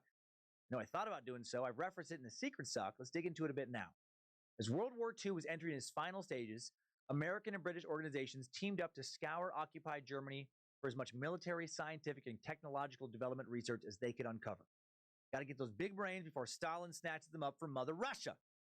Got to track down Heinrich Himmler's powerful personal psychic, Carl Willigett. Oh, you guys should totally work with Carl. That's such a wonderful mind. Have you told him where the ice giants are? Have him show you the through tunnels? Maybe he can use his alien wizard powers to find the Holy Grail in Atlantis or somewhere. Best of luck, yeah. I'd still use it myself if I weren't totally dead. It's what a bummer. If you're totally confused now, I'm guessing you skipped the Nazi search for the Holy Grail suck a few weeks ago. American Britain now, looking to scoop up top German minds, Nazi or not, trailing behind Allied combat troops, groups such as the Combined Intelligence Objectives Subcommittee, the CIOS, began confiscating war-related documents and materials and interrogating scientists as German research facilities were seized by Allied forces. One enlightening discovery, recovered from a toilet at Bonn University, was the Ozenberg list, a catalog of scientists and engineers that had been put to work for the Third Reich. In a covert affair originally dubbed Operation Overcast, but later renamed Operation Paperclip, roughly 1,600 of these German scientists, along with their families, were brought to the United States to work on America's behalf during the Cold War. Crazy, 1,600. The program was run by the newly formed Joint Intelligence Objectives Agency, JIOA, whose goal was to harness German intellectual resources to help develop America's arsenal of rockets and other biological and chemical weapons, and to ensure such coveted information did not fall into the hands of the Soviet Union, right? The big Red Scare. Although he officially sanctioned the operation, President Harry Truman forbade the agency from recruiting any Nazi members or active Nazi supporters. Nevertheless, officials with the JIOA and Office of Strategic Services, OSS, the forerunner to the CIA, were like, nah. And they just bypassed this directive by eliminating or whitewashing incriminating evidence of possible war crimes from the scientists' records, believing their intelligence to be crucial to the country's post-war efforts. One of the most well-known Nazi recruits was Werner von Braun, the technical director at the Peenemünde Army Research Center in Germany, who was instrumental in developing the lethal V-2 rocket that devastated England during the war. Von Braun and other rocket scientists specifically, were brought to Fort Bliss, Texas, and the White Sands Proving Grounds, New Mexico, as War Department special employees to assist the U.S. Army with rocket experimentation. Definitely getting the idea for sure. That's exciting to see. Yeah. And the chief architect of the Saturn of course. V launch vehicle, which eventually propelled 24 American astronauts to the moon. It did happen. So how involved was von Braun with the Nazi Party? Well, he seems pretty involved, actually. He did not appear to be enthusiastically politically involved, but he also made no efforts to leave Germany as the Nazi Party rose to power.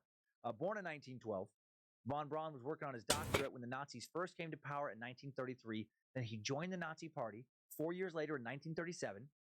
In 1940, he joined the SS. There's a picture of him wearing his SS uniform, standing next to that terrible Nazi we learned about back in December, right? Heinrich Himmler.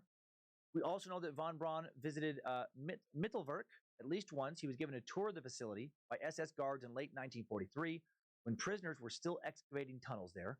Now, Mittelwerk was an underground factory near the central German town of Nordhausen, where V-2 rockets were being built by von Braun and other engineers.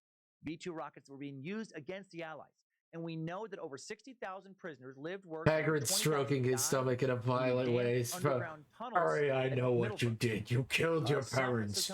You might think that I'm disappointed, but I'm not. You see, Harry, I only want to make you stronger. Death rate rose so Harry Potter was in shock at Hagrid. Were largely Jewish, and they came from concentration camps. He's shouting. So how much did von Braun know about these prisoners in the camp?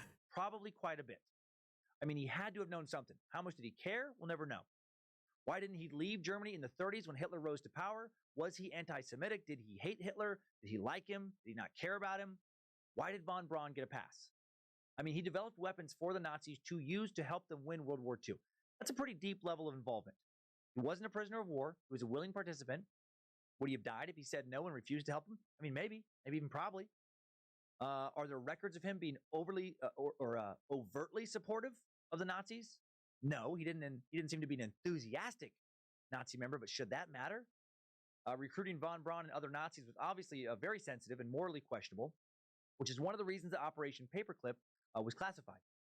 Von Braun greatly aided in helping America win the space race against the Soviet Union later. Does that justify his Nazi involvement? Many would say no. I mean, what if we did something like that today? What if, to do a kind of a fair comparison, what if we recruited some scientists who had worked on weapons for ISIS to use on American targets, weapons that were used successfully on American targets, somebody who is really good at, say, biological warfare, and then we bring him over here to the States and he ends up curing dementia. Does that make what he did earlier okay? And the end justify the means in a situation like that? I don't know. I guess it's kind of case by case. Another Operation Paperclip scientist who contributed directly to the U.S. Apollo astronauts landing on the moon was Arthur Rudolph, another V-2 rocket scientist who worked with von Braun. An early Operation Paperclip report identified him, this other guy, Arthur Rudolph, as 100% Nazi. But that initial report was then hushed up and hidden because of how good he was at building rockets, and he was hired by the U.S. government, 100% Nazi or not. The Army brought him to America, cleared him for secret research and development work on the Pershing missile, and later, after the establishment of NASA, moved him into the space program. When Neil Armstrong and Edwin Aldrin Jr. landed on the how moon are you, in hot? 1969, their ascent through space was powered by a rocket I don't know what I'm doing right now. I was working on my comic, and now I'm working on this because, shook the hand of a man who, I don't know, it makes me feel good. With thousands of deaths in wartime Germany, evidence that was not brought to light until after he retired, until after he'd already made all these contributions to the U.S. military and NASA. Very convenient. Rudolph had overseen the production line at a rocket factory in Nazi Germany that relied on concentration camp inmates for labor. Thousands of workers had died of hunger and exhaustion. Office of Special Investigations Men, the OSI, which was a special Nazi hunting justice unit formed in 1979, they said in 1982 that it was naive to think that Rudolph hadn't known about the deaths and that he hadn't been able to do something to stop them. You know, they think he was able to stop them but didn't. He didn't care. Essentially.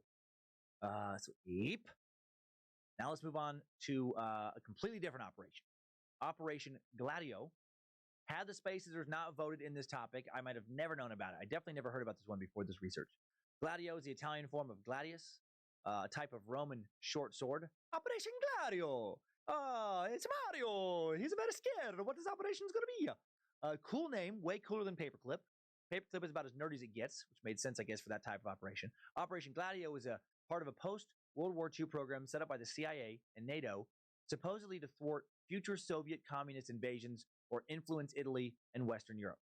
In reality, it became a state-sponsored right-wing terrorist group involved in false flag operations and the subversion of democracy, and it was kept secret for 45 years.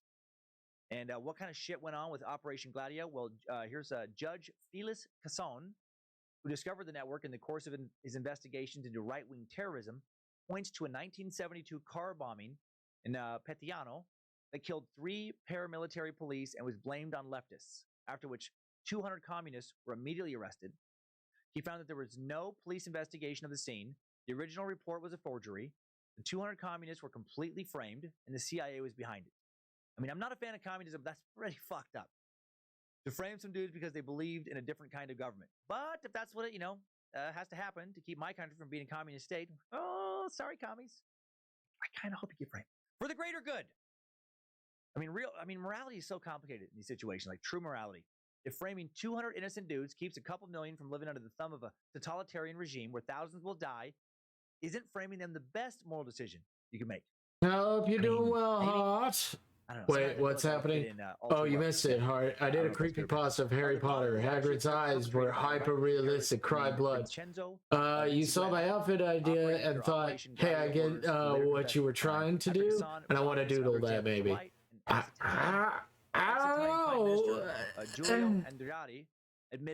guess. I'm not stealing your idea, by the way. I just thought it would look good. And politicians through the use of the strategy of tension, including false flag terrorism. This is your idea completely, not mine. Through the use of fear, propaganda, agent provocateurs, terrorism, etc. The aim was to instill fear into the populace while framing communist and left-wing political opponents for terrorist atrocities. The existence of this kind of stay-behind network and others were one of Europe's best kept secrets until 1990. And that's when ex-Prime Minister Andreotti finally testified about the operation. He revealed that arms and equipment were provided by the CIA, placed in 139 underground caches around the country. General Giandelio Maletti, a former head of the Italian counterintelligence, also confirmed the CIA's involvement in March of 2001. He stated that after the Piazza Fontana bombing in 1969, pieces of a bomb were planted in a leftist editor's villa in order to blame the communists. So another person. Art theft. You wouldn't screenshot a picture. Died in that bombing in Milan. Another 88 were wounded. And why were they killed? To make sure Italy didn't tilt over into communism. To make sure the Soviets couldn't gain a stronghold that far west in Europe. More casualties of the Cold War. Just kidding. Were those deaths justified in the interest of the greater good? I don't know. I'm not sure where the line is in situations like that. There's a lot of gray stuff here today. Next up, Operation Washtub. This one is not controversial, just interesting. Operation Washtub was a secret mission in which America's stinkiest citizens were kidnapped, vigorously scrubbed and shampooed, tossed back into society, a little cleaner, and then where they disappeared. It was also called Operation Blast Some of That Swamp Ass and Operation Skunk Jump for a while. And what am I even fucking talking about right now? Operation Washtub was a secret United States Air Force and Federal Bureau of Investigation operation during the Cold War to ensure that there would be spies in the then territory of Alaska should the Soviet Union invade the territory. The plans were drafted in 1950, were put into place in the early 50s. Agents were recruited and paid a stipend of $3,000 for training and to be available for covert service after an invasion of Alaska by the Soviets. A total of 89 agents were trained and paid. In addition, caches of food, winter weather equipment, and radios were placed for use by the agents after an invasion. The agents would have been used to gather intelligence and report on the activities of the invading army. In addition, some agents could have been tasked with the evacuation of U.S. military crews stranded in Soviet-held territory. And that plan remained in place until 1959. Details of that plan became public in 2014 as a result of a Freedom of Information Act request by Government Attic, a website specializing in publishing documents. Crazy to think about how A, Alaska wasn't even a state until 1959, and B, the U.S. was a little bit worried about losing the Alaskan territory to the Soviet Union. How fucking weird would that be if Alaska had ended up being part of the Soviet Union? Like if seeing an outfit I thought drawn on a character is one of the coolest things. I'm doing all right. Thank you. Sorry, still waking up. It's all good. Also, just give it a friend of mine a 12-month subscription to online art course learning thing as I won it in a giveaway. Oh, that's so sweet of you. That is so sweet of you, Hart. My goodness. That's so sweet. Tension during the Cold War would have led to someone pushing the wrong button. Canada would have been stuck in the middle. It was sucked for them. I got a chance to study at a uni. She never did. So I thought it would be nice to nice gesture. It is a nice gesture. Beef hot dogs and you fellas like stroganoff and you're not that different, eh? So let's sit down, have some poutine, and talk it all out. And you're welcome, Ayami. I saw the outfit and I thought it would look cute. I had to look at a few stories. I'm like, are you fucking serious? Operation Acoustic Kitty was a secret plan to turn cats into portable spying devices. Agent 00 Sourpuss, the Siamese spy kitty. The name is Bond, Garfield Bond. You get it. The CIA only ever produced one acoustic kitty because it abandoned the project after a test with a prototype went horribly wrong. The acoustic kitty was kind of like a feline android thing, a little cyborg of a sort. A surgeon implanted a microphone in this poor cat's ear and a radio transmitter at the base of its skull. The surgeon also wove an antenna into the cat's fur. CIA operatives had hoped that they could train the cat to sit near foreign officials. That way the cat could secretly transmit these private conversations to CIA operatives. Whose stupid idea was this? Like, this idea should have been shot down immediately after someone suggested training a cat. Hey guys, I was thinking that we could train a cat to... Nope! No, hey, hold on. There's more to my plan. First we train this cat to... Nope! Start over, replace cat with dog. Maybe I'll keep listening. You could maybe train a dog to do that. I don't know. Maybe some type of like pet wizard cat whisperer maybe could train like one special cat to do that for like a little tiny while. But then that cat would head over to Russia and just, I don't know, somewhere and just do whatever the fuck it wanted, like cats are wont to do. It's crazy that they actually tried this. For its official test, CIA staffers drove Acoustic Kitty to the park.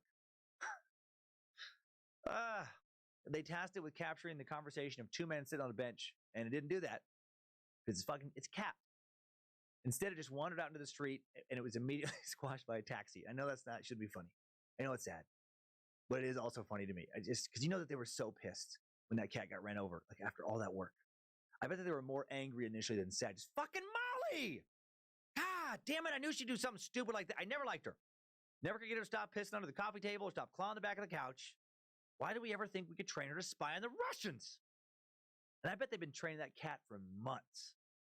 All this special equipment created. They're doing good. Ayami's just sick with a cold. I'm doing good. Just wanted to draw this because it you know, a nice distraction. A nice distraction. Ayame showed a picture of stuff she's been drawing, and I was like, you know what? Fuck it. I'll draw it. I'll redraw it on a character. For highly specialized needs. Yeah, you think? I know that my figures are not the best, but I try. Does not mean that the U.S. government's days of animal engineering were over. In 2006, the Pentagon's Defense I'm good. I'm just trying to be good company. You are a good company. Hope you feel better soon, Ayame. Thank you. Yes. Researchers at the University of California, Berkeley, I was like, this is just. I mean, I've been working on that Christmas picture for so damn long. 3 streams. My brain. For days. Harassing my dogs, Penny and Ginger. My brain's all of like, fuck with your dogs, and with my family. Oh my god, kids and my wife. I would have that thing land on their face, you know, and then just take off and hide, and then land on their faces again, just over and over. So fun to think about. Also, the CIA almost tried using cats again in an even more fucked up plan. They thought about making cat bombs. The idea was that soldiers could strap actual bombs to the back of cats and then drop them out of an airplane towards an enemy ship. Just cat bombs. Just kitty kabooms. Kitty kamikazes. Feline firecrackers. Pussy projectiles. You get it? The plan was for the cats to swim towards the ships if they landed near them. Then the bombs would go off once they got on the ship, I guess. The detonation method is never fully explained. Dumb idea, never implemented.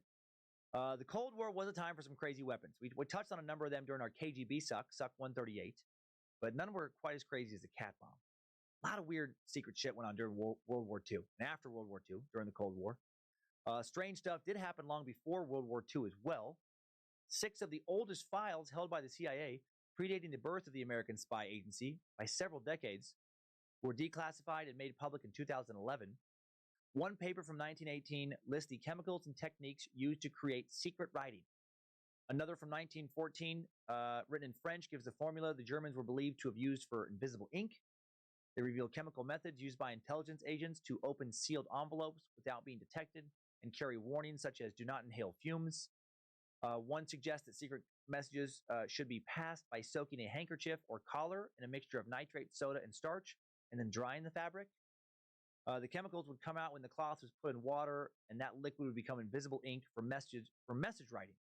The person receiving the message would then read the words I hope my hyper-realistic eyes don't bother any of you, even if they bleed a lot. Ink are outlined, including the fact the character you chose to draw the outfit on literally fit the idea for the output is so perfect. Oh, you mean Bae? Old school. Bae is so cute. I love Bae. Secret messages written on toenails. Bae is definitely that goth chick.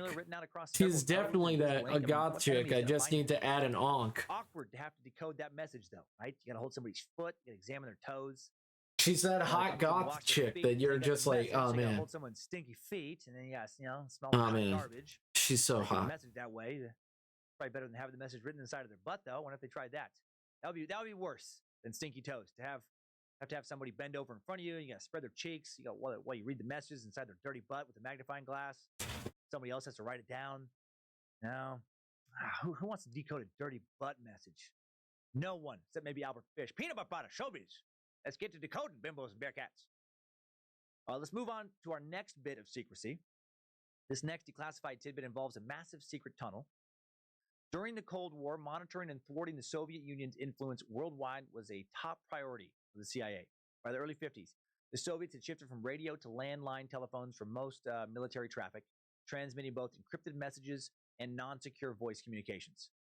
The CIA assessed that tapping the underground cables could be done securely and with little notice, so the CIA and the British Secret Intelligence Service developed a tunneling and tapping plan The director of Central Intelligence, Alan Dulles, approved in January 1954. Bay, such a cute name. That's so cool. Yeah, Bay from A Night in the Woods. And proceeded undetected. Night in the Woods, I draw her a lot.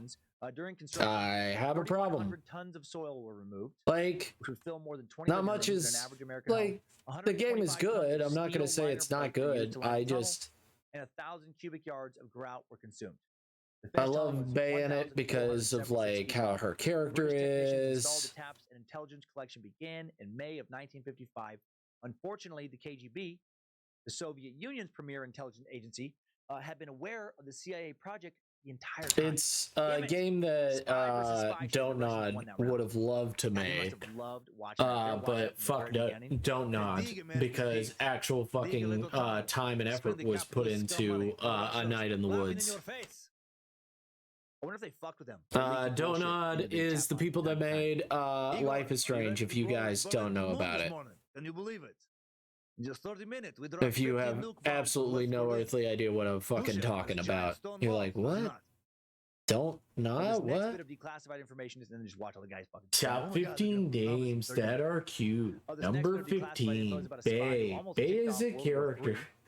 I didn't create it! Oleg Penkovsky was a high-ranking Soviet military intelligence I didn't create it! No, stop! Great Britain during the Cold War. At least that's what the Allies thought. Oh my god. The Cuban Missile Crisis of 1962. It's a good game. Get it cheap. It's very nice. I like it. The spy was eventually sniffed out by his fellow Soviet intelligence Don'tnod Entertainment. Yep. In 1963. Don'tnod Entertainment. A lot of people believe that Penkovsky was a decoy. Which is honestly very pretentious, and I'm not a big fan of any of their work. All of their work has been pretentious or trying to get the or trying to be manipulative in getting customers. I play a kobold that's a bard, and when I made the outfit, I was thinking she looked cute in it, and then you pull out Bay from Night in the Woods, and I'm like, oh my god, that's perfect. Don'tnod Entertainment. Don'tnod Entertainment. Don'tnod. Well, thanks to documents declassified in early 2017, documents revealing Presidential Directive 58, we now know that President Jimmy Peanut Farmer Carter and his top advisors had an interesting plan to survive the end of days formed when he first took office in 1977. The plan starts off on a very dark and unconstitutional note based around the military having to cross one of their most important lines, getting involved in domestic security. Basically, the start of the plan calls for kicking off perpetual martial law. Martial law is terrifying. Martial law is when a state is put under control of the military, usually temporarily, which is how things got started in The Handmaid's Tale, under his eye, due to an emergency or crisis that has broken down the usual civil authority and order, also known as everyday life in North Korea. In Carter's plan, after the nuclear war, martial law will almost exclusively, or certainly have to be declared, and then the military is given extraordinary powers to manage resource distribution. Scary, but maybe necessary to survive. In addition to martial law, the plan called for the government the plan called for the government to move significant parts of the population away, specifically those folks who live near strategic military targets.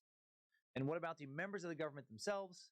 Well, in an emergency, the Joint Chiefs of Staff would order 60 officials to be taken to primary Mass letter. The main one at that time was not too far. Dropping in to wish you a lovely stream. Thank you, Mass. How was your stream? Let us know. Berryville, Virginia, where a nest of top executive branch Homer Company. By the way, hold up. Officials can carry out the functions of the U.S. government. Hope you're doing well, Mass. So much dehydrated and rehydrated rations. You ever eaten that stuff? I bought some of that stuff for camping and had them summer before last. And I gotta say, the stuff I had, not bad.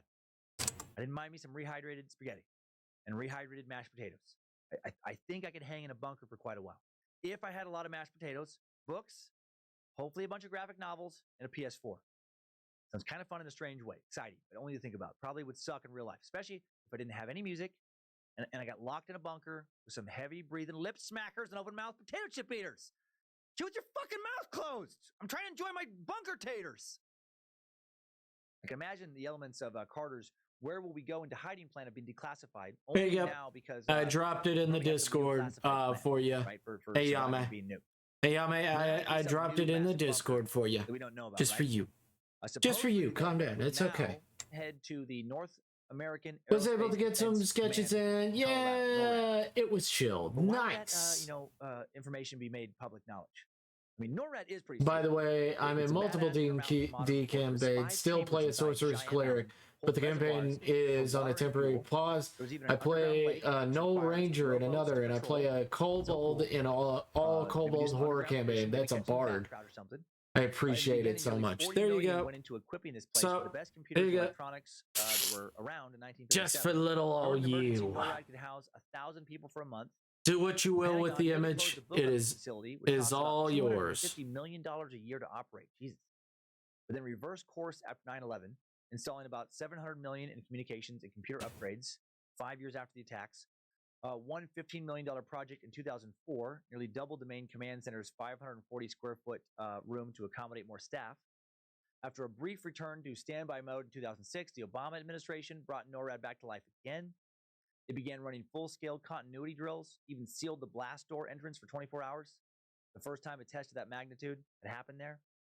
Then in 2015, the Pentagon announced that it was restaffing the bunker as the rising threat of electromagnetic pulse attacks against the U.S., perhaps even by a new nuclear-armed nation like Iran, meant that the NORAD bunker was a perfect bastion from which to defend the nation.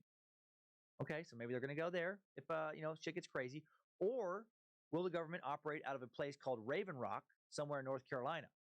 That place opened in 1953, designed to be the centerpiece of a large military emergency hub. Provided 100,000 feet of office space. It could hold 1,400 people comfortably.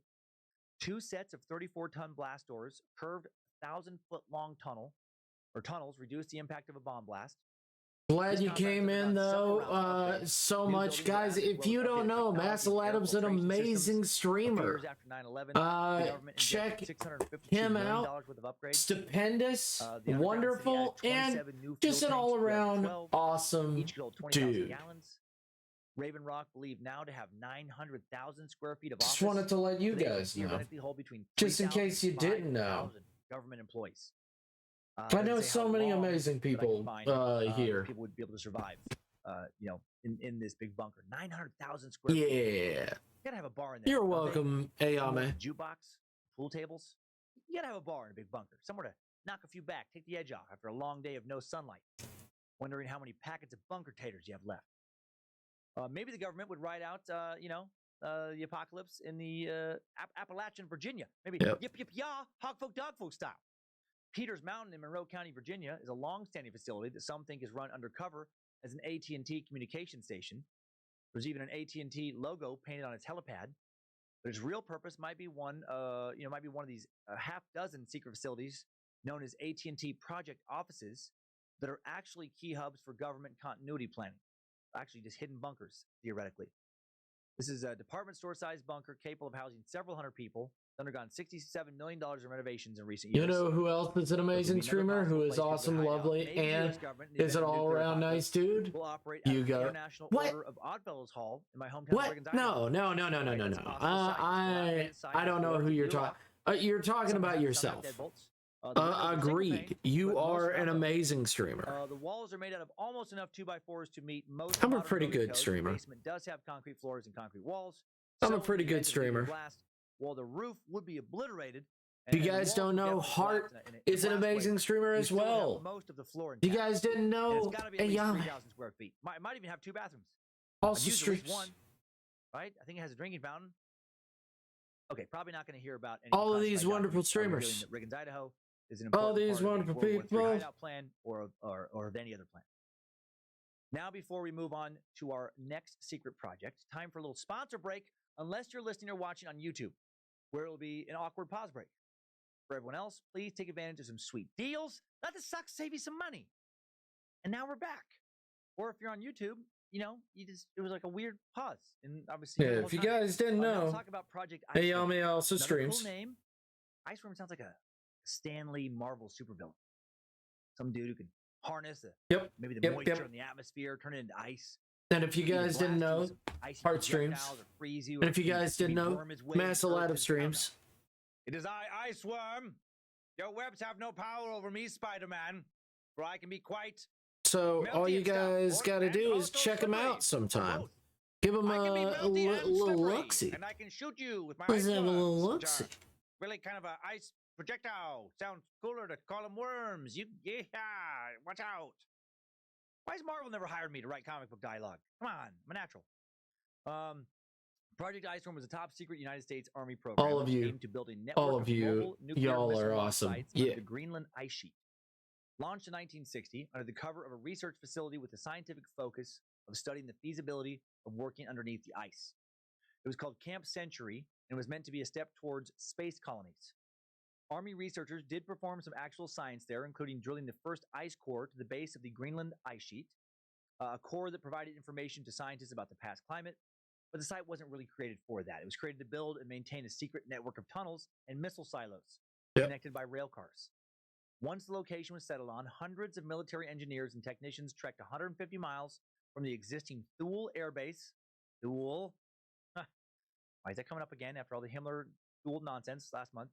But really, they trekked 150 miles from the Thule Air Base along Greenland's northwest coast to the Camp Century site. From 1959 to 1961, they dug hundreds of feet into the compacted snow, fashioning an underground city with sleeping quarters, laboratories, offices, a barbershop, laundry, library, and warm showers for 200 soldiers, which is pretty amazing. What a strange place to be based, underneath the ice in Greenland. Might as well be deep down under the water in a submarine. Too bad they didn't have a bar. I bet they did have some drinks, though. Need something to relax when you're hanging out below the ice in Greenland. The American public didn't know about Project Iceworm until a Danish parliament investigation published documents about the secret project in 1997. They did know about Camp Century. Documents show that many of the servicemen were concerned about exposure to radiation from the nuclear reactor. This is like Halloween at Rip Taylor's. Operation Iceworm shut down long before 1997 because the walls of snow and Will I ever be get married? This is like Gex. Is that you, Gex? M City, you all big virtual hugs. Yay! Virtual hugs. Not real hugs, though. But decades later, teardrop in my eye. In 2016, a team of scientists reported almost heaven, Greenland's ice West Virginia, exposure of radioactive Blue Ridge Mountains, that remains shining from a river that would lead to the ocean. Life is older, older than the trees, younger than the mountains, blowing like a breeze. Country road, no word from the U.S. government currently about its plans. If it take me home, pretty fucked up if we just to the place. Now let's talk about another U.S. nuke situation that was long kept a secret. West Virginia, one where we almost bombed North Mountain Carolina. Mama, North Carolina was almost take me home. If one tiny switch had just worked properly, there would now be a massive crater in the center of the Tar Heel State. Documents declassified under the can't do real hugs even if I wanted to. Got a quarantine. Sorry, had to prank him. Too fun to do. Beautiful. North Carolina on January 23rd, 1961. Had to prank him. The bombs fell out of the government's B-52 after it fell apart in midair. One of the bombs began its detonation sequence as it was falling, but due to a tiny switch not working properly, the largest nuclear disaster in U.S. history was narrowly avoided. Each bomb had a total payload of 4 megatons. Yep. That's equivalent to about 4 million tons of TNT. Jesus Christ. 4 million tons. Much larger than the bombs dropped on Japan during those were huge. The area is not densely populated. Based on 1961 population statistics, the blast radius would have been 28,000 North Carolinians would have died. Another 26,000 people would have been injured had that switch worked and the bomb detonated. The state of North Carolina erected a historical road marker in the town of Eureka, 3 miles north of the crash site, commemorating the crash with a sign that reads, "Nuclear mishap." Can you imagine if the U.S. would have accidentally nuked almost 30,000 citizens to death? 10 times the death toll of 9/11.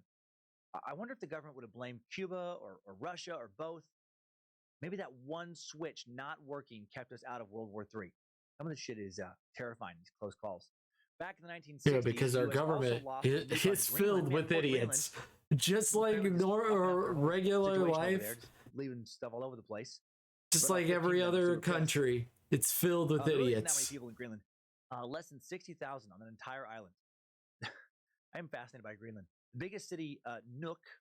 Oh man, if only we had Greenland. City. That's the capital. They got their first mall in Greenland. Prank him, John. It has roughly 20 stores. Thanks, Ayami. This is my favorite sound. That didn't play when I wanted it to, but at least it played. The government is perfect. Nothing wrong. Nothing to see here. Smile and wave, boys. Smile and wave. They didn't want nukes on their Danish-controlled land. And the U.S. military was like, oh, yeah, we totally get that. No nukes. Proceed with the nukes. Proceed with the nukes. Fucking Greenland. The U.S. just flat out ignored that request. Then after a B-52 crash in Greenland on January 21st, 1968, the U.S. even abandoned a nuke there. There were 4 nukes on the plane, and the Pentagon maintained that all 4 weapons had been destroyed.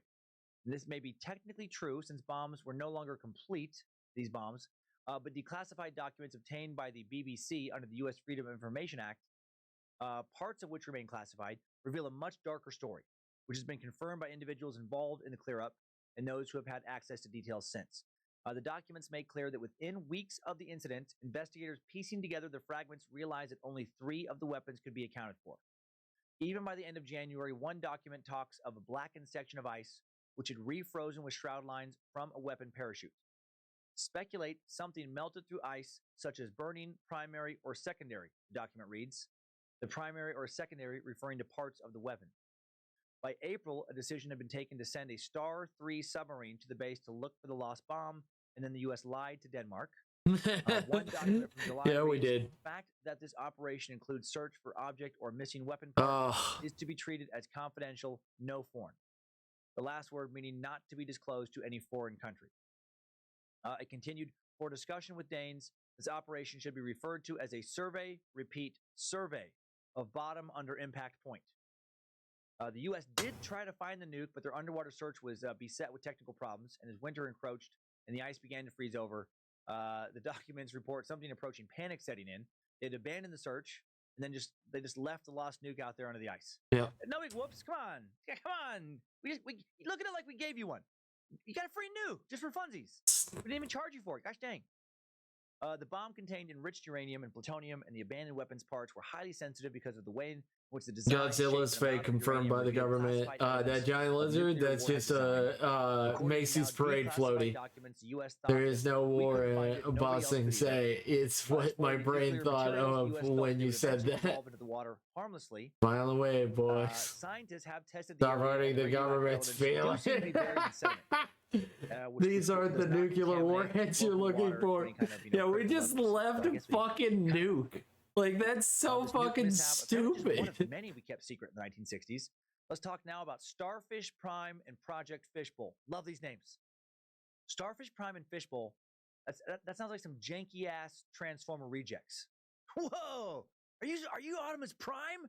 Turn into a semi truck, please. No. Sorry, I can't do that. I'm Starfish Prime. Optimus is second cousin, twice removed on his mother's side. I can turn into a small beach buggy. This is my friend Fishbowl. He can turn into he can turn into a fishbowl, but don't ask him to do that because it really kind of bothers him. It upsets him that all he can do is just be a fishbowl, and it's not very practical and can't really move or anything, you know. July 9th, 1962, the United States detonated a nuclear weapon high above the Pacific Ocean. Yep. And surprise, surprise, that's a really bad thing to do. Yeah, don't do that. It was part of a dangerous series of high-altitude nuclear bomb tests at the height of the Cold War. Its immediate effects were felt for thousands of miles. In 1958, the Soviet Union had called for a ban on atmospheric tests of nuclear weapons and went so far as to unilaterally stop such testing. But then under external political pressure, the U.S. agreed. But then in late 1961, political pressures internal to the USSR pushed Khrushchev to break the moratorium, and the Soviets began testing once again. And then the U.S. responded with their own secret tests. The U.S. worried that that a Soviet nuclear bomb detonated in space could damage or destroy U.S. intercontinental missiles, set up a series of high-altitude weapons tests called Project Fishbowl. Itself part of the larger Operation Dominic, to study what happens when nuclear weapons are detonated in space. That Monday in 1962, the U.S. launched a Thor missile, another sweet name, from Johnston Island, an atoll about 900 miles southwest of Hawaii. The missile arced up to a height of over 660 miles. Jesus. Then came back down at the pre-programmed height of 240 miles above sea level, 400 kilometers, just seconds after 9 o'clock Universal or UTC time. The 1.4 megaton nuclear warhead detonated. And they damn near ripped a fucking hole in the sky. The Starfish Prime. Isn't that the dude that they fought in the newest Suicide Squad movie? Fishbowl is just Mysterio. Also do that. Plus release vast amounts of X-rays, that's so mean. How could you say also that? Release subatomic particles like electrons and heavy ions. Isn't that kind of dangerous? All of this created a huge artificial aurora, basically one of the most expensive light shows in history. Also created an electromagnetic pulse, an EMP. Yes, it is no good. Don't do that. The flow of electricity we will not accept that word here. In Hawaii, please do not do it. Widespread telephone outages. Also created. It's not cool, guys. Even joking about it. All over the place. Good thing it didn't knock any planes out of the sky. Also gave the Earth a new radiation belt.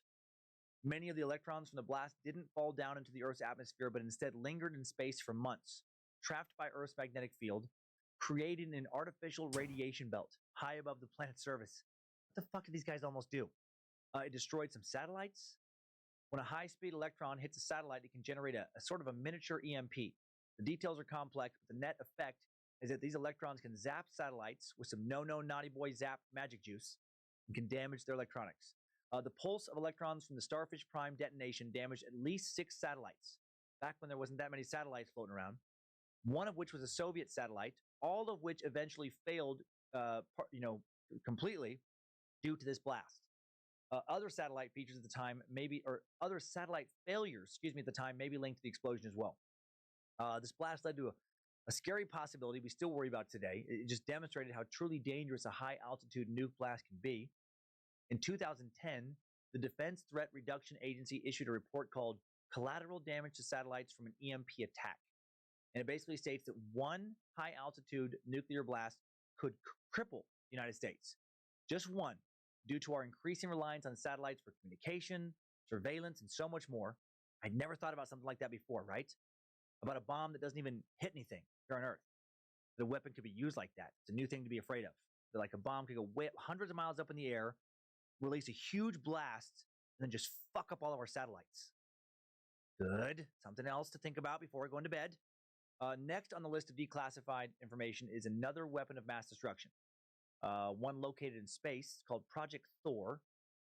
The 107-country Outer Space Treaty, signed in 1967, prohibits nuclear, biological, or chemical weapons from being placed in or used from Earth's orbit.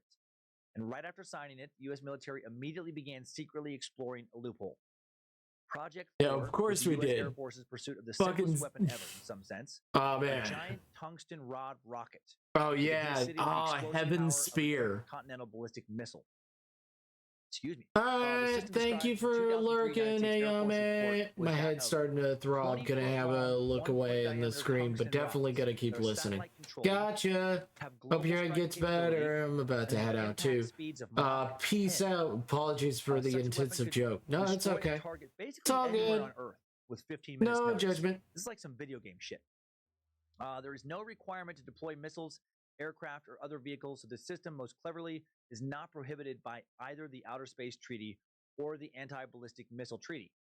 The military had already been playing around with this type of technology. During the Vietnam War, the U.S. used what it called lazy dog bombs. Yeah, lazy dog bombs. Simply solid steel pieces, less than 2 inches long, fitted with fins, or 2 inches thick, fitted with fins. 2 inches long would be pretty tight. They were not explosives. They were just simply dropped by the hundreds from planes flying above Vietnam. And these little projectiles, they called it kinetic bombardment. Yep. They could reach speeds up to 500 miles an hour as they fell to the ground and could penetrate 9 inches of concrete after being dropped from as little as 3,000 feet. The idea is like shooting bullets at a target, except instead of losing velocity as it travels, these projectiles gain velocity and then energy that will be expended on impact, creating roughly the same amount of damage as an actual explosive. Pretty cool science there.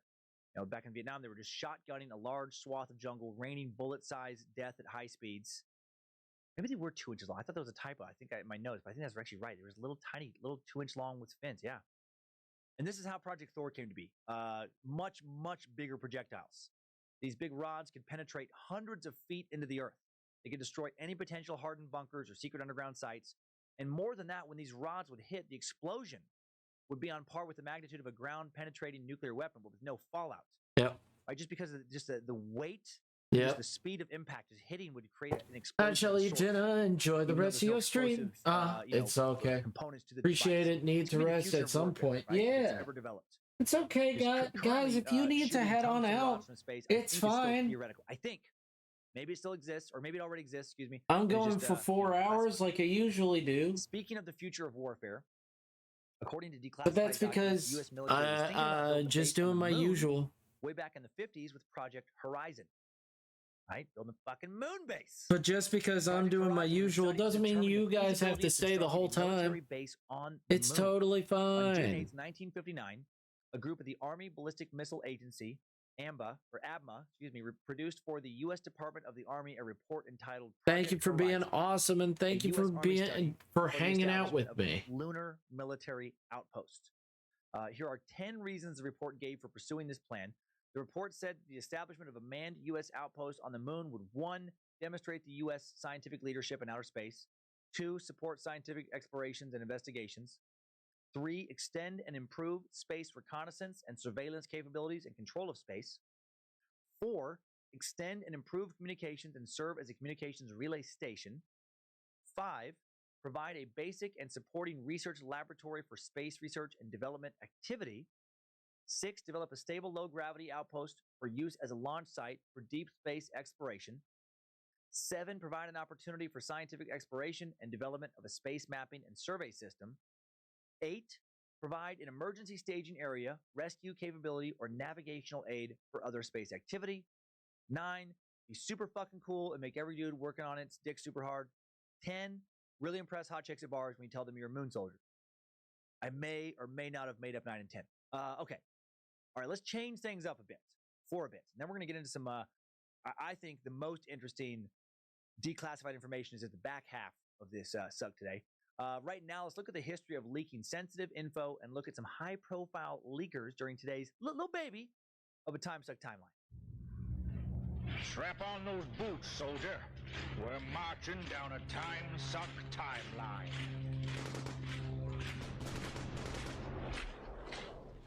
In December of 1772, Benjamin Franklin, I've heard of him. I used to think he was one of America's early presidents. Spoiler alert, he's not.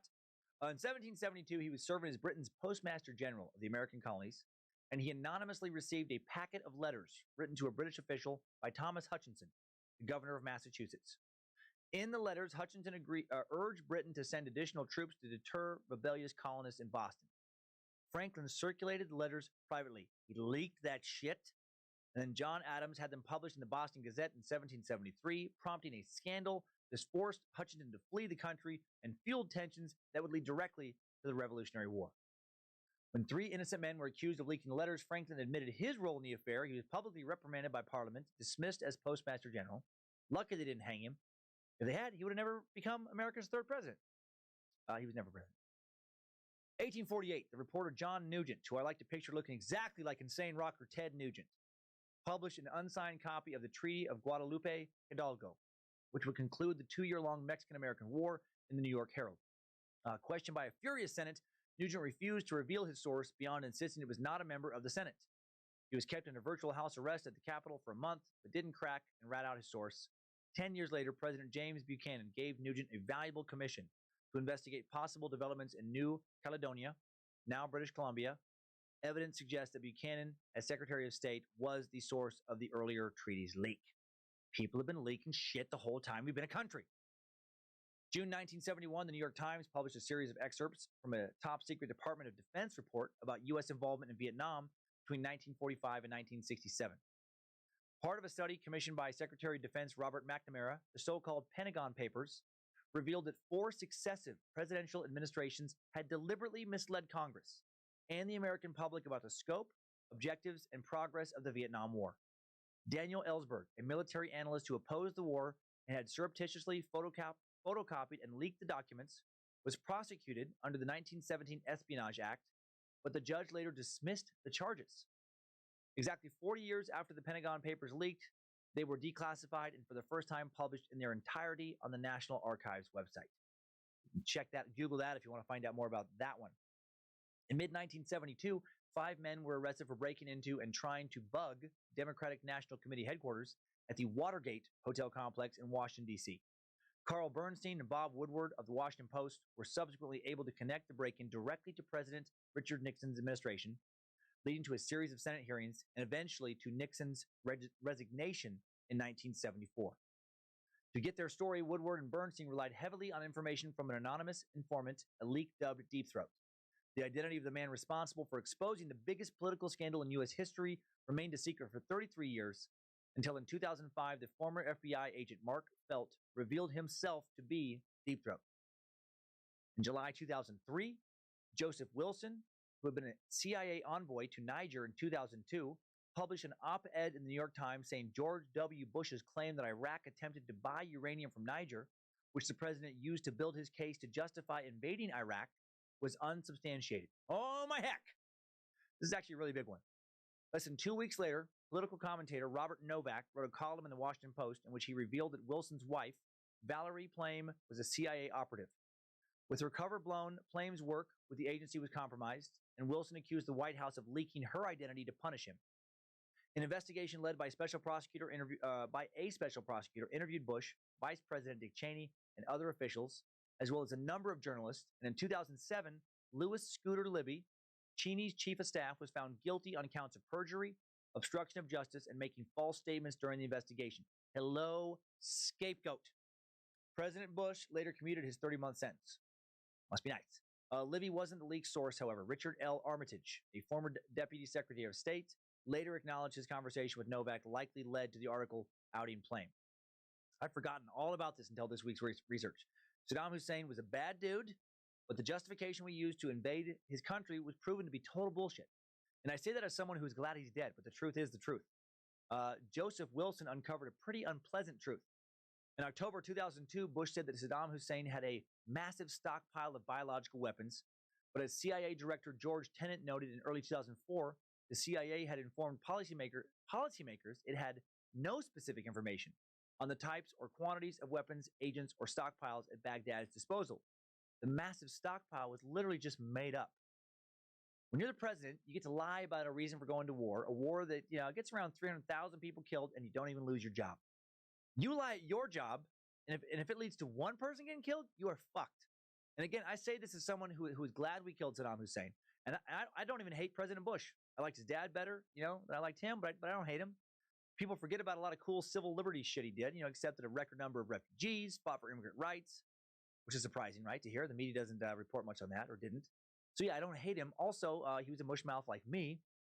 I just hate what big political leaders can do and get away with. Right? The rest of us do something like that, we get fucking hammered. They get to walk off with multi-million-dollar retirement packages. October 2010, WikiLeaks posted nearly 400,000 classified military documents concerning the Iraq War, a massive info dump that dwarfed its release of some 77,000 documents on the war in Afghanistan several months earlier. WikiLeaks founder, the Australian journalist Julian Assange, shared the documents with the press, including the New York Times, Der Spiegel, The Guardian. Among the revelations in the so-called Iraq war logs was evidence that the U.S. military deliberately ignored abuse of detainees by its Iraqi allies, and there were actually 15,000 more civilian casualties than previously acknowledged. And where did a lot of these WikiLeaks come from? From Chelsea Manning. Chelsea Manning, known as Private First Class Bradley Manning when she was serving in the U.S. Army Intelligence as an analyst in Iraq, was later convicted under the Espionage Act for leaking this information, sentenced to 35 years imprisonment. She had her sentence commuted by President Barack Obama in January 2017. WikiLeaks also released thousands of emails stolen from the computer systems of the Democratic National Committee in 2016. The emails sparked criticism of the committee and Hillary Clinton's campaign. On April 11th, 2019, Assange was arrested by British authorities inside the Embassy of Ecuador in London. He faces an extradition hearing in England to determine if he will be sent to the United States to face 17 charges of spying, 1 charge of conspiring to hack government computers, in the 2010 leak. Another famous secret leaker, Edward Snowden, someone we could probably do a full suck on. 2013, Edward J. Snowden, technical contractor, former CIA employee, leaked classified details of a top-secret National Security Administration, NSA, electronic surveillance program, codenamed PRISM, to the Washington Post and to the Guardian. The information which Snowden obtained while working as a subcontractor for the NSA in Hawaii revealed that the NSA and FBI were collecting data, including email, chats, videos, photos, social network information, and more from ordinary internet users in the U.S. and abroad, possibly illegally. As in, illegally. Under fire for breach of privacy, President Obama's administration defended the surveillance program, claiming it helped prevent terrorist attacks. Though some denounced Snowden as a traitor, many others supported his actions, calling him a whistleblower standing up for personal freedoms. After federal prosecutors charged Snowden under the Espionage Act, Russia gave him asylum. He remains there after several attempts to gain a presidential pardon have proven unsuccessful. We could do a whole suck, about PRISM and Snowden. Privacy versus security. Snowden's leak really pushed this issue into the national conversation. Revealed amongst other things was that a subsidiary of Verizon had turned over all of its logs to the NSA, logs tracking all of its customers' telephone calls. And while this happened under Obama's presidency, PRISM began in 2007 in the wake of the passage of the PROTECT Act passed by the Bush administration. So don't go partisan on this one. Democrats and Republicans had a hand in all this. Man, tricky issue. I mean, do you think the government should be able to listen in and track your personal phone calls? Doing that could help prevent terrorist attacks and keep you safer for sure. The more surveillance there is, the harder it is to coordinate terrorist attacks, the harder it is to coordinate criminal activity in general. However, this all would make it much easier to control the population should a despot ever come to power and have access to this technology. Right? Imagine if some Stalin-type leader came to power, had the ability to monitor everything you do, including your phone calls, emails, social media posts, messages, browser searches. Also, there's just the argument that you have a fundamental right to have some fucking privacy. Just like the government shouldn't be able to watch you take a shower or DJ your tugboat captain, maybe the government shouldn't be able to listen in on your phone calls either. To really dig into this privacy debate, we'd need to devote an entire suck to it. For today, let's pop out of this timeline. I told you just be a little fella, and let's get back to some more interesting declassified military documents. Good job, soldier. You made it back. Barely.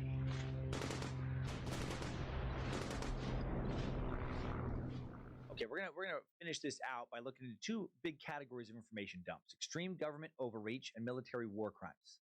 We'll start with Operation Sea Spray. Beginning on September 26, 1950, the crew of a U.S. Navy minesweeper ship spent 6 days spraying, bear with me, Serratia marcescens. I did it. Yay, I did it. Spraying Serratia marcescens into the air about 2 miles off the northern California coast. The bacterium Serratia marcescens lives in soil and water, best known for its ability to produce bright red pigment. This flashy trait makes this particular microbe useful in experiments. It's so bright, it's easy to see where it is. The project was called Operation Sea Spray, and its aim was to determine the susceptibility of a big city like San Francisco to a bioweapon attack by terrorists. Following days, the military took samples at 43 sites to track the bacteria's spread, found that it had quickly infested not only the city, but the surrounding suburbs as well. During the test, residents of these areas would have inhaled millions of bacterial spores. Clearly, their test showed San Francisco and cities with similar size and topography could face germ warfare threats. So what's the problem? Well, the problem is this test killed at least one dude. It made a bunch of other people sick because Serratia marcescens is also just not good for you. Yeah, it's also dangerous as well. In testing for biological warfare, the U.S. government accidentally engaged in a little bit of biological warfare against its own citizens and tried to hide the fact that it did this. At the time, the U.S. military thought that the Serratia could not harm humans. The bug was, again, mostly known for just being, bright red and easy to see. That this all changed, or understanding of this changed, when a week after the test, 11 local residents checked into a Stanford University hospital complaining of urinary tract infections.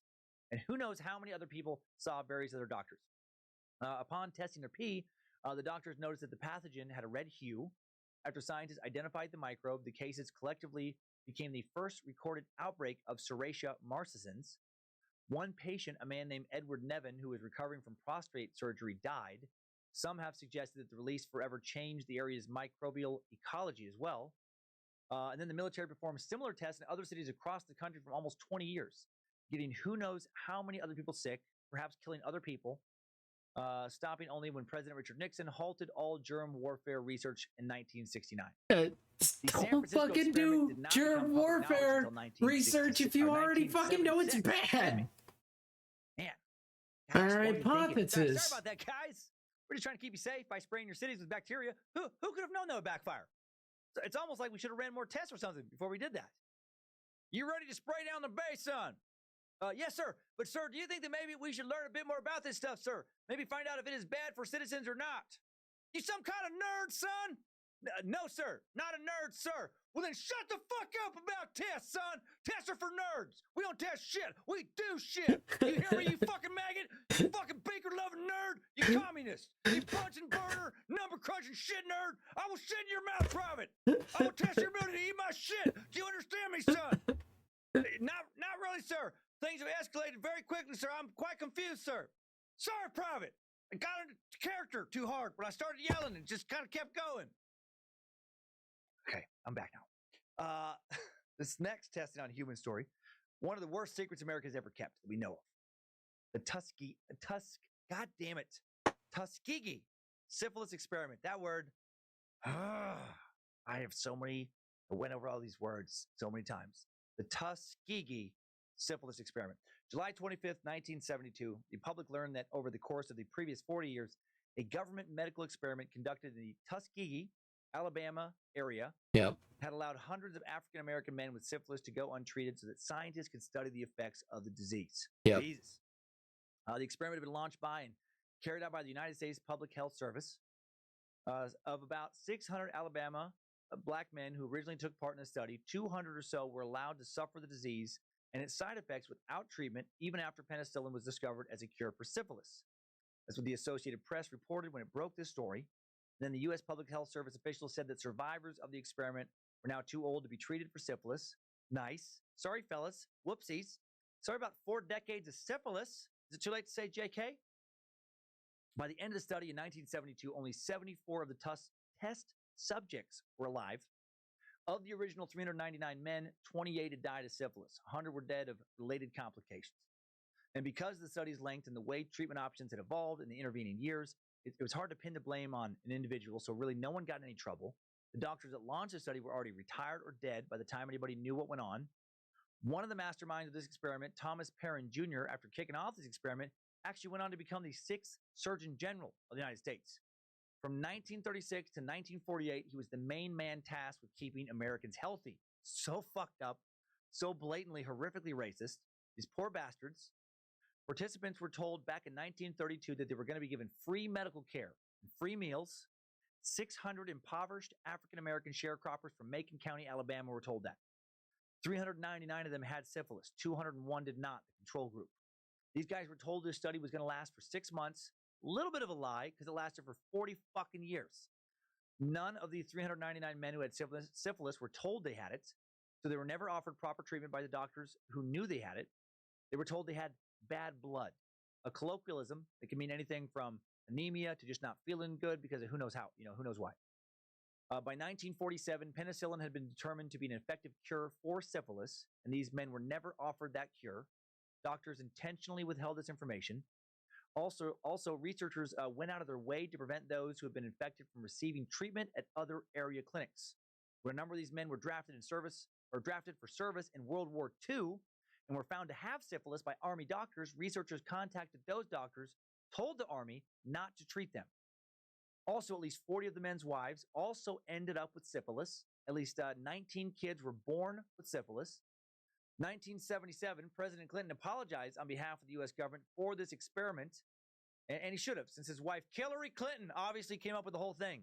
She was definitely alive back in 1932 because she's an immortal demon. Wait. I'm not Alex Jones. Forget about that. How did researchers ever justify this? Well, first off, they were obviously very racist. They didn't really care about these guys because they were black. Apparently, they also reasoned that they were not harming these black men because these guys were unlikely in their minds to get treatment for their syphilis anyway. So fucked up. Now, they're too poor to see a doctor, so fuck them. Fuck them. Fuck the oath we took. What was it called? A hypocritical oath? I don't care. I had my fingers crossed anyway. Let's just let them get really, really sick and just die. Just let them be human lab rats, just for funsies. Yeah. Some of these men did seek treatment. Fucking. They did ask for penicillin from other area doctors. They were told they were given it. Nope. They were just given a placebo instead. And did anyone get in any legal trouble for this? As I said earlier, no. Some people did get some money as part of a settlement of a class action lawsuit subsequently filed by the NAACP on behalf of study participants and their descendants. The U.S. government paid $10 million, $51.8 million in 2019 dollars. The government agreed to provide free medical treatment to surviving participants, which there wasn't that many, and to surviving family members infected. Also, Congress created a commission empowered to write regulations to deter such abuse from occurring in the future. This experiment further shattered trust in the government and many African-American communities, and rightly so. And syphilis, no joke. Shortly after getting infected, the first symptom is a sore, right? Like this canker. In its next early stages, syphilis symptoms can include swollen eyes, kidney, liver, spleen, bone or joints, pain in these areas, fever, weight loss, muscle ache, loss of appetite. In the final stages, symptoms can include internal organ damage, be brain, nerves, eyes, heart, blood vessels, liver, bones, joints, loss of motor skills, paralysis, numbness, gradual blindness, dementia, mental illness. It can just rot your brain out of your head. It's a serious illness. Okay, next atrocity, Operation LAC, Large Area Coverage. An operation that makes conspiracy nuts ranting about chemtrails seem a lot more credible than I would like them to seem. In the 1950s and 60s, the U.S. military conducted top-secret experiments on the citizens of the U.S. and Canada, crop dusting with potentially toxic chemicals from coast to coast to again simulate a biological weapons attack. And St. Louis, Missouri may have gotten the worst of it. For years, St. Louis residents were exposed to radioactive compounds, a researcher is claiming. While it is known that the government sprayed harmless zinc cadmium sulfide particles over the general population in St. Louis, Professor Lisa Martino-Taylor, a sociologist at St. Louis Community College, claims that a radioactive additive was also mixed in with the compound. She has accrued detailed descriptions as well as photographs of the spraying which exposed the unwitting public, predominantly in low-income and minority communities, to radioactive particles. I feel like I've forgotten how to talk today. Every word seems challenging right now. The study was secretive for a reason. They didn't have volunteers stepping up and saying, yeah, I'll breathe zinc cadmium sulfide with radioactive particles, said Professor Martino-Taylor, who I love. Through her research, she found photographs of how the particles were distributed from 1953 to 1954, and then again from 1963 to 1965. And it didn't just happen in St. Louis. In Corpus Christi, the chemical was dropped from airplanes over large swaths of that city. In St. Louis, the Army put chemical sprayers on buildings, like schools and public housing projects, mounted them in station wagons for mobile use, just spraying the fucking shit out of everybody. Despite the extent of the experiment, local politicians were not notified about the content of the testing. The people of St. Louis were told that the Army was testing smoke screens to protect cities from a Russian attack when really they were being sprayed down with chemicals. It was pretty shocking, the level of duplicity and secrecy. Clearly, they went to great lengths to deceive people, Professor Martino-Taylor said. Yeah, she accrued hundreds of pages of declassified information, which she has made available online. In her research, she found that the greatest concentration of spraying in St. Louis was at the Pruitt-Igoe Public Housing Complex, home to 10,000 low-income residents. She said that 70% of those residents were children under the age of 12. And she says this was a violation of all medical ethics, all international codes, and the military's own policy at the time.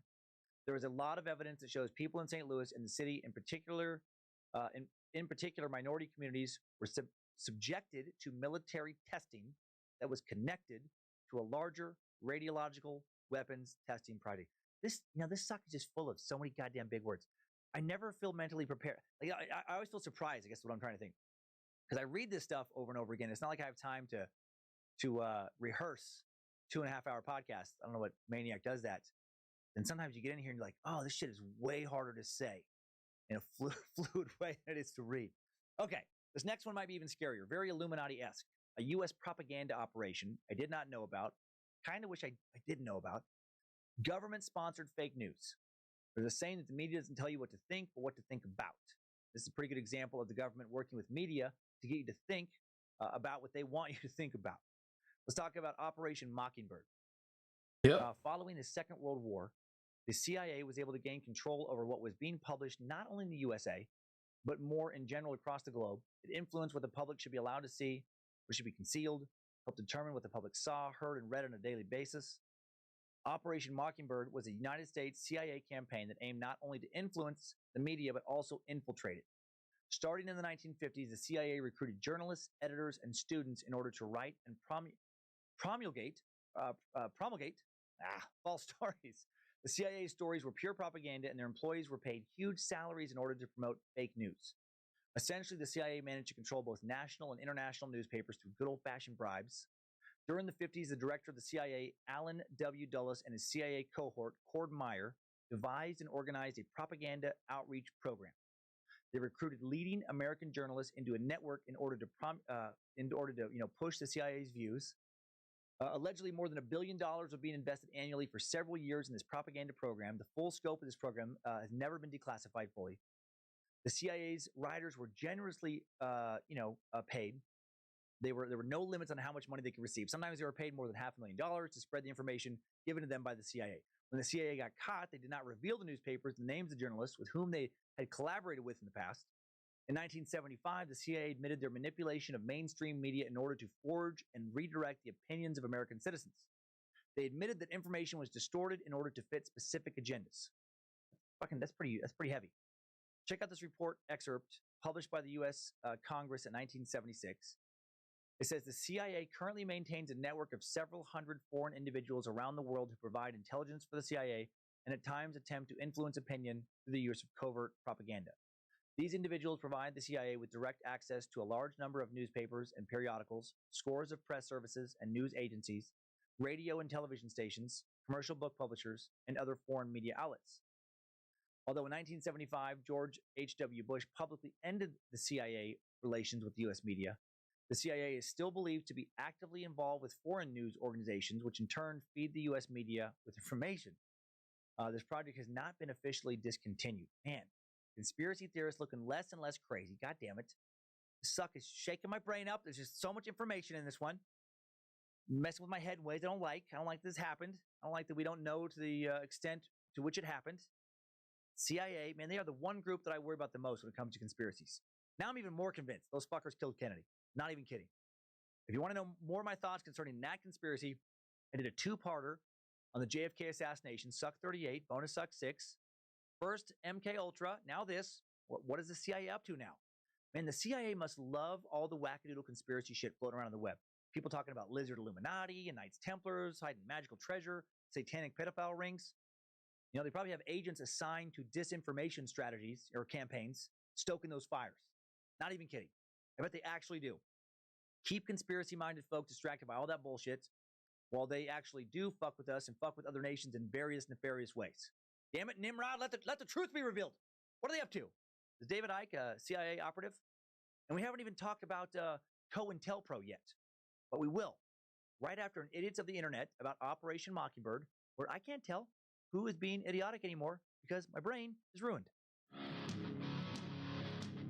Idiots of the Internet. 7 years ago, user HajDuck28 posted a clip from a 1975 House Intelligence Committee hearing where the CIA admits to Operation Mockingbird. The CIA admits to bribing the media. The president of CBS admits to being contacted by the CIA where the CIA wanted to influence the media. Tyler Durden, nice Fight Club reference, posts, "There is no conspiracy, only truth you choose not to accept." And I would have laughed that off completely 3 days ago. Now, not so much. I don't think all conspiracies are real because just because we know that some are real. That's a logical fallacy. Think that because, few conspiracies were real, now they must all be real. But way more seem to be real than I would like. Okay, Tyler Durden, with you on this one more than I would like to be, more than I used to be.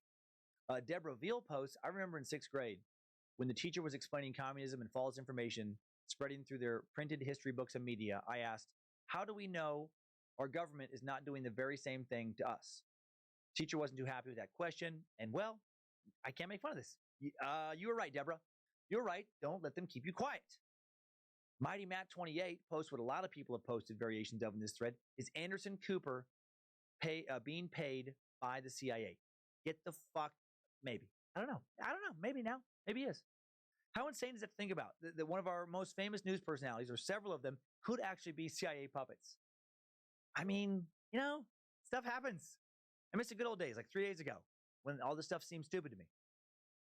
Mr. Steel Duck post, golly gosh, I'm glad none of that goes on today. Haha, me too, Mr. Steel. Oh, dang it. Okay, that was Kitty cat, yo, whoa, whoa. In the comment thread and post. For those of you throwing blame on my goodness, media, you clearly don't get the message of the video. Propaganda is in all political media, and I don't know about all. I don't like language like all or none, but. How are you? Oh my God, I'm working on my comic. Hello everybody, I'm working on page 4 of my comic and I'm just working on this. Just working on this right now and stuff like that. Set Mind in Motion. Just doing the line work so far. One of the most promoted books post World War II. Hope everybody's doing well. Hope everybody's doing amazing and incredible. I mean, what are you even saying here? What's been going on with everybody? How's everybody doing? By the way, if anybody in my stream doesn't know, Kitty Cat Yo streams. So, there is that. You're ruining what I thought was a very credible thread. We're just listening to Time Suck, more of our Time Suck stuff. We're enjoying ourselves right now. Totally crazy, by the way. I know a lot of conspiracies promoted on the web, like Nazis lived on the moon, are just plain crazy. But a lot of the shit that thank you guys. Thank you so much. Real crazy conspiracies. I am super tired. Well, then go to bed. Most of them have happened. Go to bed. Go to bread. Go to bread. What did I draw today? Well, are we going to learn that I was the real? I drew this because Ayame wanted me. No, she didn't want anything. I just saw her outfit, so I put her outfit on a character. My brain is melting. I saw her cute outfit in the Discord, and I was like, I'll put it on a character. The FBI began so I did that for myself. Program. I didn't do that for Ayame. I did it for myself, but Ayame likes it, so activities of the Communist Party in the United States. Oh, okay. And also all right. To fuck with a lot of African Americans who had nothing to do with communism. Just working on my my comic and my world and stuff like that. So far, I'm doing the lines on here, just trying to make sure that they work. Perspective wise is working and stuff like that, making sure that it looks good.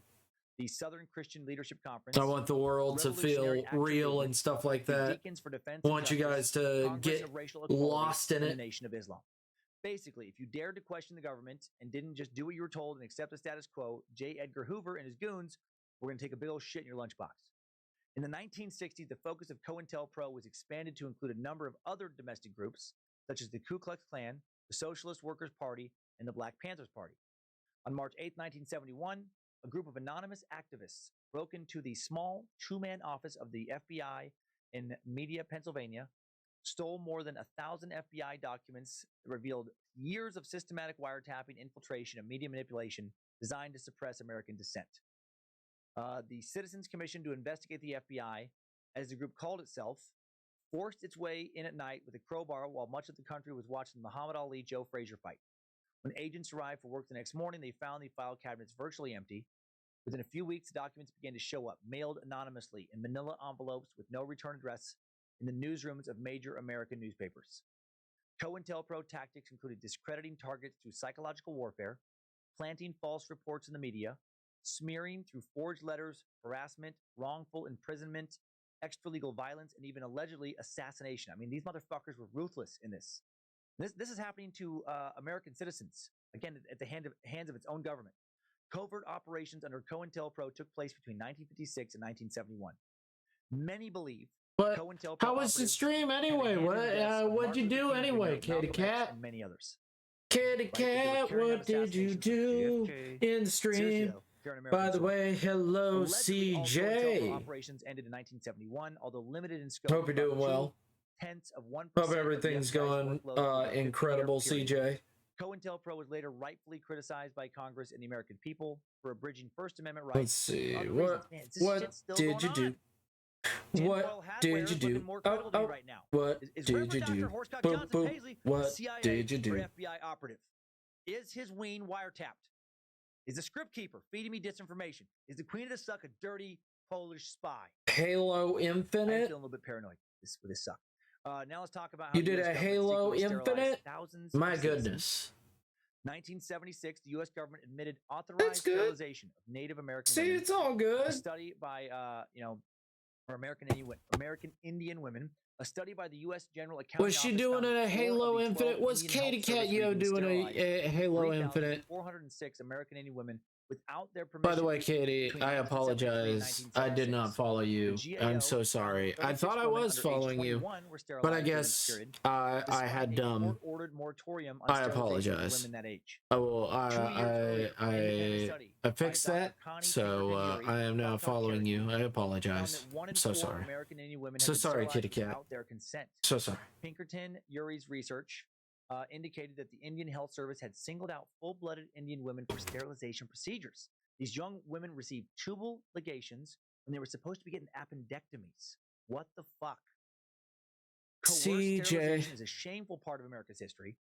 Where are you, CJ? Too far back to find other examples of it. Where are you, CJ? There you are. Considered undesirable. Hold up.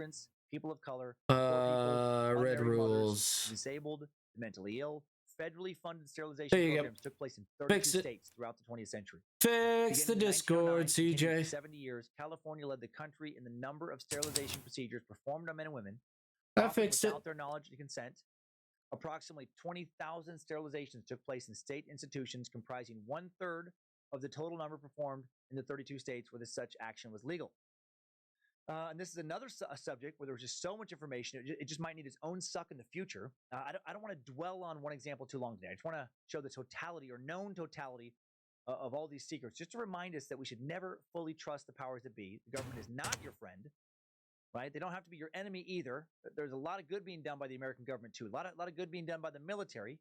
A lot of good being done in various state-sponsored programs. A lot of good social programs. The overwhelming majority of work done by the government, I do think, seems to be very good. But don't let that lull you into some false sense of security where you think, oh, whatever they say. If it's a law, I'll follow it. If they say it's good, I guess it's good then. Nope. We got to keep our eye on our bureaucratic overlords because from time to time, this suck shows they for sure fuck with us. Now our declassified sucks heads into the military massacres and war crimes that have been covered up. Just going to do two little incidents here. Let's head to Vietnam. There were more than a few war crimes that occurred during the Vietnam War. Declassified documents detail 320 alleged illegal incidents that were substantiated by Army investigators, not including the most. Oh, thank you. I put your stream on audio only, so I can listen while I fall asleep. It's very relaxing, good vibes.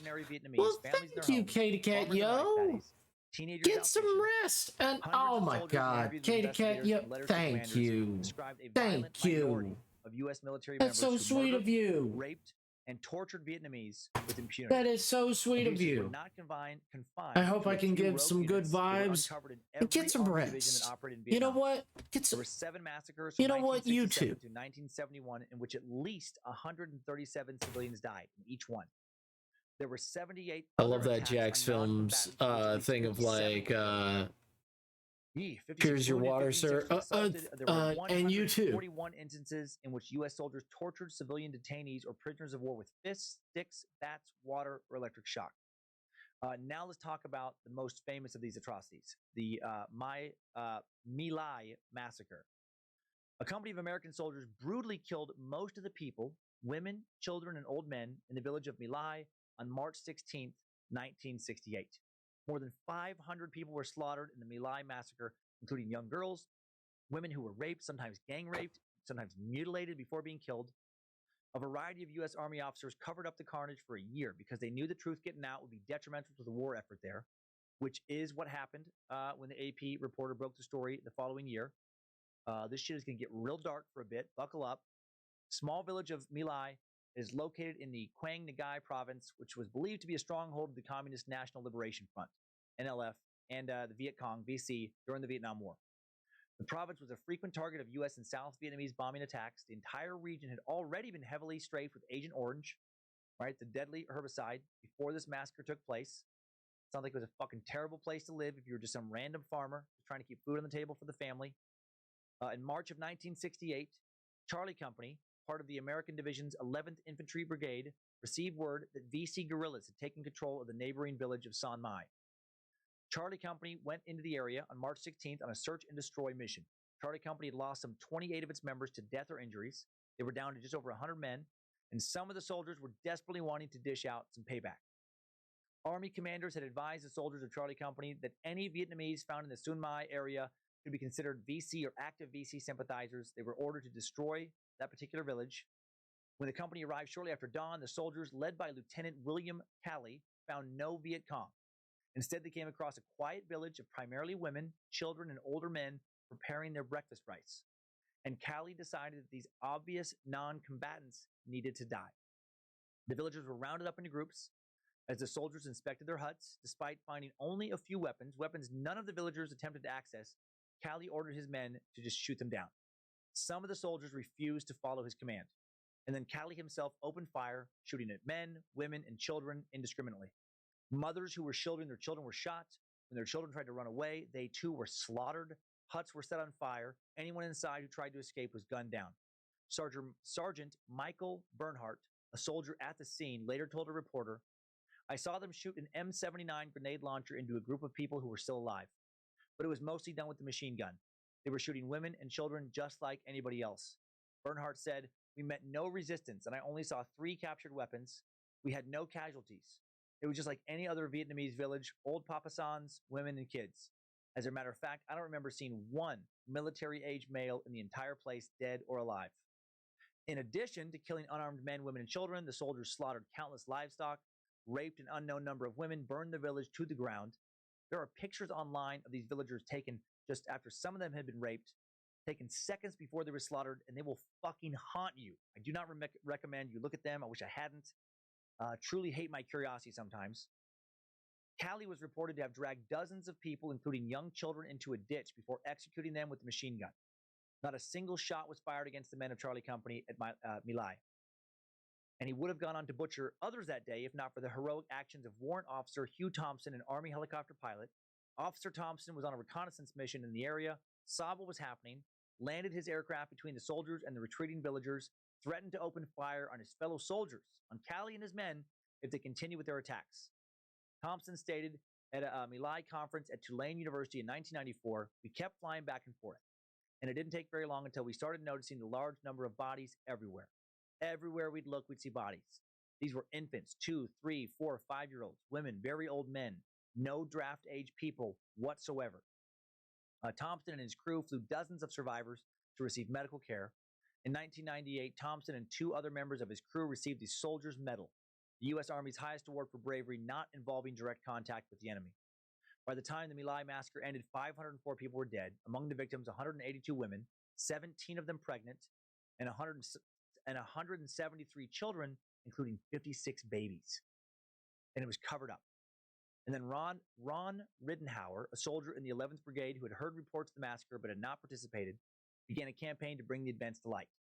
After writing letters to President Richard M. Nixon, the Pentagon, State Department, Joint Chiefs of Staff, and several congressmen, and getting no response, Riddenhauer finally gave an interview to the investigative journalist Seymour Hersh, who broke the story in November of 1969. The Army would later charge only 14 men, including Calley, Captain Ernest Medina, and Colonel Orrin Henderson, with crimes related to the events at My Lai. All were acquitted except for Calley, who was found guilty of premeditated murder for ordering the shootings. In March 1971, Calley was given a life sentence for his role at directing the killings at My Lai. Many saw Calley as a scapegoat, though, and his sentence was reduced upon appeal to 20 years, later to 10, and then he was paroled in 1974.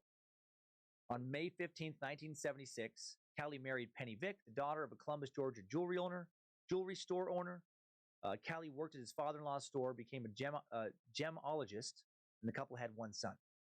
On August 19, 2009, while speaking to the Kiwanis Club of Greater Columbus, Calley issued an apology for his role at the My Lai massacre, saying, "There is not a day that goes by that I do not feel remorse for what happened that day in My Lai. I feel remorse for the Vietnamese who were killed, for their families, for the American soldiers involved and their families. I am very sorry." Later investigations have revealed that the slaughter at My Lai was not an isolated incident. Other atrocities, such as the similar massacre of villagers at Mai Key, are less well known. A notorious military operation called Speedy Express killed thousands of Vietnamese civilians in the Mekong Delta, earning the commander of the operation, Major General Oh, Julian goodness, guys. Ewell Just to let you guys in on a little secret. If there's a rabbit right next to me, and he is getting all the pets. I just want you guys to know that he's here. And he's a rabbit.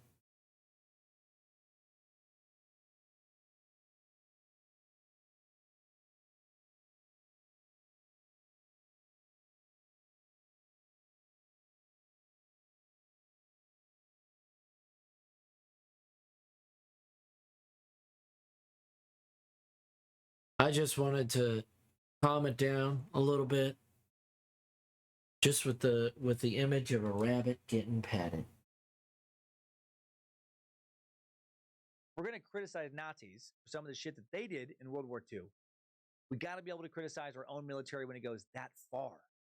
It seems as if a few bad apples over in Vietnam went way too fucking far. Many defended Cali on the ground that citizens, women and children, would suddenly attack soldiers out of the blue all the time. And you couldn't know what kids or women were going to do that. But how does that defense, apply to charges also of a bunch of raping that supposedly happened that day? I mean, you just can't defend it. What a terrible thing for those villagers. And also, what a terrible thing for the soldiers who were with Cali that day but didn't fire. Talk about a tough spot. You can either shoot your own officer, maybe die in a military prison, or you can watch kids be killed and women be raped and killed. So thankful I don't have to live with memories of something like that, man. All right, one more. Operation Popeye.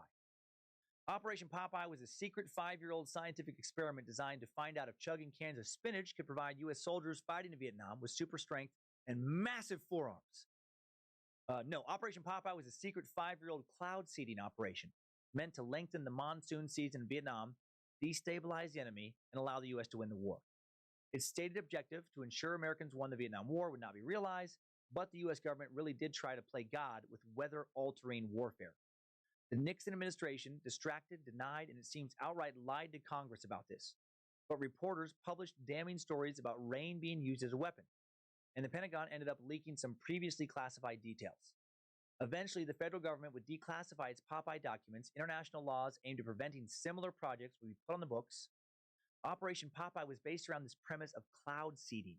Cloud seeding is a method for artificially stimulating precipitation, like rain or snow. The practice is thought to have originated in 1946. While experimenting with dry ice, Vincent Schaefer, a self-taught chemist employed by General Electric, made a big discovery. He noticed that cloud condensation nuclei, tiny particles around which water condensates, could be artificially produced to create rain and snow. Schaefer put his discovery to the test by seeding the clouds over the Berkshire Mountains in Massachusetts and supposedly successfully created precipitation.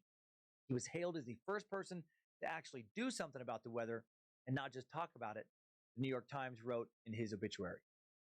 During their top secret briefing on Popeye, U.S. were told that taxpayers paid, without their knowledge, some $3.6 million a year to fund this operation, about $23 million a year in today's dollars. Popeye's success was certainly limited, also fundamentally unverifiable. Despite 80 years of cloud seeding efforts, rigorous research aimed at proving or disproving its effectiveness is still underway. At least that's what we're being told. Man, this suck is going to mess with my head for a while. Maybe the CIA is dicking around with the weather, too. It's not like they're going to tell us. And that's all the declassified or leaked info we can talk about today. It really does kind of make my head spin after a while. With all the information out there, all the info that's still being uncovered, we can do several versions of this episode. The U.S. government has released files on a number of U.S.-sponsored coups, military mishaps, flat-out lies, from weapons of mass destruction in Iraq to selling drugs in inner cities to funding coups in South America to a number of secrets involving foreign intelligence in almost every country in the world. Declassified military documents is an endless topic. Just like we went over a ton of them in previous sucks like MK Ultra, I'm sure we'll have more sucks in the future going in depth on one of these issues. Like the CIA's role in creating a crack epidemic in LA in the 1980s. I feel like shit like that doesn't sound that crazy after hearing about all this other stuff. What other secrets are happening under our noses today that will likely be declassified decades from now? What other conspiracies are the tinfoil hatters 100% correct about? They were right about the CIA testing on American citizens without their knowledge. They were right about the Gulf of Tonkin. They were right about the NSA spying on most Americans. Oh, man. I learned so much this suck. Hope you did too. This episode was loaded with info I'd either never heard about before or never looked into before. From dropping cat bombs to almost nuking North Carolina, to the Tuskegee syphilis experiment, to the CIA bribing journalists to shape the news, and so much more. You got to keep an eye on Big Brother. That's mostly what I was reminded about today. Holy shit. I was also reminded that in some cases, secrecy is very important, like with our nuke programs. We should keep that stuff top secret. We should not be allowed into Area 51 if it would fuck with our national security. We should also probably keep in mind that despite the crimes of the past, and almost certainly some in the present, most of the people that work in the sensitive parts of our government likely have either good or benign intentions.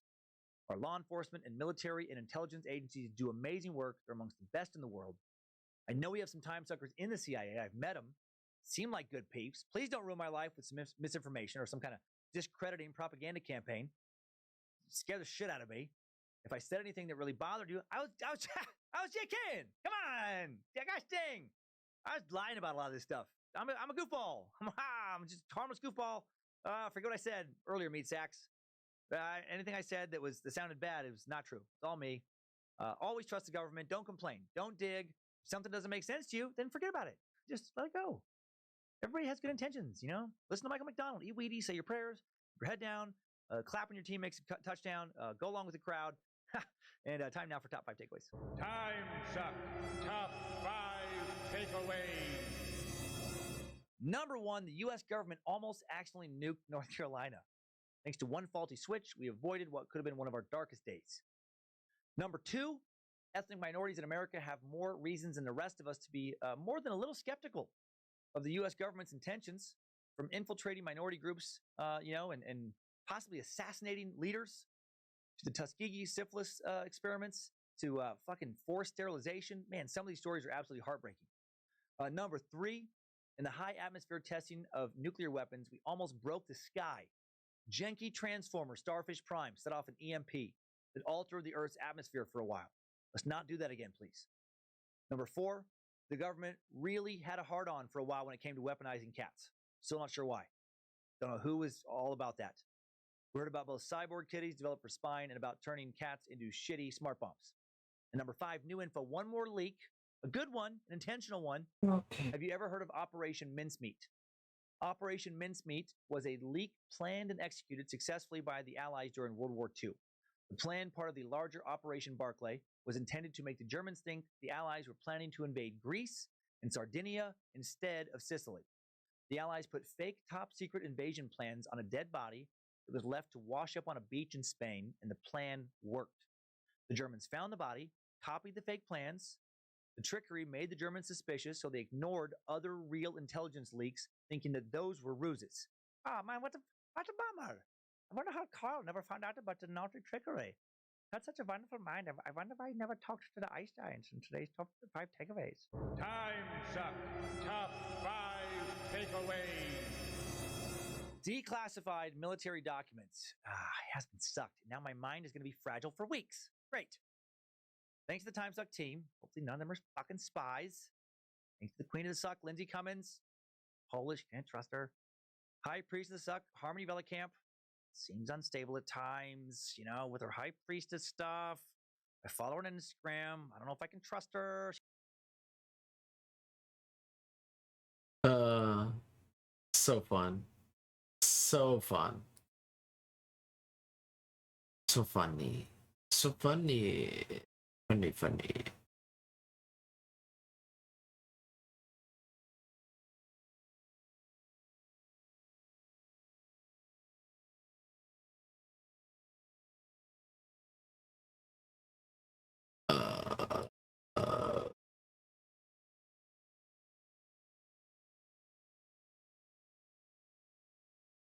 All right. That's the biggest question. So what I've gotten done so far on this, let's see. Let us see. That scene is starting to come along, and then slowly but surely it's coming along, and then after I finish that, over here I gotta finish this, then finish the background and all that, finish the background on that, and then finish this big page, and then I can start working on the next page, and that'll be nice. What's the next page? Beans. This jack off yelling.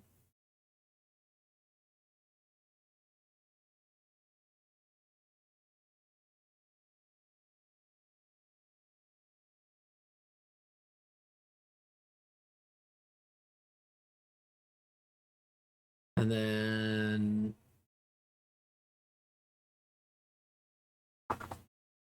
yeah, that'll be nice. That'll be nice. That'll be nice.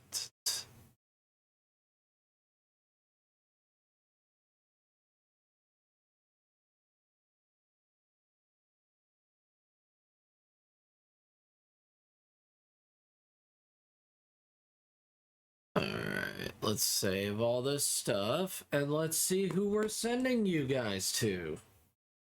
Let's see who we're sending you guys to. Let's see.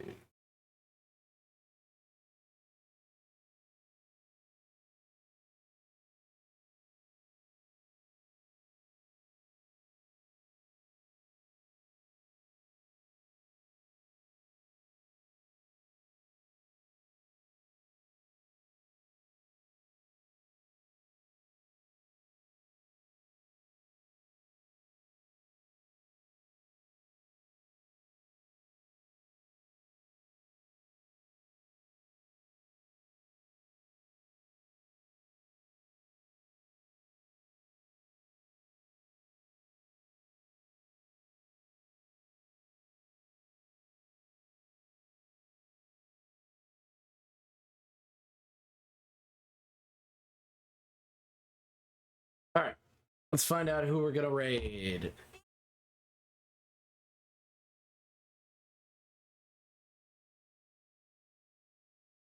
Let's find out who we're gonna raid.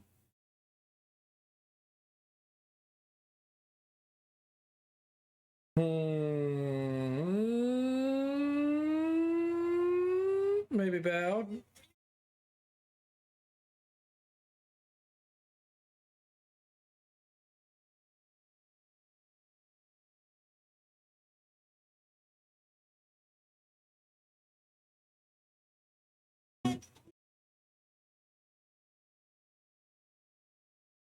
Bowed, Real Kazu Gaming. I mean,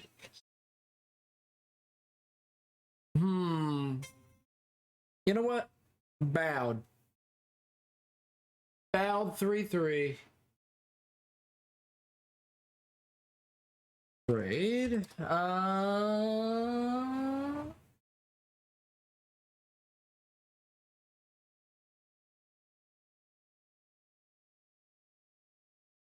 All right, guys. Thank you guys so much for being amazing. Thank you guys for being amazing. Thank you guys for being amazing. Thank you guys also for being amazing.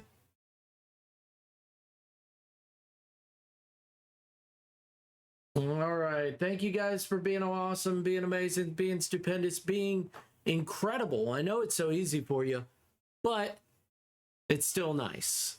So thank you guys so much. I do appreciate you guys. I will see you guys next time. Bye-bye. Bam.